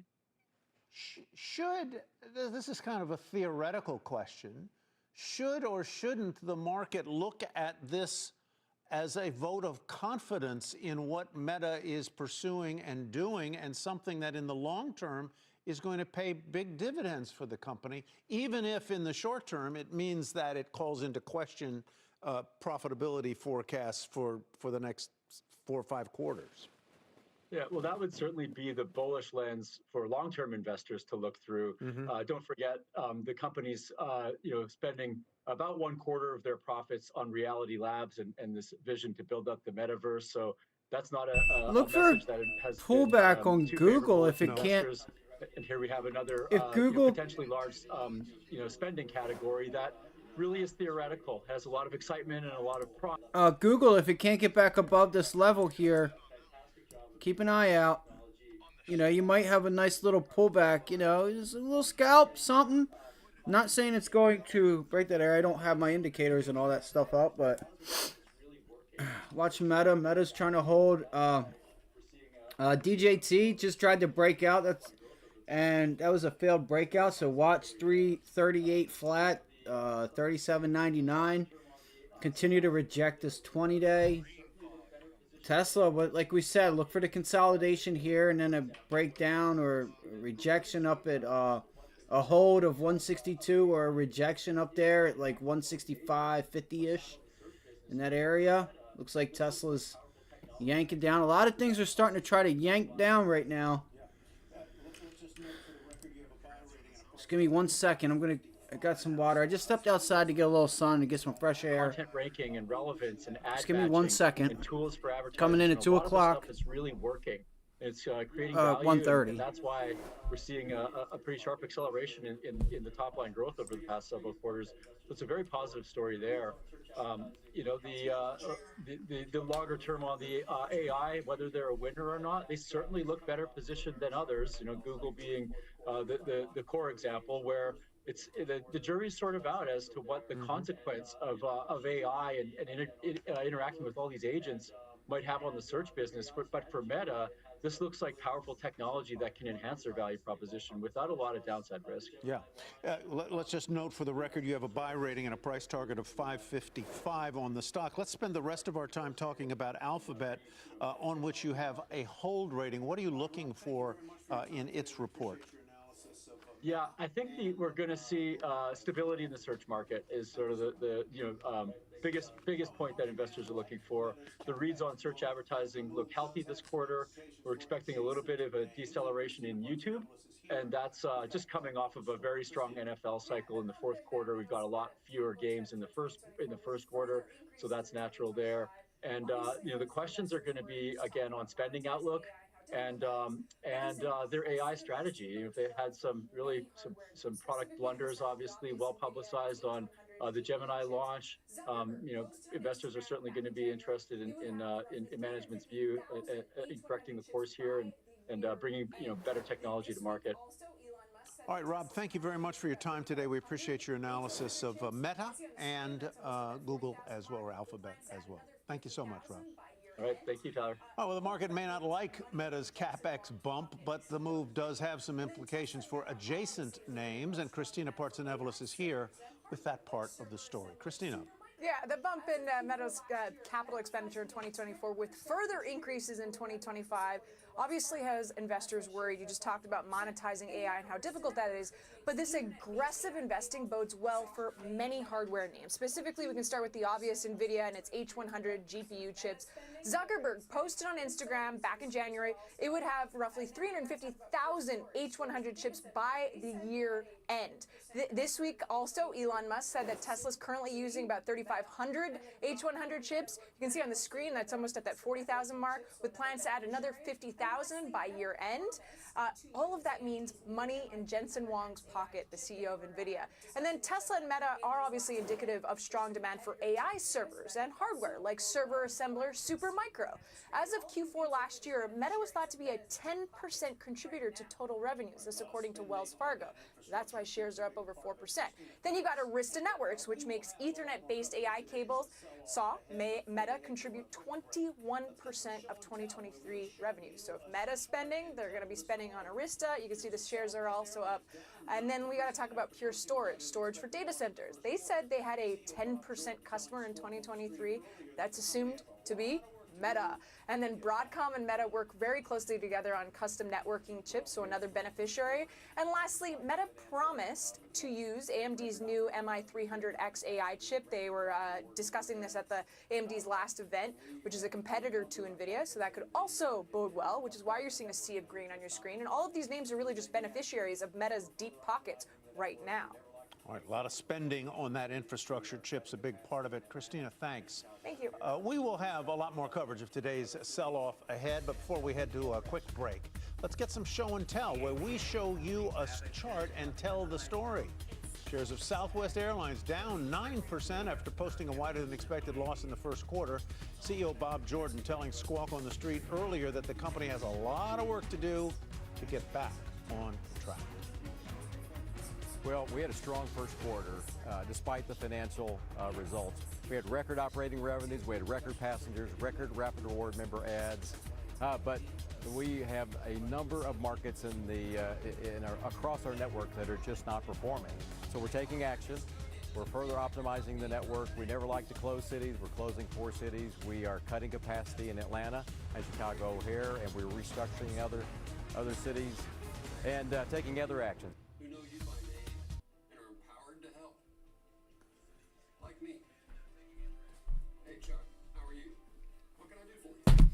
All right, guys, sorry about that. I had to grab some tendies. Literally, grab some chicken tendies.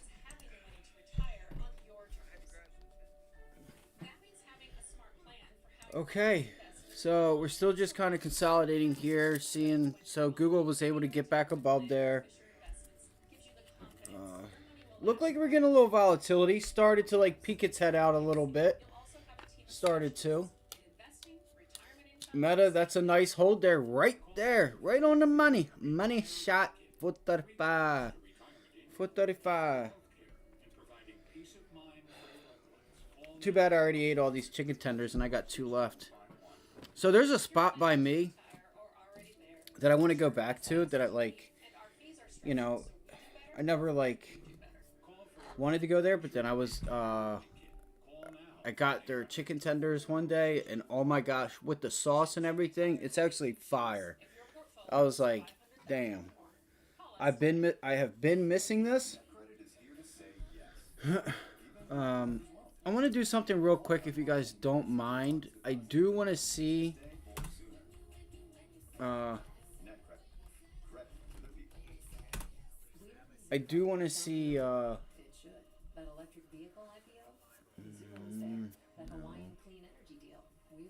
no, see, I corporate and investment bank, we're there. Mizuho Americas, a name worth knowing.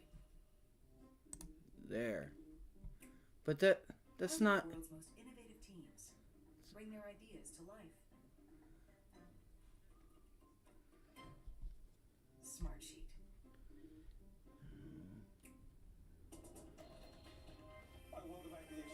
That's crazy.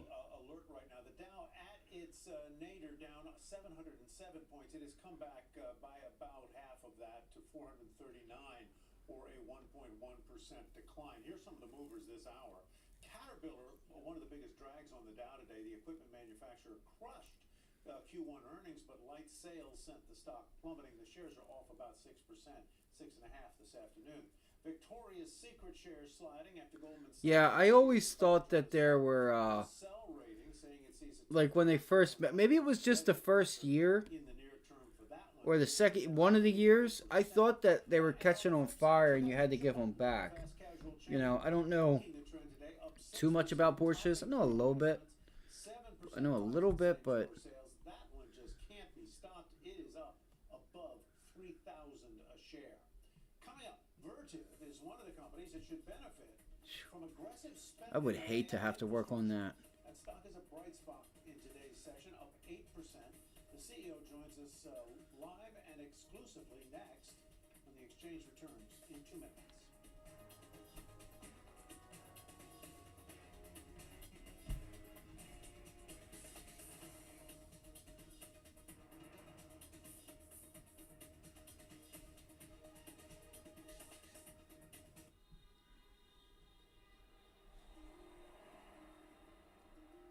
The road to opportunity is often the road overlooked. At Enterprise Mobility, we guide companies to I want to know what a, how about this? Let's go to like, experts. Because we believe the more ways we all have to move forward, the further we'll all go. probably like 8 to 12. Just curious. Man, that's crazy. You're out your damn mind. Yo, out your damn mind. 150,000 miles. The only way this is worth anywhere 15 to 18,000 is if it has 60,000 miles on it. Anything more than that, that's crazy. Look at this. This has got to be a joke. That's a joke. You're kidding me. Okay, 50,000 miles. That's my point. But no. Wrong. Wrong. There you go. That's what it's worth. That's what it's worth. Everything from managing your social posts and events to email and SMS marketing. Let's see here. You need to help your business grow. Get started today at ConstantContact.com. Constant Contact, helping the small stand tall. You don't need to go to Vegas to get the red carpet treatment. Let's see what we got. I'm just killing just a few minutes, guys. Just give me 1 second. I do apologize. Just give me 1 second. And then we'll get back on the grind.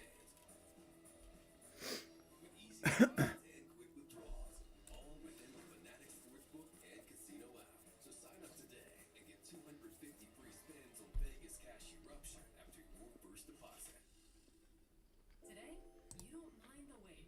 You've got the all-new Caesars Palace Online Casino. Hundreds of your favorite games from your favorite casino right at your fingertips. Try new games and exclusive titles you won't find anywhere else. Any spin could win, but every play earns Caesars Rewards benefits you can redeem right here in your palace. Download and sign up today to redeem your exclusive welcome offer. Caesars Palace Online Casino. The CNBC Stock Draft is back. Market professionals, celebrities, and athletes go head-to-head in an investing battle royale. 60 stocks, 10 teams, 2 rounds. The CNBC Stock Draft, a power lunch special event. Today, 2 Eastern, CNBC. Welcome back, everybody. Vertiv Holdings, a maker of cooling systems for data centers, up 7% today. Man, I wish I had more of these tenders. Lines for the first quarter. The company also revised its full-year guidance higher. Shares on a monster run over the past year, up more than 6%. There was a really nice one Thanks to the AI. that was for sale. Now in an exclusive That on the exchange is Vertiv CEO I Gio Albertazzi. Mr. Albertazzi, welcome. Good to have you. I knew it wasn't going to last long. The numbers you reported yesterday. Those numbers are very strong. You're a kind of quiet player behind the scenes in this AI boom. Explain what you do and why your company is so central to what's happening in AI. Well, first of all, thank you for having me today here. What we do is we power and cool the world's data. So behind everything we see digital, there is a data center. There is a myriad of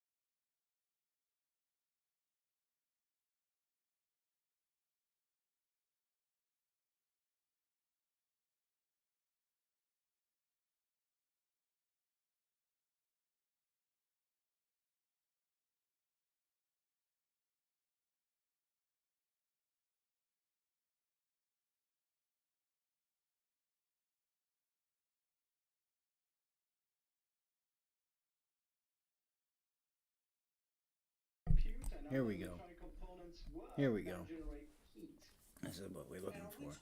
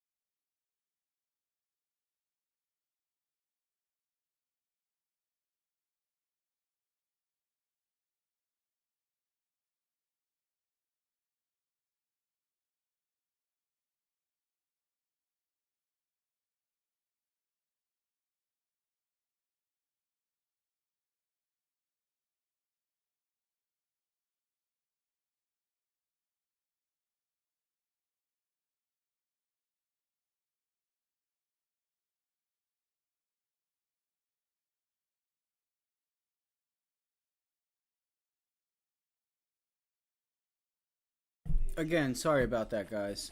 What's up, bro? I didn't see the comments. I'm sorry. How you doing today? How was your day? And then we'll look at homes next. Oh, did we get it? Nope, we didn't get it. Damn it. I want to know when this information is getting ready to come out. I want to know what time. When do they post it? Maybe I could go to the Fed site and see when they post it, but this is the Fed, so I don't know why they haven't posted it yet.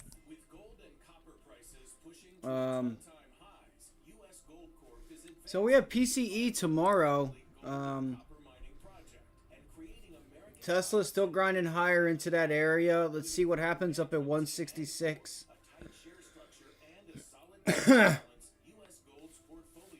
Let's see what happens up here, like 165, 75 or so, like right up there.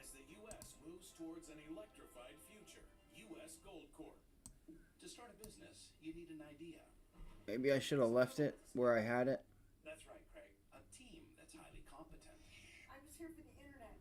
AT&T, it's super. Because this could be the lower high. right? This could be the lower high as I was expecting. I'm not sure though. There's a little bit, I'm not going to say relative strength because it's on its lows, but it has been just trying to hold these gains. And I think if we risk to reward, let's go look at the options. Even if we get tomorrow's puts, you know, there's two ways I could play this. That we could play this. I don't think Microsoft, even in the overall markets, like, I don't know. Like, you can see the SPY making new highs. And like I said, past 402, we said 504. It's a big move. To go green, remember, you were down 0.8%, guys. 0.8%. That's a huge move to the upside. Wiz, what's happening, bro? How you doing today, buddy? Good to see you guys. Hope everything is well with everybody. Hope everybody's having a wonderful day.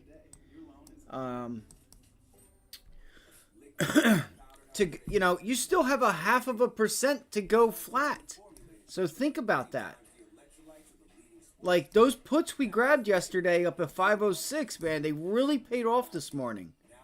And now, like I said this morning, pre-market game plan, I said, I think we need to go higher for us to go lower. And that's what's happening. So, I would look for 504. Maybe that's about it, pre-market highs.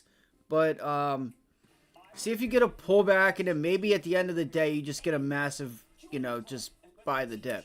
The Qs are at the 100-day moving average. So if the Qs start to reject, you will see the SPYs start to follow the Qs. But so far, the Qs are your upside head, like your arbitrage play would be the Qs. We noticed that the Qs were already up at that pre-market high, or that pre-market support. The SPY was down here. We said look for the SPY to go to 502. The Qs are there, breaking through it. You know, that's your arbitrage play, to just follow the Qs higher. What did the SPY do? Went right there. So I know a lot of people don't talk about that stuff too much, but it can really help you with trading the SPY. And like, I don't think there's really, for me, unless you trade futures. Like, if you're a person who doesn't trade futures, but you trade the equity, you know, there are these arbitrage ways, or to help you feel better about the trade, whether it's to the upside or not, by looking at whatever the leader or lagger indicator is, and you just follow it. You know, let it play out, let it follow it. You know, if you are playing options, you do want momentum. You don't want just like especially if you're a person who plays weeklies or dailies, you know, that shit gonna hurt you if you don't move quick enough. You're fighting time. Let me go throw this away. Let me feed my cat. I'll be right back. I'm gonna go grab a bowl out the fridge, and I'll be right back. And we're gonna trade this afternoon. We'll see what we can get going for us. Again, though, I hope you guys have had a good day today. You know, so yesterday, I don't know if you guys know, I called out Moderna and Goldman Sachs to the downside to watch for them to break those levels. Goldman Sachs gave it to you today. It was a little day early there. Look for that rejection 124 right up at that dotted line. That dotted line was, I said it yesterday. Entry point is the dotted line. We can, if you take profits off in front of 420, look for 420 to break. If it does, you have nothing stopping you, and you should go to 415, 414.19. Went right to the level, to a T. And then the other one yesterday was Moderna. All right, to the downside. Moderna gave us a little bit of it yesterday, and then it finished it off today. That was the target, 104. So good job if anybody's taking any of these. I mean, these things are spot on. You know, I was wrong with Tesla this morning, but that's all good. You know, I put it on. I took a small loss. I'm still waiting to see if we're going to get, you know, that 154 test. I really feel like Tesla needs to just eat up some time up here, and then we can look for the short and try to get this thing to pull back to like 154. 158 has held really nicely, but I think you need 154 in order to to have a continuation that's going to last and continue higher. I think you need to visit 154, bring in buyers down there, solidify that level as a buy level, and then you can look to move further.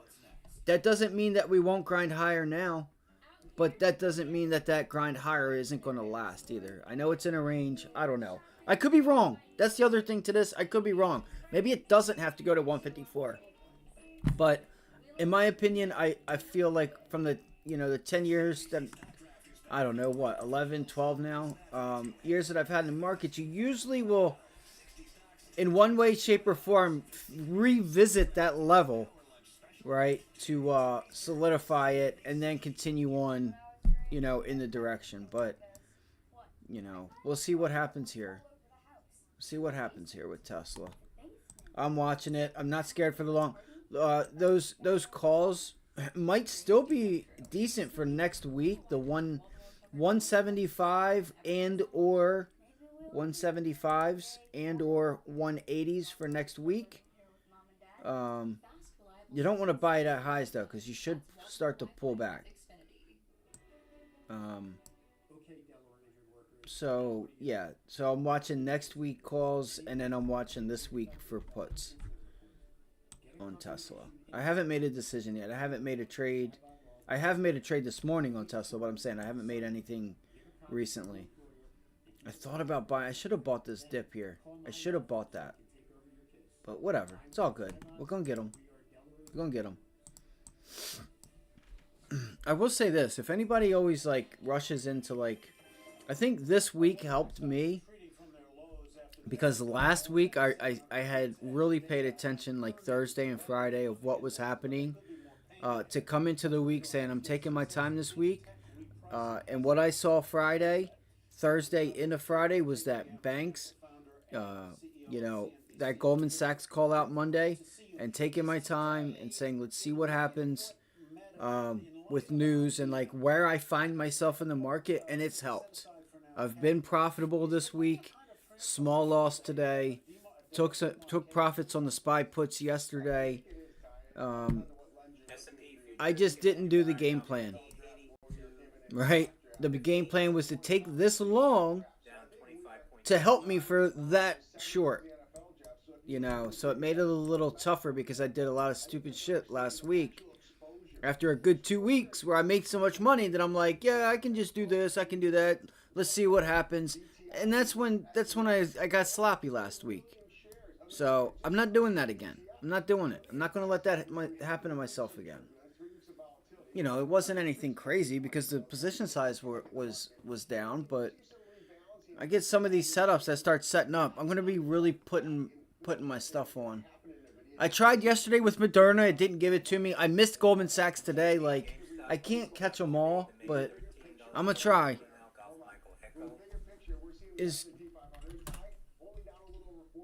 I don't know why they keep bringing up GME and AMC. AMC is what messed me up on Goldman Sachs Monday, by the way, too. I'm kind of frustrated I looked at AMC. It was a waste of my time. It was trying to get itself up, but AMC actually might be a short that I'll look at. If you guys notice, if you guys want to write this stuff down, look, it's back under that level. You get another test up here, you got a nice shot down to $3. So that's something I'll keep on my watch if I remember. I just don't care to trade this thing. You know what I mean? I don't really care to trade it. But I'll be right back. Let me go feed Abby, and I'll be right back in 2 minutes. Let me turn this on. This guy's good. I like this guy. I took an IWM trade on him. Small cap trade. Played out really well.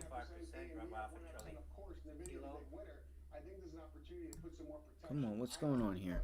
And at some moment in time here, as we get further down, I will be selling puts to add you exposure. But right here, right now, AY shares now add leadership, where I cut my teeth in the business, trading 30-year and 10-year futures in Chicago. The fact of the matter, the 10-year note at 4.7%. Watch Tesla. See if it starts to pull back off that level. So I think this bounce back could be a little misguided due to the fact that we're just moving money. It's almost like an accounting ledger. Oh, Facebook is going to spend $5 billion more on AI. All that goes into chips purchases. You know, and I know that's not true. There's people involved, there's buildings involved, there's a variety of different expenses that go into that CapEx for Facebook or Meta on this extra $5 billion. So I think when you see Intel up 1.5%, AMD up 1.5%. Of course, NVIDIA, the big winner. I think this is an opportunity to put some more protection. I own puts, and at some moment in time here, as we get further down, I will be selling puts to add to exposure. But right here, right now, I'm a little apprehensive, and I'm using the bond market to give me that apprehension. Yeah, I guess what I would say here is what looked like it could have been not a catastrophic day. A disaster. It looked like now it's looking really rather more like a pretty routine run-of-the-mill day where the market has. Go ahead. That's right, Ty. We're conditioned to that. We buy this dip, and I think going back to the last 10 years, we've been conditioned to buy the dip. But I think it's very normal. You see a 10% correction every year or so. You see 3 or 4 or 5% corrections. So I think this correction is just in the process. It's only been 3 weeks, but the way we look at markets, everything is so exaggerated. The reaction to Facebook, exaggerated. The movement higher in the last 5 months, S&P 500 being up 25%, exaggerated. So I think we have to be calm, be resolute, but understand that the market has the ability to move lower as the VIX potentially goes above 25. So we would wish you were here today because I know some people you know or admire here. Eddie George, a great running back, the best. Nashville. TSU. Great guy, and Austin Eckler of the NFL now with the Commanders will join us for the stock draft, which is going to kick off right after this. Jeff Kilberg, thanks very much. Awesome. See you, Ty. All right, that does it for the exchange. The stock draft is up next. You know the music. That can mean only one thing. Melissa Lee making the annual appearance for the stock draft will be ready to go. Brianna Stewart's got the first pick. She's almost on the clock. We'll be right back.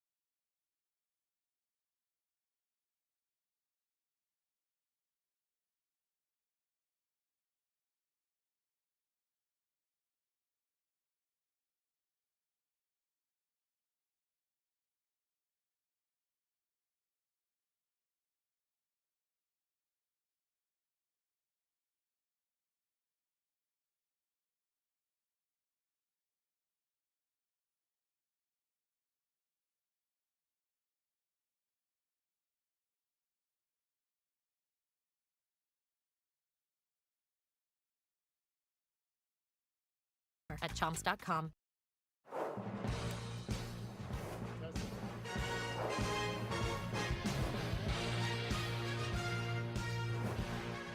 Hello, everybody, and welcome to what we immodestly call the best day of the year on CNBC. It is our stock draft day. I'm Tyler Matheson, gladly joined by Melissa Lee. Welcome back. Good Man, what a rally. And we're thrilled to have our teams Here we back go, in the short building. covering ahead. We're seeing a strong sell-off today. We are well off the session lows. The Dow is right now down by 0.8%.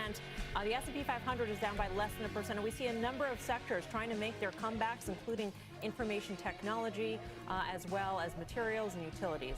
But this type of market action, by the way, is exactly hell what do stock they have the pickers kind of catfish look guy for. A for? little bit of a blow-off, a retreat in prices, getting some high-value names maybe at a cheaper price than they've been in recent times. That's exactly what we're going to do today. Our participants have done their research, picked their names, and Tim Seymour will be here to help us break down the stocks of 4 of our competitors. Drewski, it's Take Your Kids to Work Day, and we've Studio got CNBC fans champion and they love WWE superstar Charlotte Flair. The WNBA MVP Brianna Stewart is here and getting some stock picking assistance from fast money trader Karen Feinerman. Neve Schulman of MTV's Catfish is here, along with former NFL running back and star Heisman winner Eddie George, and joining us remotely, another great running back, Austin Eckler, now with the Washington Commanders, the team I grew up with. Kenny the Jet Smith from inside the NBA, as well as the mentalist Oz Sorry, Perlman. guys. Give me one There's hot second. dog eating champ Joey Chestnut. He eats more hot dogs in one sitting than Jillian Michaels has eaten in her entire life. We're excited to have Jillian as part of our draft as well, and a lot of excitement surrounding this next contestant and comedian, Drewski. It's Take Your Kids to Work Day, and we've got many young CNBC fans here, and they love Drewski. And as we mentioned, with us He's here a- on set for the entire show to help us break down the top picks here, Tim Seymour. But Tim, before we can draft, we've got to set the stage here because the markets are having a big down day. Weak GDP, big drop for Meta, so 1-2 punch here for the markets. Yeah, and a combination of that along with higher I'm rates. going to watch which at this some real point we quick. said If are I gonna see be- something, there's I'll that let day you when guys know. equities respond. Any I news think or anything, you we're guys in will the hear middle it of with me. The busiest part of earnings season. We have the most important Crack companies open in the terms old of market Rambo. cap, in terms of the leadership they've meant to this market. And last night, certainly Meta didn't do them solid. And if you think about what we have coming tonight, Microsoft arguably is really the one that I think sets the tone, is kind of that balance across AI, obviously software, and the broader tech space. Yeah, and Microsoft and Alphabet, which are going to report tonight, they are down, and they are still trying to come off their session lows, but they're still down. And so what do you think we're going to be looking for tonight? Alphabet's as we look on at the those, bottom as they are right. also on the board for being picked. Well, it's fascinating how investors are thinking about this sector now. And in a time of rising environments, sometimes mega cap tech is defensive. You're getting decent growth. Yep. Certainly in Google's case or Alphabet's case, you're getting it at a reasonable price. I think in the case of Microsoft, this has certainly been one of the front runners in the AI space in terms of those that are really benefiting now. Obviously, Microsoft, in terms of Azure and as goes Azure and the growth side of that damn business, it. I think is going to set the tone for tonight. Spilt it all Let's over get to the me. draft, shall we? Yes. Before we begin, though, we want to get over to Dom Chu for a quick reminder of how this whole thing works. Dom. All right, so Melissa, Ty, Tim, the draft will consist of 10 teams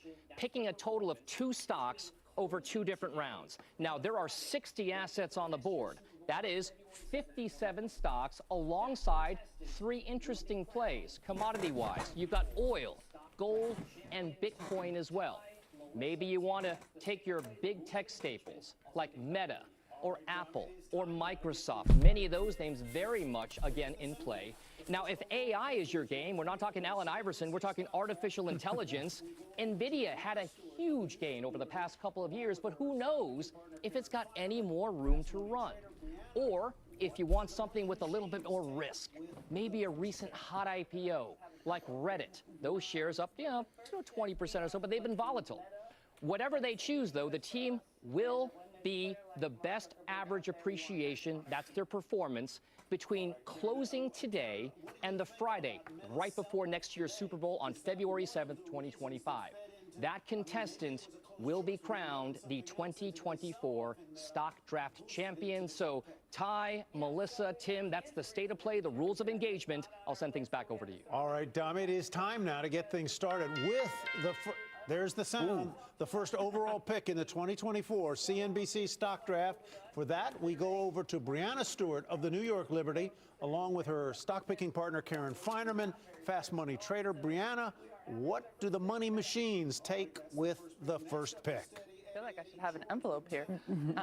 With the first pick, we are selecting Meta. It's an easy choice for us, and when there's a player like Mark Zuckerberg out there, we want to have him on our team. All right, Karen. Karen, what do you think about Meta's sell-off today? Is that one of the reasons that fed into, I mean, maybe it was a close choice between Meta and something else, and today's sell-off in Meta boosted it to the top pick? Yeah, so it actually is the reason that we chose it. I was not on our list, but we had to sort of make a game time adjustment because this opportunity presented itself to us. I think that the sell-off is somewhat overdone considering Mark Zuckerberg's prowess as a CEO, considering the strength of that business. The valuation is not very stretched at all. So we are happy with our first pick, Meta. All right, that's the first pick. Next up is Steady Eddie George. But Tim, let's get your reaction to that first pick from Brianna Again, and Karen. some game theory by Karen pointing out that maybe yesterday or the day before, Meta was a name that's outperformed the S&P for very good reason by probably almost 175% over the last year or so. If you think about what we heard last night, this is a company that was, the year of efficiency may be gone. In other words, it's a company that talked about higher costs. They downgraded Q1 and Q2 slightly in terms of the top line. And that adds up to a company that's had an enormous outperformance period in markets. Look, if you'd asked investors a month ago, this is one of the safest picks in the top of the leaderboard. This is a tactical call, I would say, but a great company. Certainly has proven bulletproof over the last couple of years. Fascinating. All right, with the second pick in our draft here in studio is Eddie George, former running back with the Tennessee Titans, now the head coach at Tennessee State University. Steady Eddie, what is your pick? My second pick is NVIDIA. I really believe in the management team with Jansen. He's done a phenomenal job. The GPU graphics processing unit is the best on the market. They're in high demand. They're leaders in AI, and I'm believing for the long term. You said you don't know if they have enough steam left, but I think they're in it for the long term. All right, that was, next up is our defending champ, WWE superstar Charlotte Flair, who rode NVIDIA really to the championship last year. Tim, your thoughts on Eddie's choice? Look, this could be the gift that keeps on giving. This is certainly the five-tool athlete out there. This is where the growth is coming from at a time when semiconductors have pulled back a little bit. It hasn't been a one-way ticket. There's been a pullback across the entire space. If you think about NVIDIA, there are people arguing that the growth is compensated by a multiple. This company earns $25 to $30 in 25 and 26. It's 30, 35 times earnings. Not that expensive for a company that's growing their revenues 150% year over year if you look at some of the recent quarters. So I think Eddie nailed this one. I think you have no place to not take a company like NVIDIA in this draft. You had a little bit of a pullback. I think there's a high delta. So the first two picks that have gone off the board here, I assume they do not surprise you one bit. They don't surprise me, but when I think about this stock draft and the opportunity you have for one calendar year to get an outsized performance, companies that have outperformed and had a great past 12 months sometimes are not your best call. It doesn't mean that we're talking about fundamentals. We're talking about game theory. The two stocks added up to the best overall score for one of our 10 teams is, I think, how you win this. But you're talking about a guy who's retired from the playing field and moved to the booth. And, yeah, you had several years maybe because I wasn't so successful part on the of this field. contest. All right, we're up to our defending champion now. Welcome back, Charlotte Flair. Thank you so much for being with us. First overall pick last year, she did choose NVIDIA, and it helped carry her to victory this time with the third pick. What does Team Woo select? Welcome back, Charlotte. Good to have you here. Thank you so much for having me. Third pick will be SMCI. AI is still at the forefront of this technological revolution, and SMCI happens to be a major player. So I'm going to go with SMCI. Anything particular you like about this stock? Well, they just had a big dip, and their PE is at 50%. NVIDIA was at 31%, and I think that might be something to consider. All right, Charlotte, thank you very much. We'll hear from you with your second pick in a few moments. Our only other returning contestant this year is the mentalist Oz Perlman. Tim, though, let's get first to you, the pick of Charlotte. First of all, I would be scared to go against anything Charlotte says for a lot of reasons, including she won it last year. And so I think her point is she's picking a company that has a higher beta element of what they do. You've seen a pullback in semis and some of the AI-related plays, and so it's hard to say that a company like this that has crushed it for the last 12 months can't be in the running. Again, I'm a little worried about the higher end, the higher multiple, the growthier part of this leaderboard. All right, there's the sound. It means it's time for our next pick. For that, we go to Oz Perlman, the mentalist, although he knew that, right? Oz knows. Your pick. I did. What is your pick, Oz? Here we go, gang.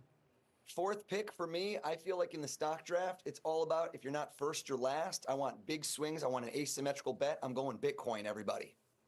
Deep into Bitcoin. What do you see there, Oz? I know you know the future. Tyler. Go ahead. We'll see, but I see six figures easily. I think it's a play where there's a huge upside.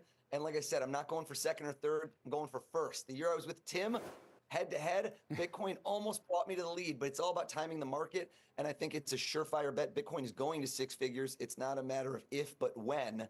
I don't want safe plays. So I think that that's the way to go for it. And you want to kind of go for something that has that big upside. And I think that within the commodity space and alternative assets, Bitcoin is that. Here's another one, Tim. Thanks, Oz, by the way. Here's another one, Tim, that has had a big run up in the past year. It's up 51%. First of all, Oz knows to the penny how much money's in my pocket right now. So, But I'm isn't it ironic that he hasn't won? You know what? It's a good point. Maybe he needs to show that the game is not rigged in his favor. Bitcoin, digital gold, whatever you want to call it, it's been an environment where Bitcoin, the reasons for owning Bitcoin have added up to success. If you think that the Fed is at least on the other side of their aggressive Fed policy, there's certainly a lot of questions from central banks around the world as they buy more gold. Diversification away from fiat currencies. The reason for being for Bitcoin is certainly every year in this stock draft a reason why this is perennially a top pick.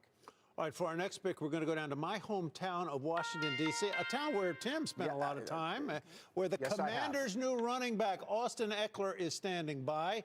Experience is the team name. Austin, welcome to D.C. I hope you can bring the Commanders good luck. You have been a top pick in more fantasy drafts than you probably know, but now it's your turn to choose. What's your pick? Yes, thanks for having me on, first of all. And I would like to say my first pick is going to be Caterpillar. Very interesting. Here's a stock, Austin, that stumbled today. I mean, we look at what happened today after the earnings came out. Did it stumble today influence your decision to choose it today? No, I'm really looking at kind of the landscape of just, the environment of the U.S. right now with, affordable homes and affordable housing really drying up. And it seems like everywhere I go, there's construction on the roads, there's new apartment buildings being built. And so I think where we're at right now in an environment where there's a deficiency in the supply of homes and infrastructure, especially in the housing department, that Caterpillar's going to have a great couple of months here coming up. Well, you have definitely gone from one place where there's a lot of construction on the roads, Los Angeles, to another, Northern Virginia, where the traffic has gotten about as bad as L.A. I wish you all the best on that. Austin, we'll see you back for pick number 2 in a minute. But, Tim, your thought on Cat? First of all, the big Cat reported today, if Austin's being tactical, I'll move lower. A lot of that move today is the volumes weren't great. Bears are certainly saying that maybe volume weakness is something that's preceding some of the economic weakness that, frankly, we haven't seen. Improving margins and a valuation that make this still a really attractive stock, but it's a stock that's up 90% over the last calendar year. And it's a stock that also, I think, has had that kind of a run that if we get any slowness in the economy, look, I give Austin credit. He's picking a blue chip company that I think can compete in this environment. All right, we've got so much more ahead. The stock draft will continue next.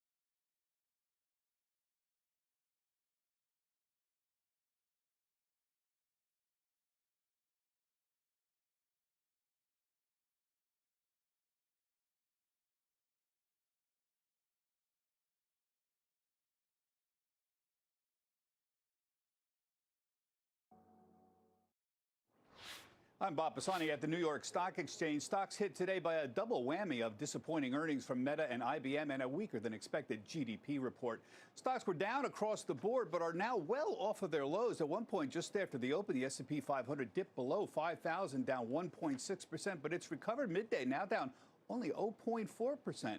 The Nasdaq was down 2% at the open as Meta weighed on that index. Meta is still down about 11%, but it's well off the lows as well. Nasdaq has cut its losses in half, as well as Nvidia, Tesla, Netflix. All those stocks are trading up today. The Dow was hit hard by disappointing earnings from IBM as well, and a sell-off by Microsoft at the open, but it too is well off the lows. Microsoft, by the way, reports earnings after the close today. Big day for IPOs as data security firm Rubrik had a slam bang open at the New York Stock Exchange, pricing its IPO at $32. That was above the expected range of 28 to 31, now trading up nearly 15%. Rubrik is the first tech unicorn IPO since last fall. We also had Loar Holdings, which makes aerospace and defense components. It priced at $28, also above the expected range, now trading up almost a whopping 60%.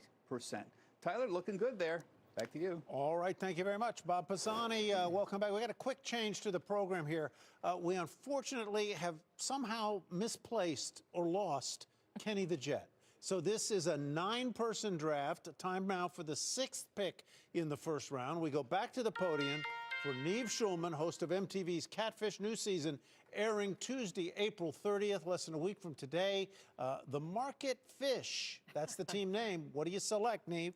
I'm very excited to choose Boot Barn for my pick. Ooh, and why? You like their boots? You or know, I'll what? tell you why. You know, with climate change, obviously a major factor. Inclement weather is on the rise, so we're going to need boots. And you know, companies come and go, trends come and go, but feet and hard work are here to stay. Simple reasoning, we need boots. We need boots. They also sell but nice Neve is cowboy wearing a very fashionable pair of sneakers over there today. But we'll just let that one pass. And, well, maybe he's telling us something. Maybe he's telling us something. He's owning it. Fair weather is coming here. Maybe Neve is. Hey, Tim, your thoughts on Boot Barn? How much time have you spent researching Boot Barn? Look, I don't want to get into this, Tyler, because the bottom line is it's been a lot, and it's also clear that there's a lot of people from California moving to Texas, and maybe that's just kidding. I mean, maybe it's not really happening, but I look at discretionary spend. I see a company that's had a very, very big run. Also, a dynamic here where I look at the charts, and I don't love the pick. I look at the growth. I look at the multiple around 18, 19 times, and I think Neve is onto something. He's certainly onto something in terms of where I do think that there is a demographic trend. I think young male teens are into this Carhartt stuff.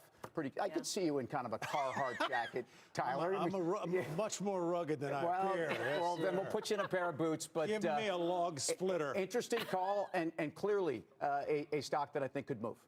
Very interesting. That's an interesting thing that you went to, Tyler. Log splitters. Log splitters. That's what I think of. Ruggedness. All right. Right now, let's get to a fitness personality and creator of the fitness app, Jillian Michael. She's getting an assist from her business partner, Giancarlo Cherish. Together, they are the Cash Crew. So, Jillian, what's your pick, please? Okay. Well, my first question is, I'm kind of late in this whole lineup here. So I'm wondering, I'm texting my business partner because he's not on the screen yet to ask him if any of our picks got stolen. So if we lose, I blame everybody else going ahead of us. With that said, I'm going to let G, my QB here, in to run the play. G, who are we picking?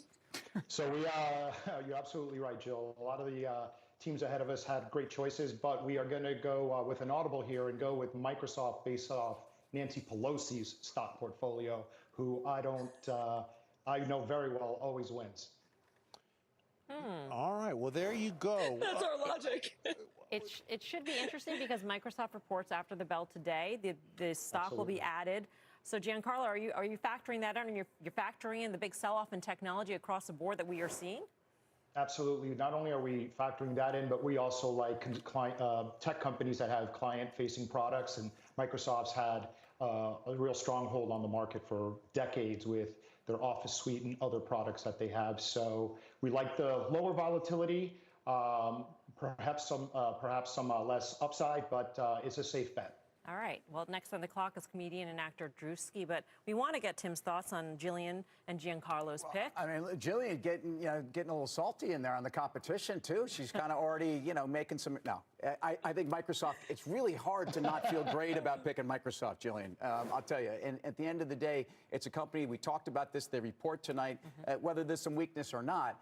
The real question is, what are you paying for Microsoft? At 35 times, this is a company that I think is a tech multiple that is at least in the higher end of its historical 5 to 10-year average. Azure, I think the street's expecting somewhere around 28, 29%. Any type of a beat on that will be a relief. The bar's very high here on this name. All righty. There's the sound again. Today, of course, is Take Your Kids to Work Day. We got a lot of young people, ladies, gentlemen here, and they are buzzing about our next guest, the social media star Drewski, also a comedian, actor. Check out Drewski in Praise This on Peacock. Drewski, the Four Lifers. It's your turn. You're on the clock. What's your pick? Man, you know, I'm on the board right now. I'm on the coaching board. So it's pretty easy to tell, brother. It ain't hard to see. How much Nike drip do you own? Man, I got to say, my closet's full right now, man. You know, we peaked out. But, you know, I chose Nike because I'm in a couple commercials. Sabrina Ionescu got me as her coach. They gave us all our outfits for my new TV show, Could Have Been House. So, you know, I'm going where it's at. And it's red for a reason because it is not looking good. So thank you, Drewski. Now, Tim, let's turn to you. We got one more pick in the first round. It's going to come from Joey Chestnut. And if he chooses Hormel, like a hot dog maker, or Oscar Mayer or something like that. We'll get back to that. Right. I'm probably messing up a bunch of endorsements that he has. But at any rate, Nike, this is a stock that has come down a lot since the fourth quarter of last year. Yeah, I mean, Drewski is just doing it here. There's no question that this is a name that I think is interesting. Nike well off of its highs. Yep. The critics will point out, especially critics playing the stock draft game, is this has been kind of dead money in a trading range for the last couple of years. When you listen to the company... You're making Drewski very Drewski, what do you got? Come on. Drewski's upset. Let's let him back in. Drewski, what's on your mind? I didn't have a stock coach, man. I came in here by my lonesome. Okay, well, look, and my guess is you've got enough pairs of sleds in your closet to help same-store sales coming for the next year or two. So, look, I like the call. World-class, best-in-class company, trading near the bottom of a range, and a company that I think also is known for innovation. It's time, Drewski. All right. Our next guest is the greatest eater of all time. You see him every July 4th devouring 70 or maybe more hot dogs. Joey Chestnut. Joey Jaws is his team name with the last pick in the first round. What is your pick, Joey? Ooh, yeah. Looking at this board, I'm picking Oracle. Why is that? Well, you know, they just announced they're going to be moving to Nashville. I'm a big believer in Larry Ellison, and it's just their software. Everything is still, what they produce is really important for everybody. The software, and I think they're getting more in healthcare, and so it's really important. All right. Joey picks Oracle. Tim, what do you think of Oracle? Not a surprise. Look, Larry Ellison has been gobbling up companies for a long time. And if you think about them, this is what we all do here.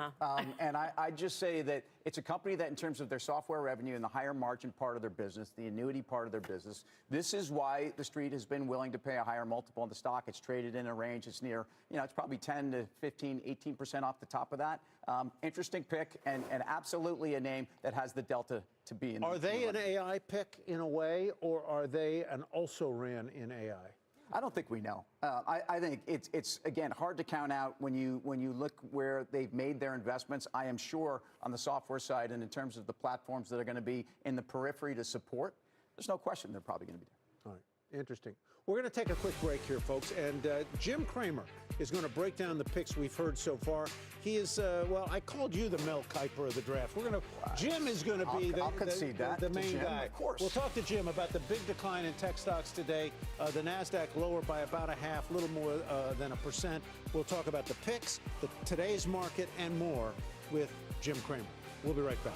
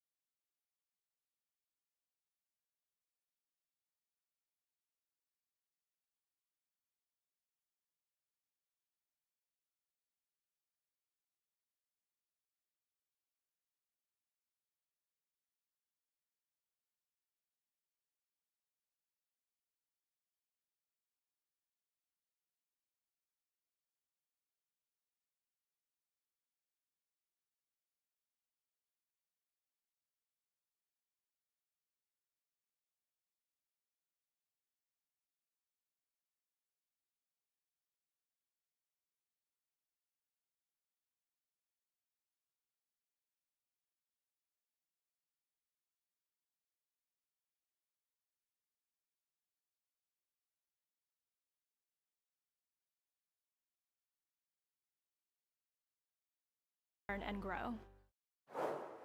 Welcome back to the CNBC Stock Draft. Each of our 10 teams, 9 teams, has made one selection. They're making preparations for their second-round picks. But first, the star of our halftime show, Jim Cramer. So, Jim, quite a comeback in the market so far today. Yeah, look, I think that a lot of people realize that, something, if you parse all the words that Zuckerberg said on the Meta call, all he's saying is, look, this is going to be like Reels when we did it. This is going to be like when we went into mobile. This is going to be like Stories. You have to give us a little leeway. Those who have given us the leeway have made a lot of money.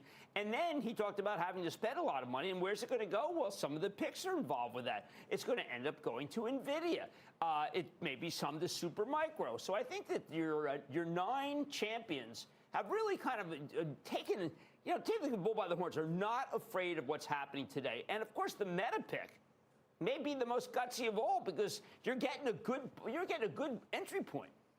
Hey, Jim, I guess the question is based upon both today's market recovery and what we've seen in the draft so far, is the leadership intact? Look, I think I have to question leadership, frankly. I think it's a little early to be able to say it. We're getting a little bounce back. But, Tim, I think that these stocks, the ones that the megas, are all subject to having the wrong holders. Your shareholders are not your friends. They're out to dump you as soon as they see something negative. And I think we have to give those a rest. I do think that there's niche stocks that can do well. But you know what? It's not a great market. And I know that we're all excited that it's come back a little bit. But, Tim, that's not what it... look, we want to make money. We don't want to bounce back from the bottom to the second division. It's got to be better than that. And right now we don't have that. If we knew, Jim, that rates, 10-year yield would be 4.7, 4.75% from now for the next year, would that change your outlook for stocks? Well, look, I'd like to see 2 rate cuts. I think that when you get a GDP number soft as we did today, the Fed should be acting. But then again, you get a 3.7% inflation, so they're hung. First of all, welcome back, Melissa. I'm sorry. I do think that where we are is that you have to find stocks that have the following characteristics. They got to be able to raise numbers, boost forecasts. The margins have to be better, and you need an upside surprise. And so you'll see a stock like a Union Pacific, which everyone had written off. That thing is soaring. A Chipotle, which is one of my absolute favorites, where they actually, they had to tell their workers, stop eating the chicken because the Al Pastor is so successful, you're making it so our fans don't have enough. Anybody's got a product they can raise price on and they still can't get enough of it, that's my kind of stock. Quick question, Jim. Is today's sell-off more about Meta or more about the GDP and the inflation number? I tell you the truth, Tom, because we have all these other stocks that are about to report in mega, I think it's the bonds. It's just so hard. I mean, I know 4.6, 4.7 to a lot of people at home doesn't mean that much, but it just means that the competition, you got that 2-year over 5. I mean, that's a great piece of paper. I bought some the other day. I'm down on it, of course, immediately, but since I only have to wait 2 years, I don't regard it as a big loss. All right, Jim, thanks very much. Tim, thank you as well. We're about to jump right back into our draft with the second round. But first, we have made contact with Kenny the Jet Smith. He's going to make his first round pick. Then we'll go back to Brianna Stewart and Karen Feinerman to make their second round pick. Stay with us. We're going to take a quick break. We'll be right back.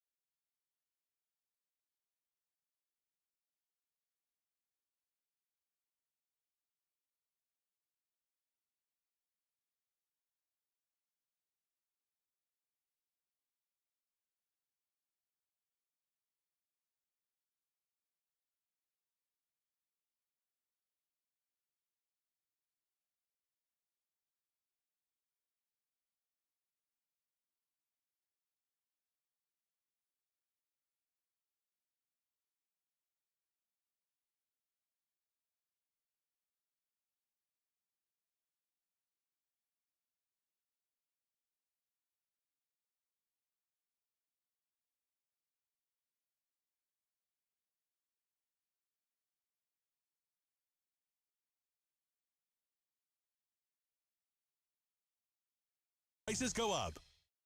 All right, welcome back, everybody. Before we go to round two, we have established contact with Kenny the Jet Smith, two-time NBA champion, now known best for his work on Inside the NBA.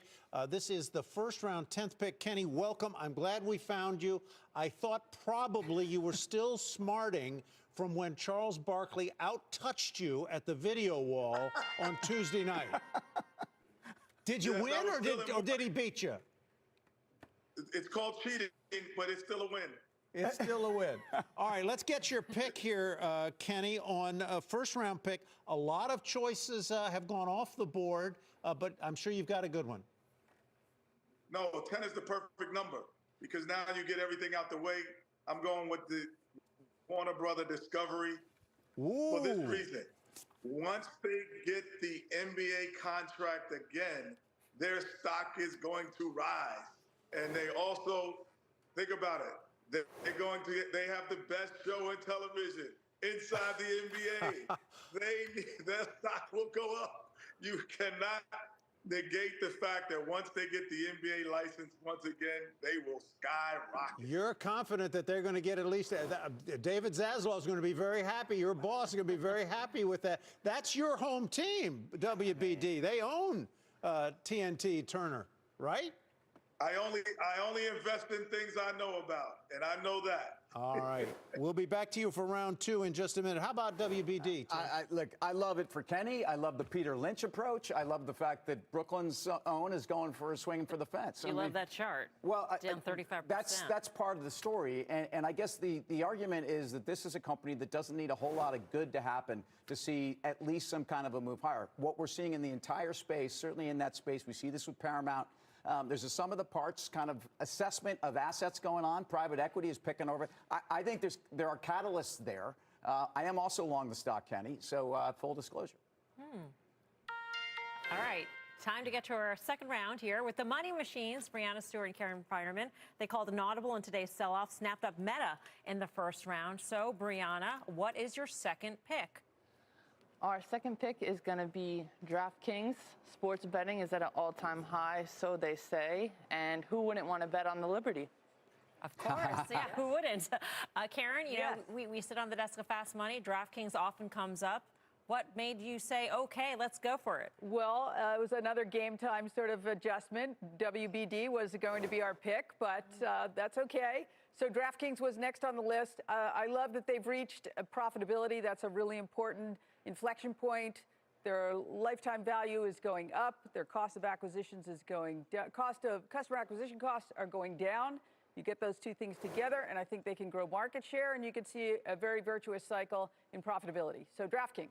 All right, thank you, Money Machines. Next on the clock is Eddie George, and while he makes his way to the podium, Tim Seymour, what do you think of DraftKings? I love this pick. Yeah. It's also pulled back from the top, even after a 350% move. There's been a 3.5 bagger over the last couple of years off of the lows. But as the ladies are addressing the market, the addressable market for DraftKings, the rationalization within the industry, the profitability that DraftKings has talked about, and I think these NCAA prop trading headlines are an opportunity. So you're buying that weakness. Great call.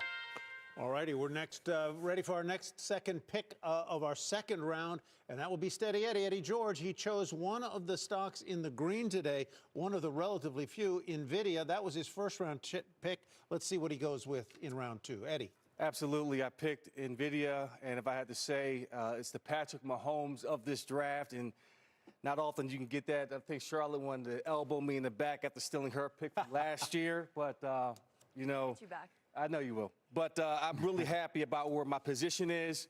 And my next, with the second pick, is all about fundamentals and sustainable excellence. And not often do you have a chance to get a guy or a stock like Apple, which I consider the Tom Brady of the draft. Tim Cook, outstanding management team. They're on the cutting edge of technology. It's always about the next thing with Apple. You know, so their recurring revenue model is great. Apple Pay, the subscriptions. They're known for hardware. And you know, I have on an Apple Watch. I'm buying my wife an Apple computer for her birthday by April 29th. So, hey, it's all about brand loyalty, and Apple is my pick. So I think that complements my pick very well. I hope she's not watching because you just, Happy you just birthday. gave it away. She knows. She doesn't watch the show. She's good. Well, we got to change that. Honest, I know, really. Thanks. All right. Well, defending champ Charlotte Flair is on the clock, but Tim, what are your thoughts about Apple? He articulated that fundamentals and sustainability. Mel, you were saying to me before the draft today that drafting Apple is kind of like grabbing an offensive lineman from a big SEC school, like Alabama, which you can't really go wrong building around a franchise that look, and Apple's not on top of its game. If you look at the charts, this is a company that's underperformed the NASDAQ, underperformed the S&P by 20% from December. We are expecting something from WWDC. To count Apple out of the AI game is, I think, crazy. But you put Apple in there with WBD, with Nike, and others that maybe have not performed as well over the last year. And there's the argument that says you got to take a big swing on something maybe that hasn't done as well. Well, I would have played the game a little bit differently, but I can't argue with a pick of Apple, which is really their tried and true. There's a lot of problems in China. There's some issues they're dealing with. Yep. All right, defending champ Charlotte Flair, she's at the podium. She also chose a chip maker in her first round, buying the dip in Supermicro. Charlotte, what's next? So I also had Apple and DraftKings, but I'm going to stick in tech and go with IBM. They also have a focus with AI. Did you? That pullback is a big one today, Charlotte. Did you make the choice based on that too? Just sticking in tech, really. Yep. To be honest. What do you think, Tim? I think tech is like drafting a quarterback in this year's NFL draft. I mean, you kind of have to be there. Look, again, I'm not going to count Charlotte out. IBM's numbers last night were showing at least some slower on the consulting side of their business. Their software business is kind of edging along. It's a company that after doing nothing for 3 to 4 years really had broken out to the top of a range. So I don't love the chart. I think mega cap tech and IBM kind of fits in that group these days is dealing with some headwinds here. Yeah. By the way, the WWE has a draft of its own starting on SmackDown tomorrow and continuing Monday night at 8 Eastern on USA Network. So you got to catch that. All right, time now for the second round pick from Oz Perlman. His first pick was Bitcoin, the only non-stock that has gone off the board so far, I think. And he said it was a surefire bet that it will hit 6 figures. When, he's not quite as sure, but he's betting on it. What do you say for round 2, Oz? Always need an ace up my sleeve, Tyler. And this one went under the radar. Carvana, gang. I see a huge upside. Peaked at $350 about 3 years ago. There were some missteps. I think management's got some strong backing right now from Apollo. They don't like to lose money. We're at 75. You see it across right now. Consumer affordability is key. People are looking at used cars, and that is their focus. You saw Sonic Auto go up by 12% today alone. They had a comprehensive debt exchange. This thing's going to 175. This is a lock. Oz has done his homework here. Austin Eckler of the Commanders is up next. But, Tim, we know you love Oz, and do you love his pick? Well, I love the 12.5 bagger. It's been off of its lows of last year. Having said that, this was a $350 stock. You can see it's a $75 stock. That doesn't necessarily mean anything other than the fact that this stock certainly has proven it can overshoot to the upside. I think the partner inventory dynamics for this company are actually positives on the fundamental side. I agree with the macro in the auto space. We're also getting better numbers in terms of expectations. We heard that from Ford in terms of U.S. SARS demand. So high delta stock, Oz is playing the game the right way. But if the economy slows down?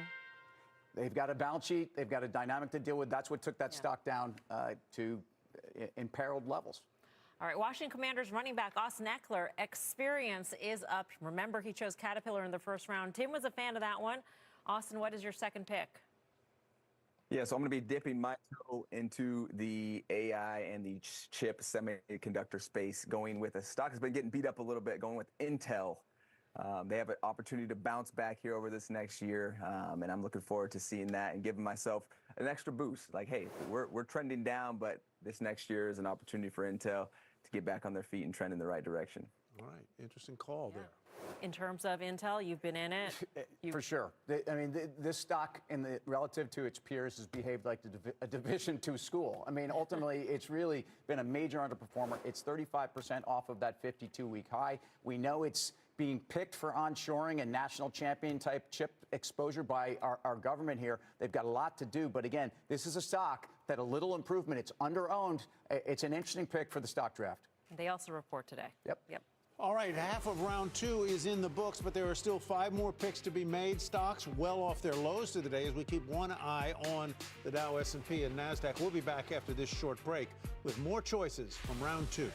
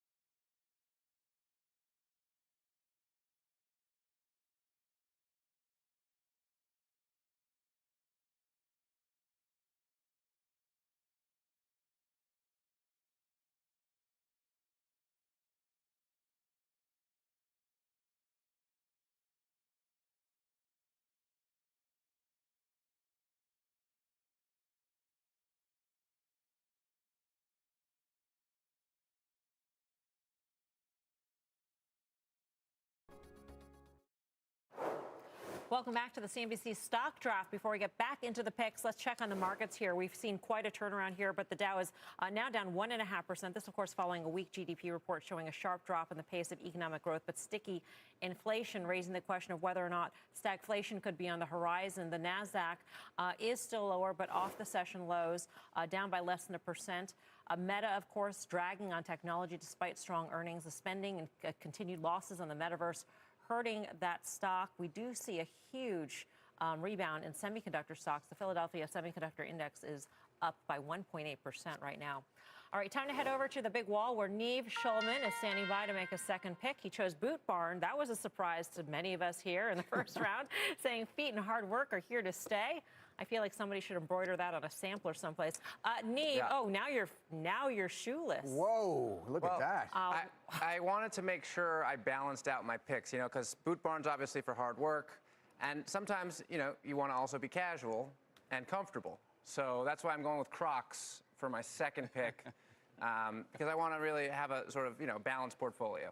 This is a thematic choice here, going with feet. You're all in with the feet here, Neve. Yes. Yeah, well, as a long-distance runner, my feet are very important to me, and I want to make sure that I'm supporting the footwear industry and the companies that, keep us comfortable. I mean, let's hope those feet are clean. I'm glad I'm not. I would only presume they look clean. No, they pedicured, I et cetera. I can't judge from here, but All right. Interesting. Crocs. Yeah, Yes. Crocs. All right, good. All right. great. What do you New think of things. Crocs? Well, I mean, personally, I would probably rather be barefoot than wearing Crocs. Yeah. But that, but Crocs no are one's. supposed to be very You comfortable. also said you were embarrassed when you once got cowboy boots. Yeah, as a no, young, as a young buck. I came outed clean him. about that Yes, at I one point just when I was outed him. 12, by the way. Crocs has had a pretty impressive move. I think it's a combination of they've actually gotten inventory dynamics together. They've seen some top-line growth. They've seen actually some broader demo demand. I am worried about consumer discretionary. I think we've seen a very resilient consumer, and certainly in the upper, upper echelon consumer in terms of the more aspirational. I think this is a stock that's had a big run, and I think it's a crowded space. All right, interesting. So Neve is cornering the footwear market there. Jillian Michaels and Giancarlo Cherish are on the clock. They are the cash crew ahead of tonight's earnings. Microsoft was their first round pick. Jillian, let's find out what your second rounder is. First, I want to flag that I think Drewski is engaged in insider trading, and I don't understand how no one's called him out on this. He's in business with Nike. I'm just saying. And you always told me, do not buy stock in companies we do business with. Just so you know. And we're gonna go. We're gonna go with J.P. Morgan. J.P. Morgan. You do no business with J.P. Morgan. No bank accounts. No bank accounts. No CDs, mortgage no with J.P. nothing. Morgan. You're clean. No with credit JP. cards. Come on. I mean, this seems. No, I'm an American Express girl, and I do happen to have an Advantage Miles card, which I think is Citibank, but I don't really know. All right. I think I'm clean. Yeah, I think. Giancarlo, obviously, Jillian's been doing deep research here on J.P. Morgan. Yeah, listen, we like the banking sector, obviously, with Jamie Dimon at the helm and the stock trading at its close to all-time high. You know, J.P. Morgan's got about $2.6 trillion in assets. If the market stabilizes and interest rates drop, I think between their deal flow and their lending business, we could be poised for some good returns. We picked up the stock during the dip in 2020, and it's. I personally feel that Jamie Dimon is the right man to be leading that company. So before we go to Tim to get his response here on J.P. Morgan, Jillian, I've got to. There was some inside talk here that the fitness instructor might go with a Novo Nordisk or an Eli Lilly. They have the big weight loss drugs. God. We thought maybe Bite you'd your go there. Tongue. Oh. Tui. What did you say? I did.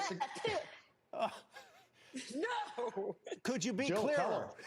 Jill, tell him I suggested it. You shot me down. Giancarlo did suggested it, and I said I would end our partnership of 18 years if we did it. But why? And I'm absolutely not. Because I don't invest in things like Philip Morris. I don't invest in things like Novo Nordisk. It's just against my personal ethics. I just will not do it. I won't do it. But Jillian, the GLP-1 kind of drug, call this revolution in terms of helping people with obesity issues is certainly proven to have not only a change in terms of their daily lives, but there's an economic impact in the country from this. I realize you're gutting it out every day on the bikes and whatnot, but is it a function of that? You think people should just be in the gym working harder? Gosh, I mean, I'm not, I don't know how much time we have to really get into it, but the long and the short of it is I do not see this drug as a solution in any way, shape, or form. And I think Bill Maher put it best. It's like a mail order bride. All your friends are going to be really jealous for a year until she kills you. And I don't think that there's any permanent solution there for people. And again, I could get into it, but we'd need a bit more time. Here's one for you. In 2005, the CEO, Lars Sorensen of Novo Nordisk, said there's no business for Novo in this area. Obesity is social and cultural, and they fired him. So no.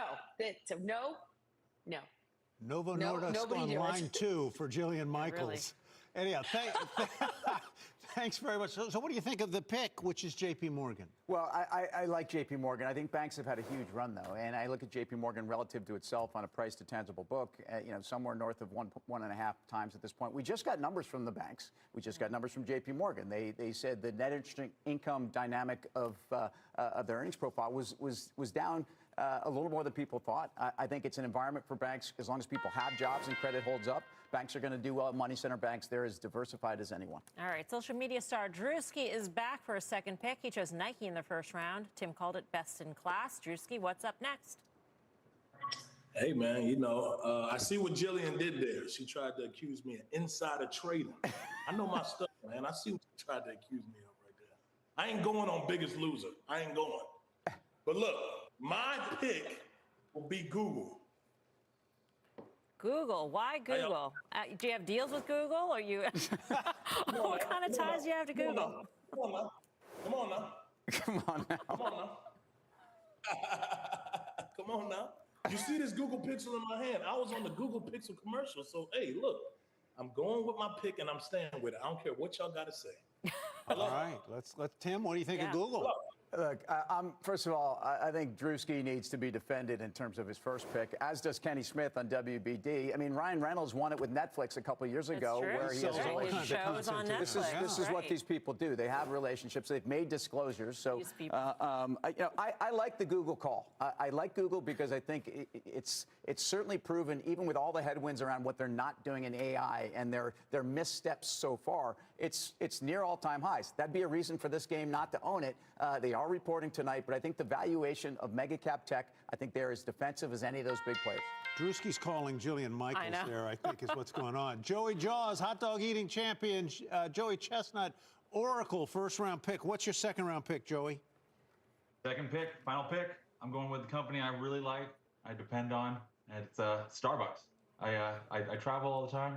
I use their coffee. I'm getting ready for a contest. That's all I eat, or that's all I'm drinking that day. And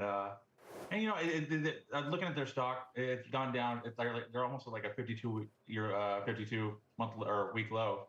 And dude, I feel like they're gonna come up. Interesting. A lot of people going with what they know. Exactly, and I think that's smart, right? Yeah, We've seen it time and time again. Joe, I'm curious, when you get ready for a competition, you want to be caffeinated. Like, that's your competitive state. You're like wide awake, caffeinated, ready to pop those dogs in your mouth. Yeah, so I go in empty and loose, but I'll also try to get a little bit amped up. A little coffee with some espresso in it, and at Starbucks coffee, it's the same everywhere I go, and it does a good job. Do you think we could combine Starbucks with Nathan's and maybe have you washing it down with a couple of Ventis? That would not be a bad idea. That'd be. Maybe they should. Yeah, they need to have Starbucks in more baseball stadiums. That'd be fun. All right, Joey, thanks. What do you think of Starbucks? Well, an owner. I've been an owner. I'm also probably equally as addicted to the caffeine product. The stock's near its lows. It's also a valuation that I think is troubling. It's got some China issues. It's got some growth issues. But over long term, might be a great one. All right, Kenny Smith, it's your turn again. Bullish on the NBA contract, potentially chose Warner Brothers Discovery in the first round, sticking with his home team. Kenny, your choice for the second round. I was close because you guys almost convinced me to go with this Eli Lilly, because we got a hot dog eating guy. We have Julian. They were fighting. And then I sit next to a guy who actually uses the drug to lose weight. So I'm like, should I go with them? But I've gone with Delta. I'm going with Delta because I feel this is the first summer that we are really post-COVID, where people might have disposable income. They want to travel, and they want to travel in style and on time. I'm in Atlanta. I use Delta a lot. Always on time. They have VIP service, all of the great things. I think that people are going to say, with my disposable income, I want the best airline possibilities. Delta is one of them. I'm going with Delta. All right, Kenny, thanks very much. We're going to take a quick break there. All the picks are in, but we got more stock draft coming up. Jim Cramer is on the clock now. We'll hear from him next, and some final thoughts from Tim as well. All 20 picks are in. We'll size them up after this.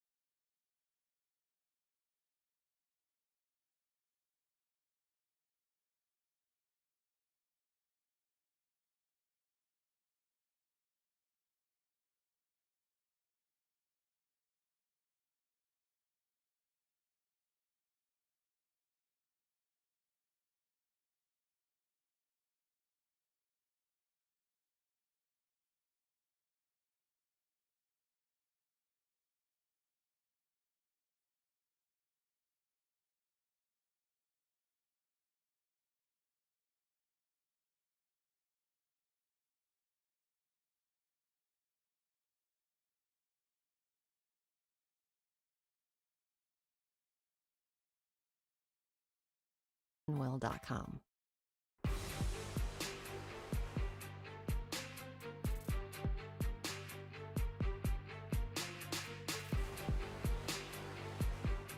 So all the picks are in. Now let's put Jim and Tim on the clock. So Jim, we'll start with you. Which team do you expect to be lifting the stock draft trophy next February? I think that O's, the mentalist, has gamed this thing right. You've got to be off the beaten track. You can't just go, as much as I like NVIDIA and Supermicro and Meta, obviously, Microsoft soon to report.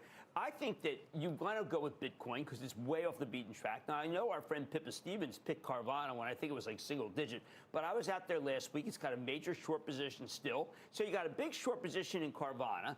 And you've got something that's an outlier. So, Melissa, Tim, I want outliers. O's has given us outliers. I mean, I remember, 6 or 7 years ago, I was a younger athlete back then. I picked Valiant, and that was a stock that was bombed out. And all it took was it was the best pick that year. So tell me what the Fed's going to do over the next couple of years, and I think we can make a call on this. I agree with you on O's. I love the optionality in both those picks. Bitcoin, it's either on or it's off.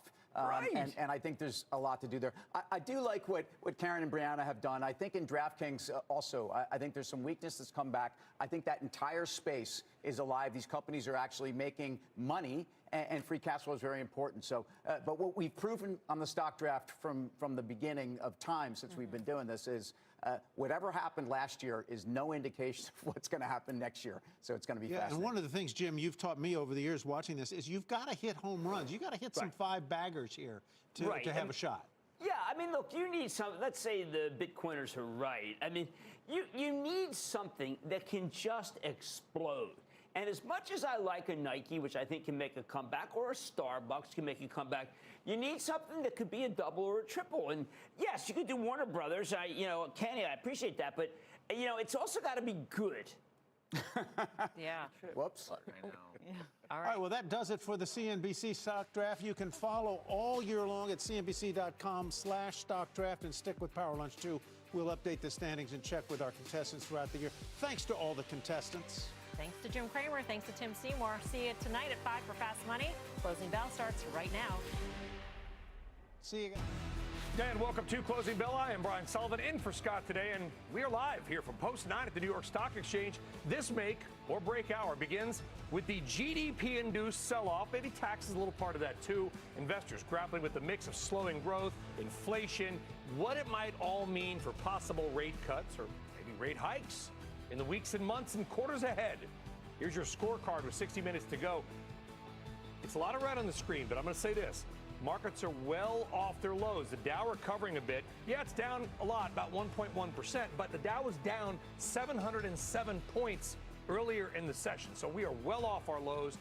Bond yields, though, by the way, they're up. 10-year hitting a 5-month high, kind of ticking its way back toward maybe 5%. Of course, as we talked about last night, Meta's lackluster revenue outlook leading to declines across the sector. You got Microsoft and Alphabet down as well. That's all ahead of their earnings. Their earnings are due out after the bell. Tune into Last Call, guys, by the way, 7 p.m. Eastern. We'll have more on those reaction to the breaking news, too. One bright spot today, semiconductors. What else? NVIDIA moving up. Evercore reiterates it, now performs, saying buy the dip. Intel also getting ready to report in overtime as well. So we got a lot still to do, and anything can happen. And by the way, All-Star analyst Stacey Rasgon will join us shortly. I think it's his first time here at the NYSE, I'm told, so look forward to having him on set, talk about those numbers. All of this bringing us to our talk of the tape. We'll hire for longer and maybe a slowing economy and a pretty high capital gains tax proposal that's not getting as much attention as it should.